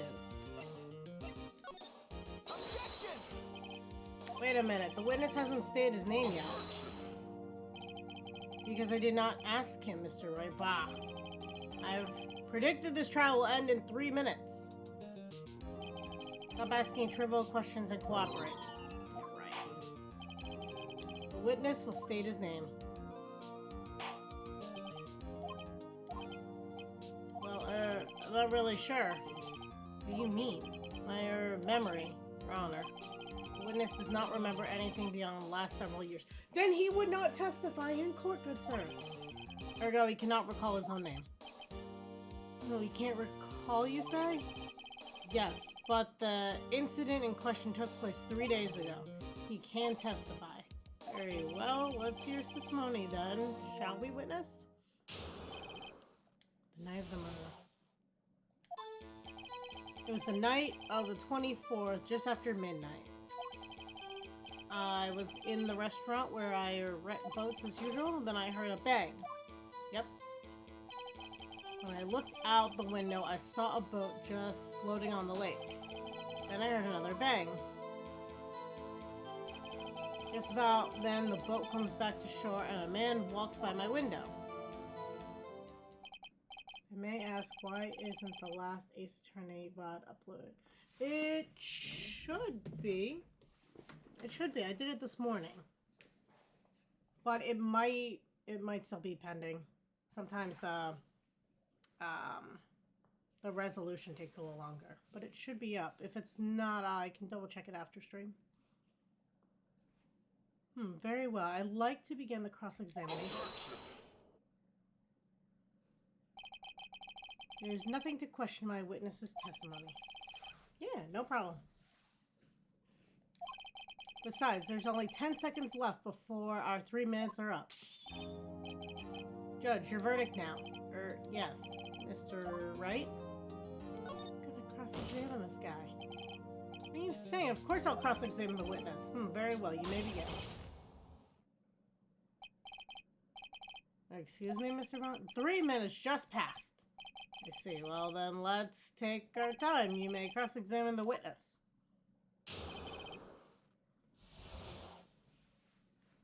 It was really that accurate? I mean, it passed, so we did not do it in 3 minutes.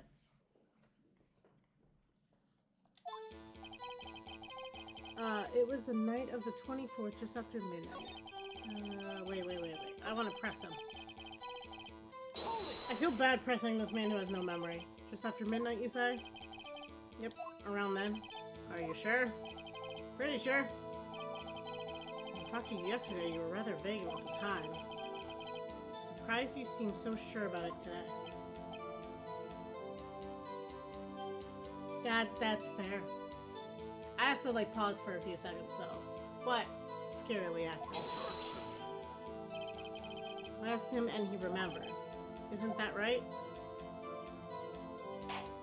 Guy's not fit. Don't glare at me like that.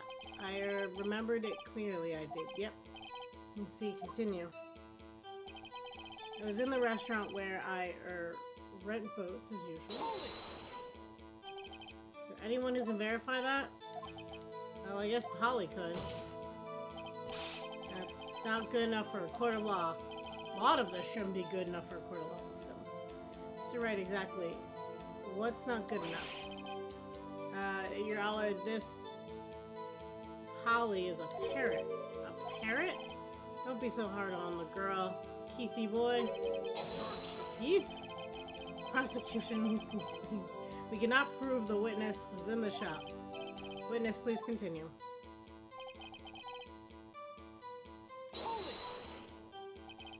And where did the bang seem to come from? From the lake, I figure. You certain? Yep. Good. Continue.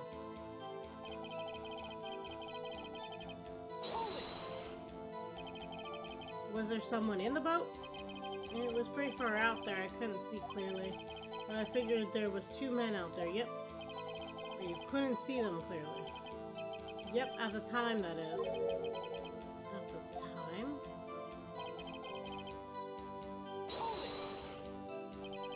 So you heard 2 gunshots total. Yep. That's what Lana said in her testimony yesterday.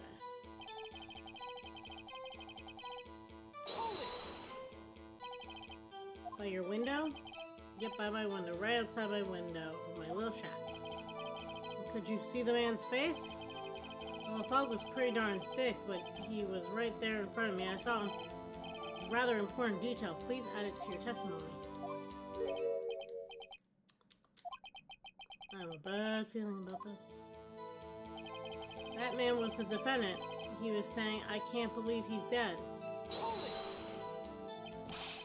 Are you sure? Dad! Dead certain, Keith. He said, I can't believe he's dead. As he was walking by, too.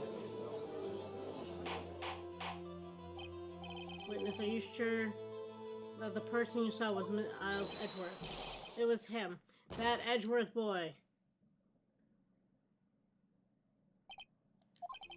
This sounds like decisive evidence indeed. I see no room for doubt.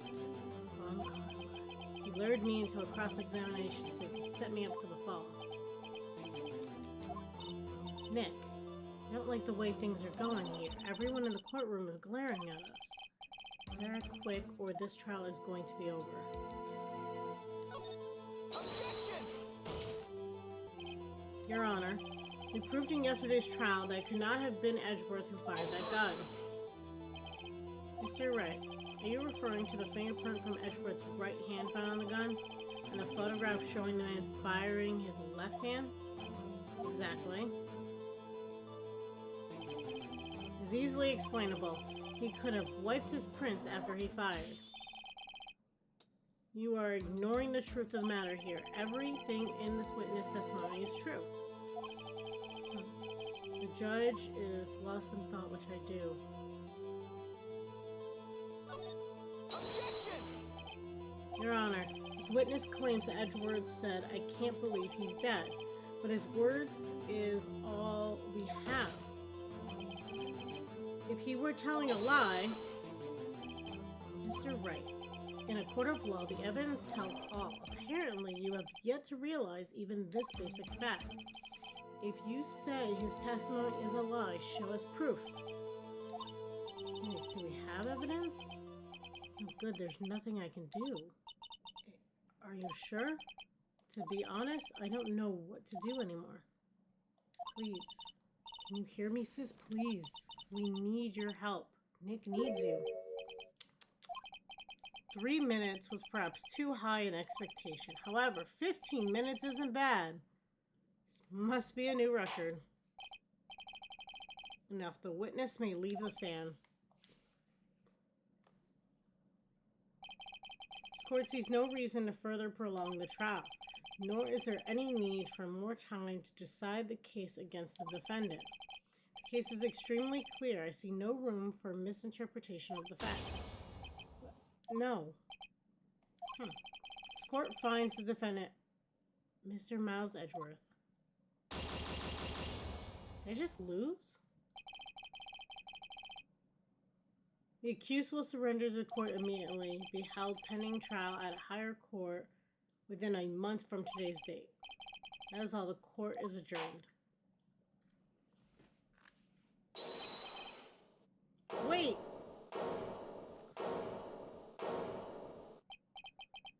Who was that just now? Me. Huh? What? Larry? Oh no. This is good. What are you doing here? Listen. You all gotta listen to me. I was there in the park the night of the murder. I wasn't sure about it until just yesterday. But today I remembered it. Remembered what? The gunshot. I heard it too. Order. What is the meaning of this? The verdict has been decided. I call for adjournment. One moment, Mr. Von Karma. So you say you heard a gunshot? Yeah, I did. A gunshot that night. I was sitting there in the audience listening to the testimony. Then I realized something he said was different from what I remember. Anyhow, I can't just sit here and let you call Edgy a murderer. It's just not right. I will testify. Let me testify. Order, order. Well, this is the first time something has happened like this in my court. I'm not quite sure how to proceed. Judge, you've already given your decision. Trial is over. Nick, this is it. Larry's given us one final chance at this. He's right. If only it wasn't Larry. He can make things even worse. Sir Edgeworth was just declared guilty, Nick. It doesn't get any worse. You're right. Okay. Your Honor, if there's another witness, it is our duty to hear him speak. Right here, right now. Waste of time. The verdict cannot be overturned. Allow me to speak my opinion. In all court proceedings, it is our duty to prevent an inaccurate verdict. In order to make sure no mistake has made, every witness should be heard. What is this? I withdraw my previous verdict of guilty. Mr. Von Karma, I order you to call this new witness to testify. Now. What? The court will adjourn for 5-minute recess. After that, we will hear this new witness. Court is adjourned.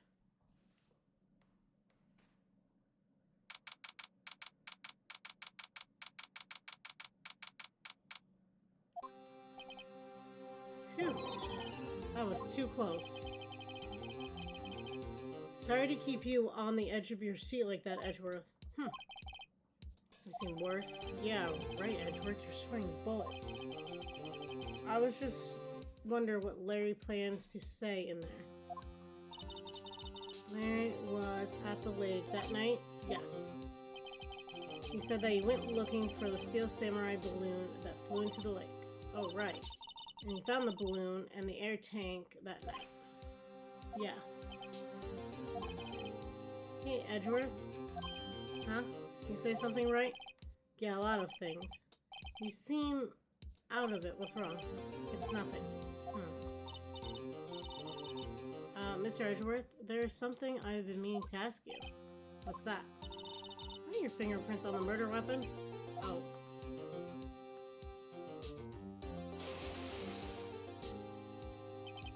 When he fell into the lake, I went into a daze. I couldn't understand what had happened. I couldn't think straight. When I saw the pistol lying on the floor of the boat in front of me, I picked it up without thinking. I didn't have a reason, really. I see. Right. Yeah? This might be our chance. Our chance? Von Karma has only ever run perfect trials. Perfect trials? Perfectly prepared witness, perfectly complete evidence. That's the secret to his success. This is the first time he's ever had to deal with something unexpected. He has to let someone he hasn't even talked to testify before the court. And that someone is Larry. Where are you getting at? It's likely his testimony will be full of holes, right? That's right, Nick. Hey, Shroom, how are you? Welcome in. No 10-minute trial this time. We'll milk this one for all it's worth. Hey, it was 15 minutes. 15. Everything's on Larry now. Great.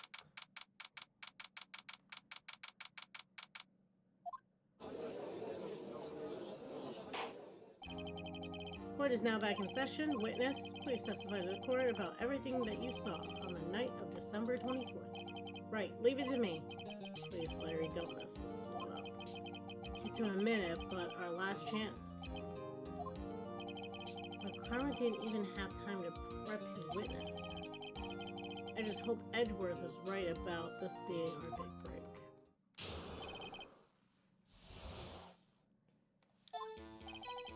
That night, I was out on the boat on the lake. I was looking for something. I found it. So quietly slipped the boat back in at the rental shop back. Then, just as I was thinking about going home, I heard this bang. I looked out over the lake but didn't see a boat. So after I heard a single gunshot, I went home. That sounds like the most dumb thing you would ever do. I'm just saying. It was an unusual, vague testimony even for this court. In any case, Mr. Wright, you may begin your cross-examination. Yes, Your Honor. What's wrong, Nick? It's Larry. I have no idea what he's going to say if I press him. I'm a little scared. Well, we've come this far. There's no way to go back, but forward, Nick.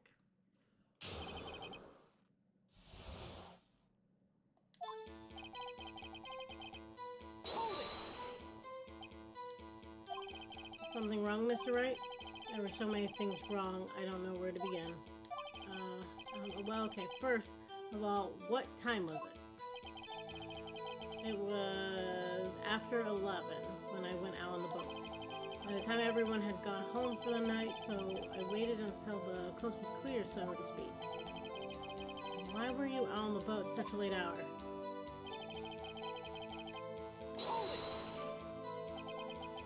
Looking for something? Yeah. Mr. Butts, what was it you were looking for? What the witness was searching for is irrelevant. Most likely he was hunting for this Gordy. That's surprisingly close to the truth in a sense. This is all irrelevant. Let's get it over with. So I quietly slipped the boat back in the rental ship dock. Then, just as I was thinking about going home, I heard this bang.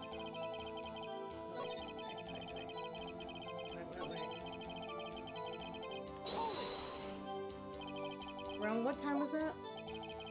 Well, let's see. Figured out searching for an hour, so I guess it was around 12? Yeah? You're not sure? Hey, don't give me that face. That's some sort of human sundial, okay? It was at night. People use watches these days, Larry.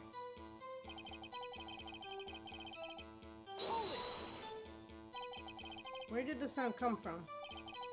Yeah, well, I wasn't too sure about that. I looked around, you know. Did you look at the lake? Yeah, I looked.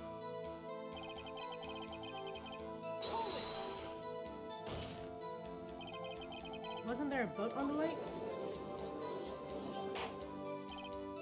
Order, order. Well, Mr. Butts. Whoa, whoa. Everybody just calm down, okay? I mean, it was real foggy that night. I'm not sure whether there was a boat out there or not.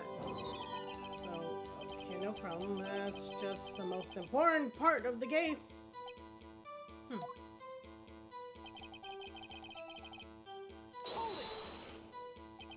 So you only heard one bang, correct? Yeah. Huh. Well, Nick? Pretty wishy-washy testimony, wasn't it? I guess I should just start working on the contradictions. Sorry, I wish I could be more helpful. I wish I could call my sister.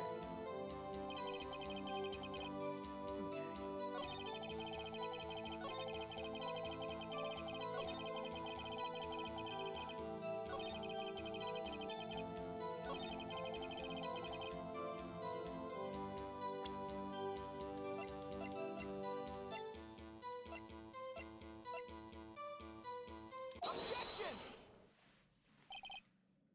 Wait a second, Larry. What? You only heard one bang? You sure? That's what I said. But Miss Lotta Hart testified yesterday that she heard two bangs. And the old man just now said the same thing. They both heard two gunshots that night. Huh?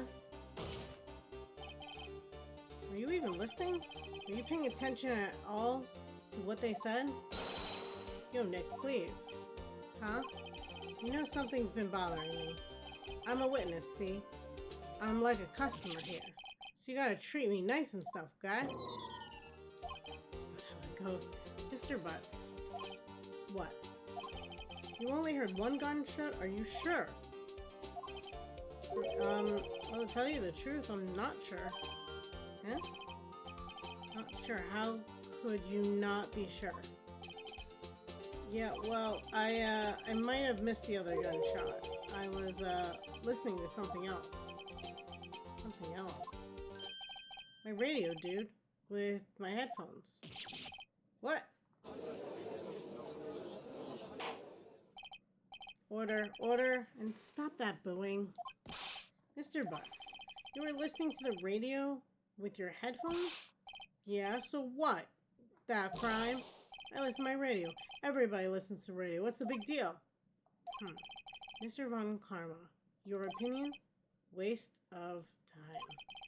Do not accept this witness nor his shoddy testimony. Oh, Mr. Wright, should I continue the testimony?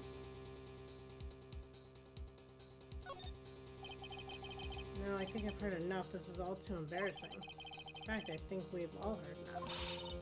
What are you thinking, Nick? If you stop now, Mr. Edgewood will be found guilty. I have to turn this trial around now. Your Honor, please allow the witness to continue his testimony. Nothing is more pitiful than a lawyer who doesn't know when he's lost. Very well, Mr. Butts. Please give your testimony and be sure to include the details like your radio.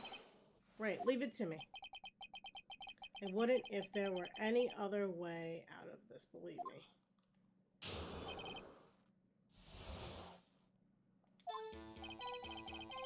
It's lonely being alone on Christmas Eve. That's why I was listening to an all-request show on the radio. See? I was listening to it real booming loud like. And I'm sure I heard that gunshot. I remember exactly what the DJ was saying when I heard it too. You were listening to your radio at a high volume? Yeah, what's the problem? Can't a man listen to his radio in peace? This isn't a free country? I truly believe that. Larry has no idea what the problem here is. Judge, can you believe a word this witness says? Dude, you can't believe you're a witness either who has a memory issue, so don't even. What we heard was probably nothing more than a drum beat from the radio. True enough, it is difficult to believe this testimony. Wait, Your Honor. The witness said he remembers exactly what the DJ said when he heard the gunshot. Excuse me? DJ? The announcer, the guy who says things on the radio.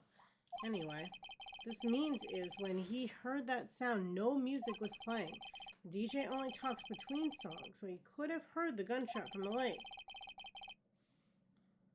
I'd like to cross-examine the witness, Your Honor. Very well, Mr. Wright. Can't believe I'm continuing this charade.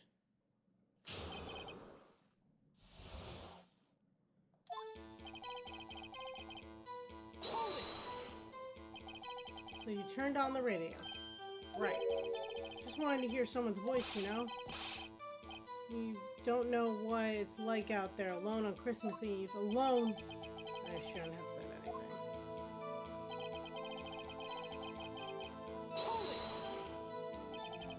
Do you by any chance remember the name of the program you were listening to? It has nothing to do with the case, Your Honor. Objection sustained. The witness was listening to the radio, that's all we need to know. Tell us, Mr. West, how loud was the radio set in your night? Real booming loud? Yeah, you know. And you had headphones on. Yep. I wouldn't think you could hear anything going on outside at all. Can you prove that? No. No, of course you can't. Now, I can't prove it, but I remember that moment real clear. I mean, while I was talking about it, it came back real clear to me, you know?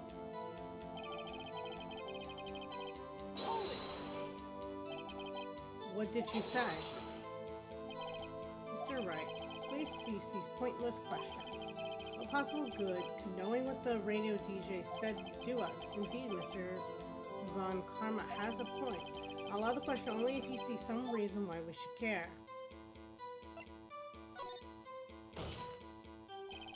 We should care, Your Honor. Of course we should. Why? Well, how do you know if we don't ask, Fine, very well. Mr. Butts, please testify to the court. What was the radio announcer saying when you heard the gunshot? Just when she said, "Hey, it's almost Christmas," I heard the gunshot. This is the most ludicrous testimony I've ever heard. But there is one gleaming ray of hope in there. I've got to press it until we get to the bottom of what happened.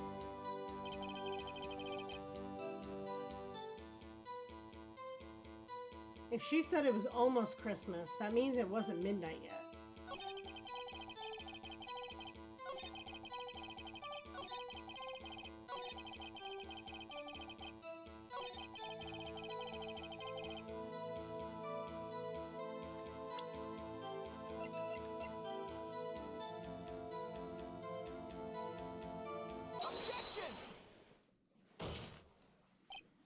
Lara, are you absolutely sure what you're saying is correct?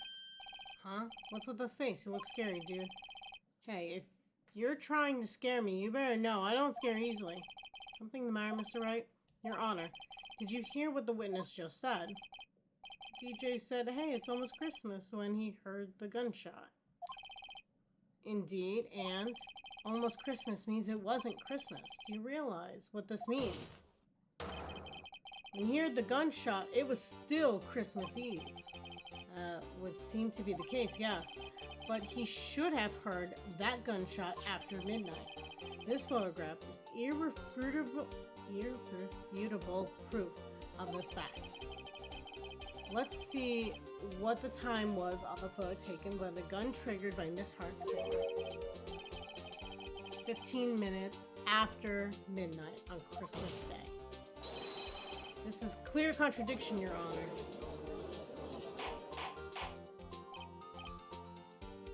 Order, order, what does this mean? The two prior witnesses heard gunshots after midnight. However, this witness says he heard a gunshot before midnight. Judge, the answer is simple. The current witness is plainly mistaken. Just look at him. Suspicious. What? Well, Mr. Wright, what do you think about Mr. Budd's claim he heard the gunshot before midnight?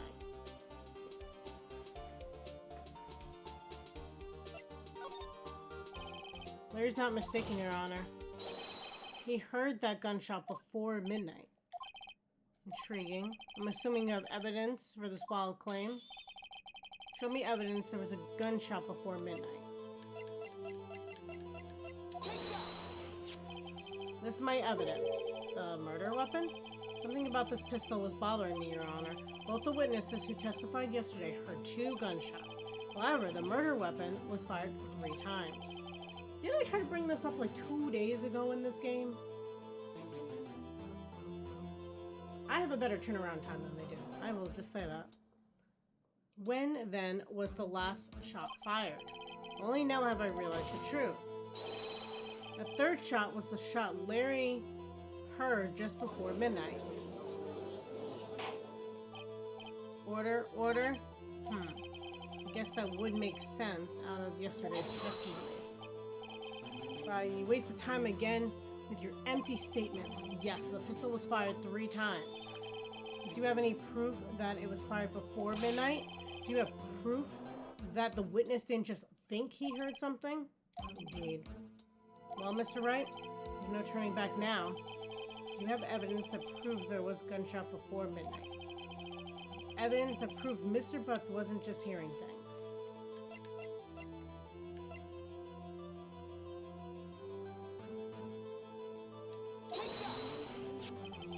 Look at this photograph. This was taken by our witness yesterday, Miss Lotta Hart, with her automatic camera. The timestamp on the photo reads December 24th, 11:50 p.m. Oh yeah?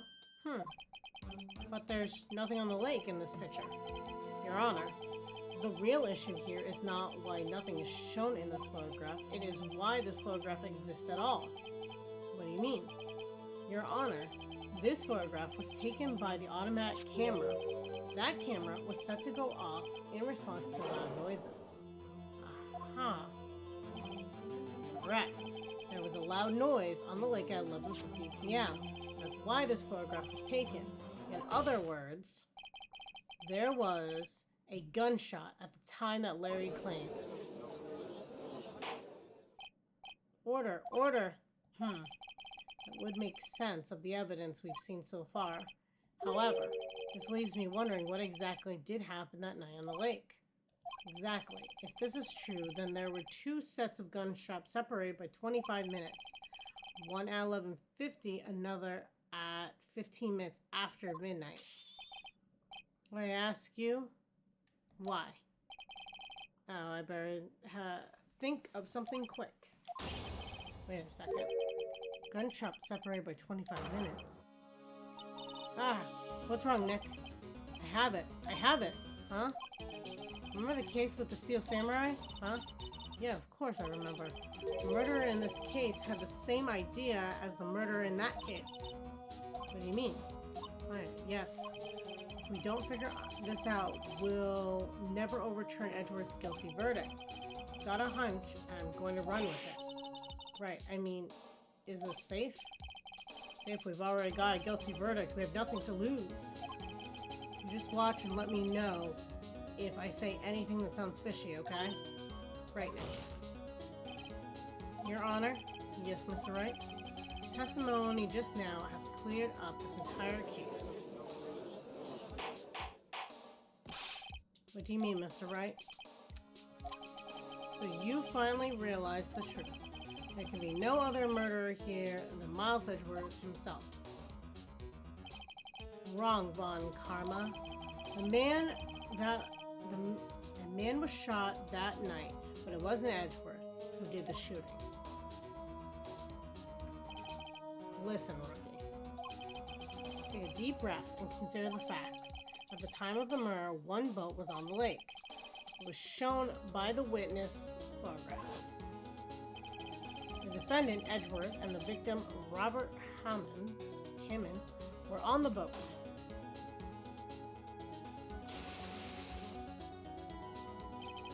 There was a gunshot fired on the boat, and Robert Hammond fell into the lake. The distance of the shooting was 1 meter. It couldn't have been suicide. Well, the guilty party has to be the other man on the boat. I admit it is hard to imagine any other possibility. Yes, but this assumes that the victim was shot at 15 after midnight. What do you mean by that, Mr. Wright? We have a photograph evidence at the time of the shooting. Timestamp on the photo says 15 minutes, but Larry heard a gunshot 25 minutes before that. Robert Hammond was killed then, 25 minutes before the shot on the lake. That's the only way the Edgeworth could be innocent. Mr. Wright, are you quite mad? Explain who the two men on the boat are then.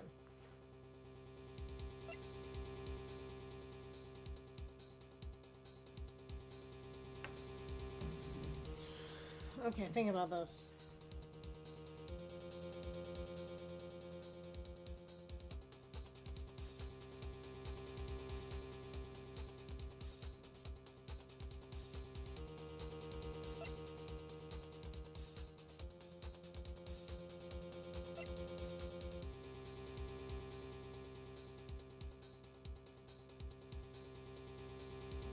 I think it's Edgeworth and the murderer.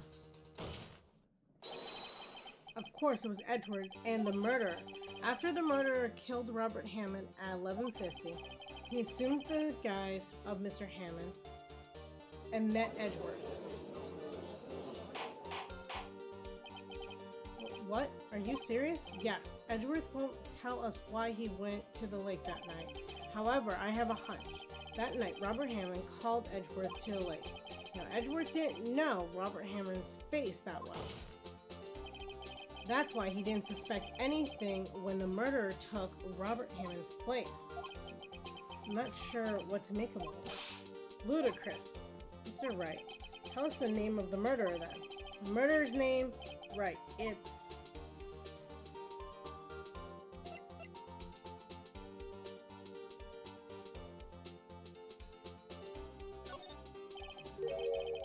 Actually, I don't know the murderer's name. You don't know? Bah!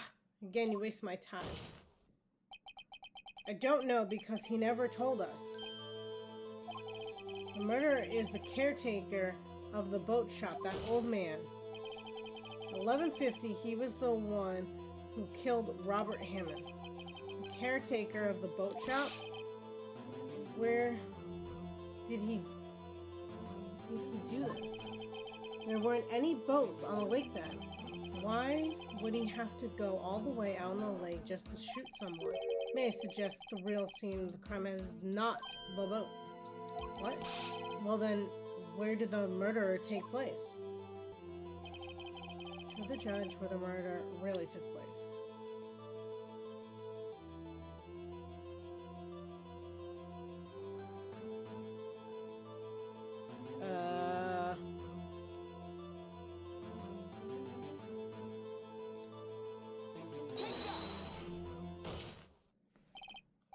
Here, of course, the boat shop where he lives. This way, he could meet with the victim without anyone seeing. Do you have proof that the boat shop was the scene of the crime? Recall Larry's testimony, if you will.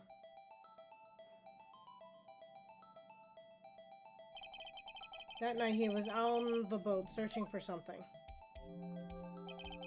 He finds it and returns the boat. Then, just as he's starting to head home, he hears a gunshot. He heard a gunshot, Your Honor. Bye, Shroom. Or hi. Whichever wave that is. Hi. Or bye. Aloha. even though he was wearing headphones at the time. In other words, the gunshot was very, very close by. And where would he be if he had just returned the boat? The boat shop. Mr. Wright, what happened the night on Gourd Lake? Please tell the court from the beginning. Yes, Your Honor. Nick, are you sure about this? Not really. But I think if I start at the beginning and I take it slow, I might just be able to figure this out. That night, the caretaker of the boat shop called Robert Hammond to a shop.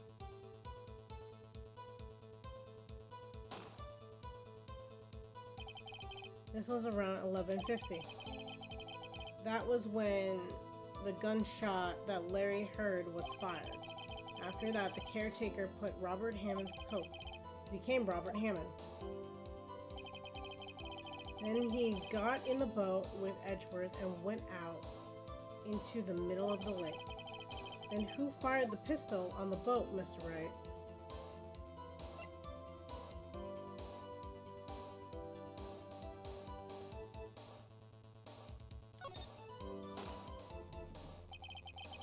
Of course, it was the murderer who shot the pistol. He shot twice. Both missed Edgeworth on purpose.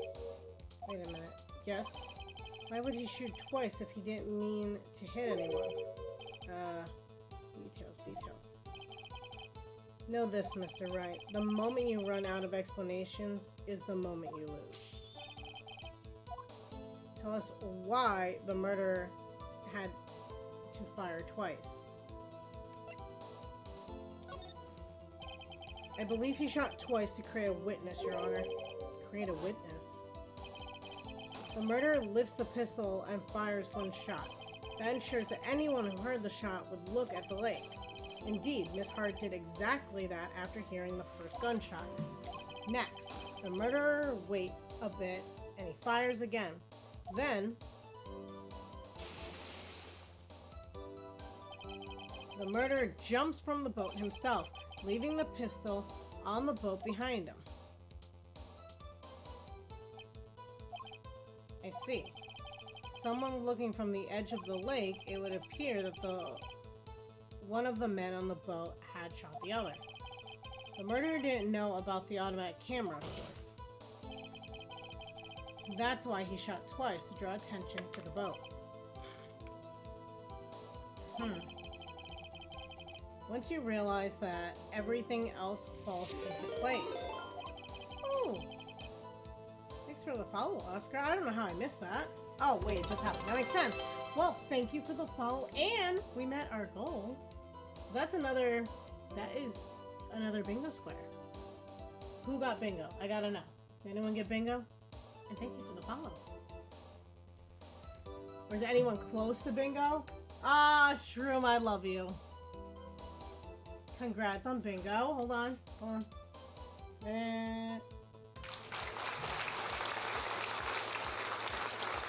Congrats on bingo. Taking Seek down one peg at a time. But who will come in second? And will there be a second? Stay tuned on this episode of Mystics Bingo. I got nothing. Anyway, back to the case. The boat shop caretaker swam back to his shop.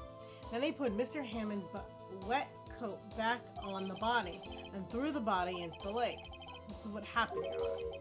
These are the events that transpired the night on Gourd Lake.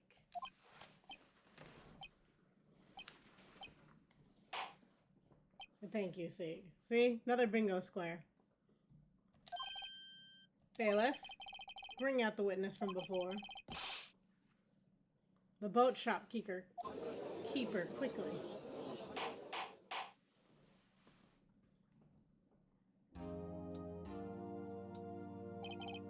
Very well. While we are waiting for the caretaker, I would like to ask the defendant, Miles Edgeworth, a few questions. Mr. Edgeworth, please take the stand. Mr. Edgeworth, you heard what the defense has said? Yes. Well, why did you go to the lake that night? What Wright has said was mostly correct. Astonishingly so, actually. Yes. Several days ago, I received a letter. The letter was signed Robert Hammond. He asked me to come to the boat shop by the lake at midnight on Christmas Eve.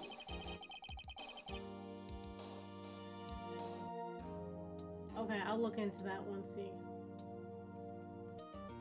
He said they had something very important to discuss with me. Something important? I'm sorry, I can't say what it was. Your Honor, sir. Bailiff, we are conducting a trial here. I ask that you remain quiet. The witness has disappeared!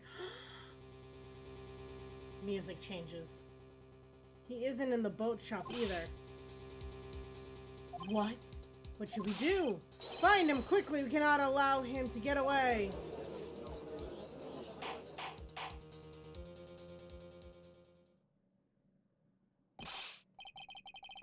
Mr. Von Karma, your witness has disappeared.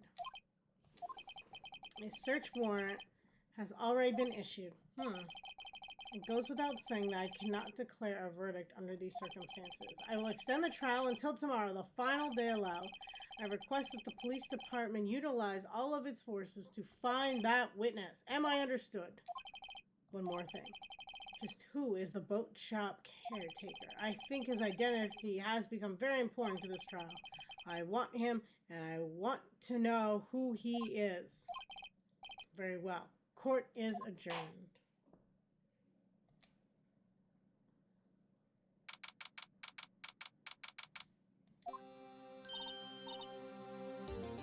See, we're gonna wrap up soon. I don't know if you want to start looking at who to raid. Yay, Nick, you did it! Yeah. Well, at least we got out from under that guilty verdict. What about Larry? That was something else. Even Von Karma didn't know what to do with his testimony.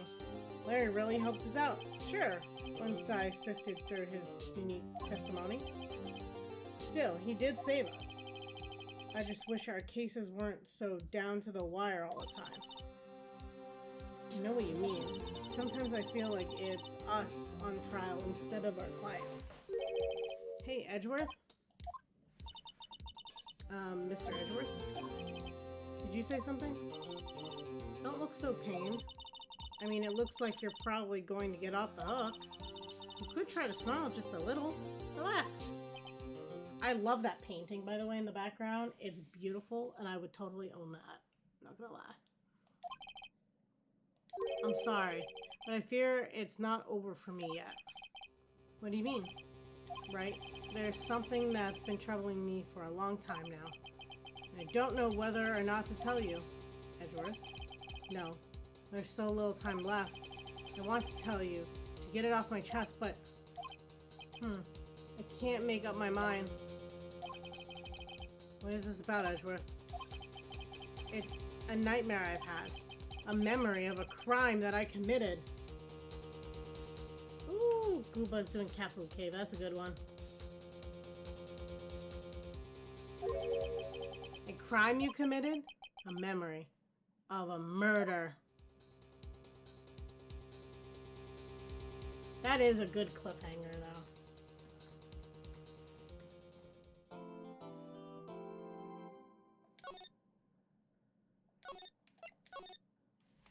I say we probably go and see Gooba then, unless I see something else. But Gooba sounds like a plan. Oh, there's a few Nancy Drew ones going on. But I know how much you like Capu Cave, so we'll do Capu Cave. I think that's only fair.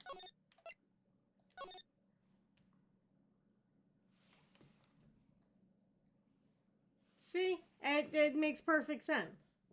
Is a perfect transition. So let's get that going. Where is she? There she is. Okay. So, let's see. Whether you are solving multiple cases at once, dealing with trauma, or have a parrot named Polly who gives out your safe password, you must always remember to stay sleuthing.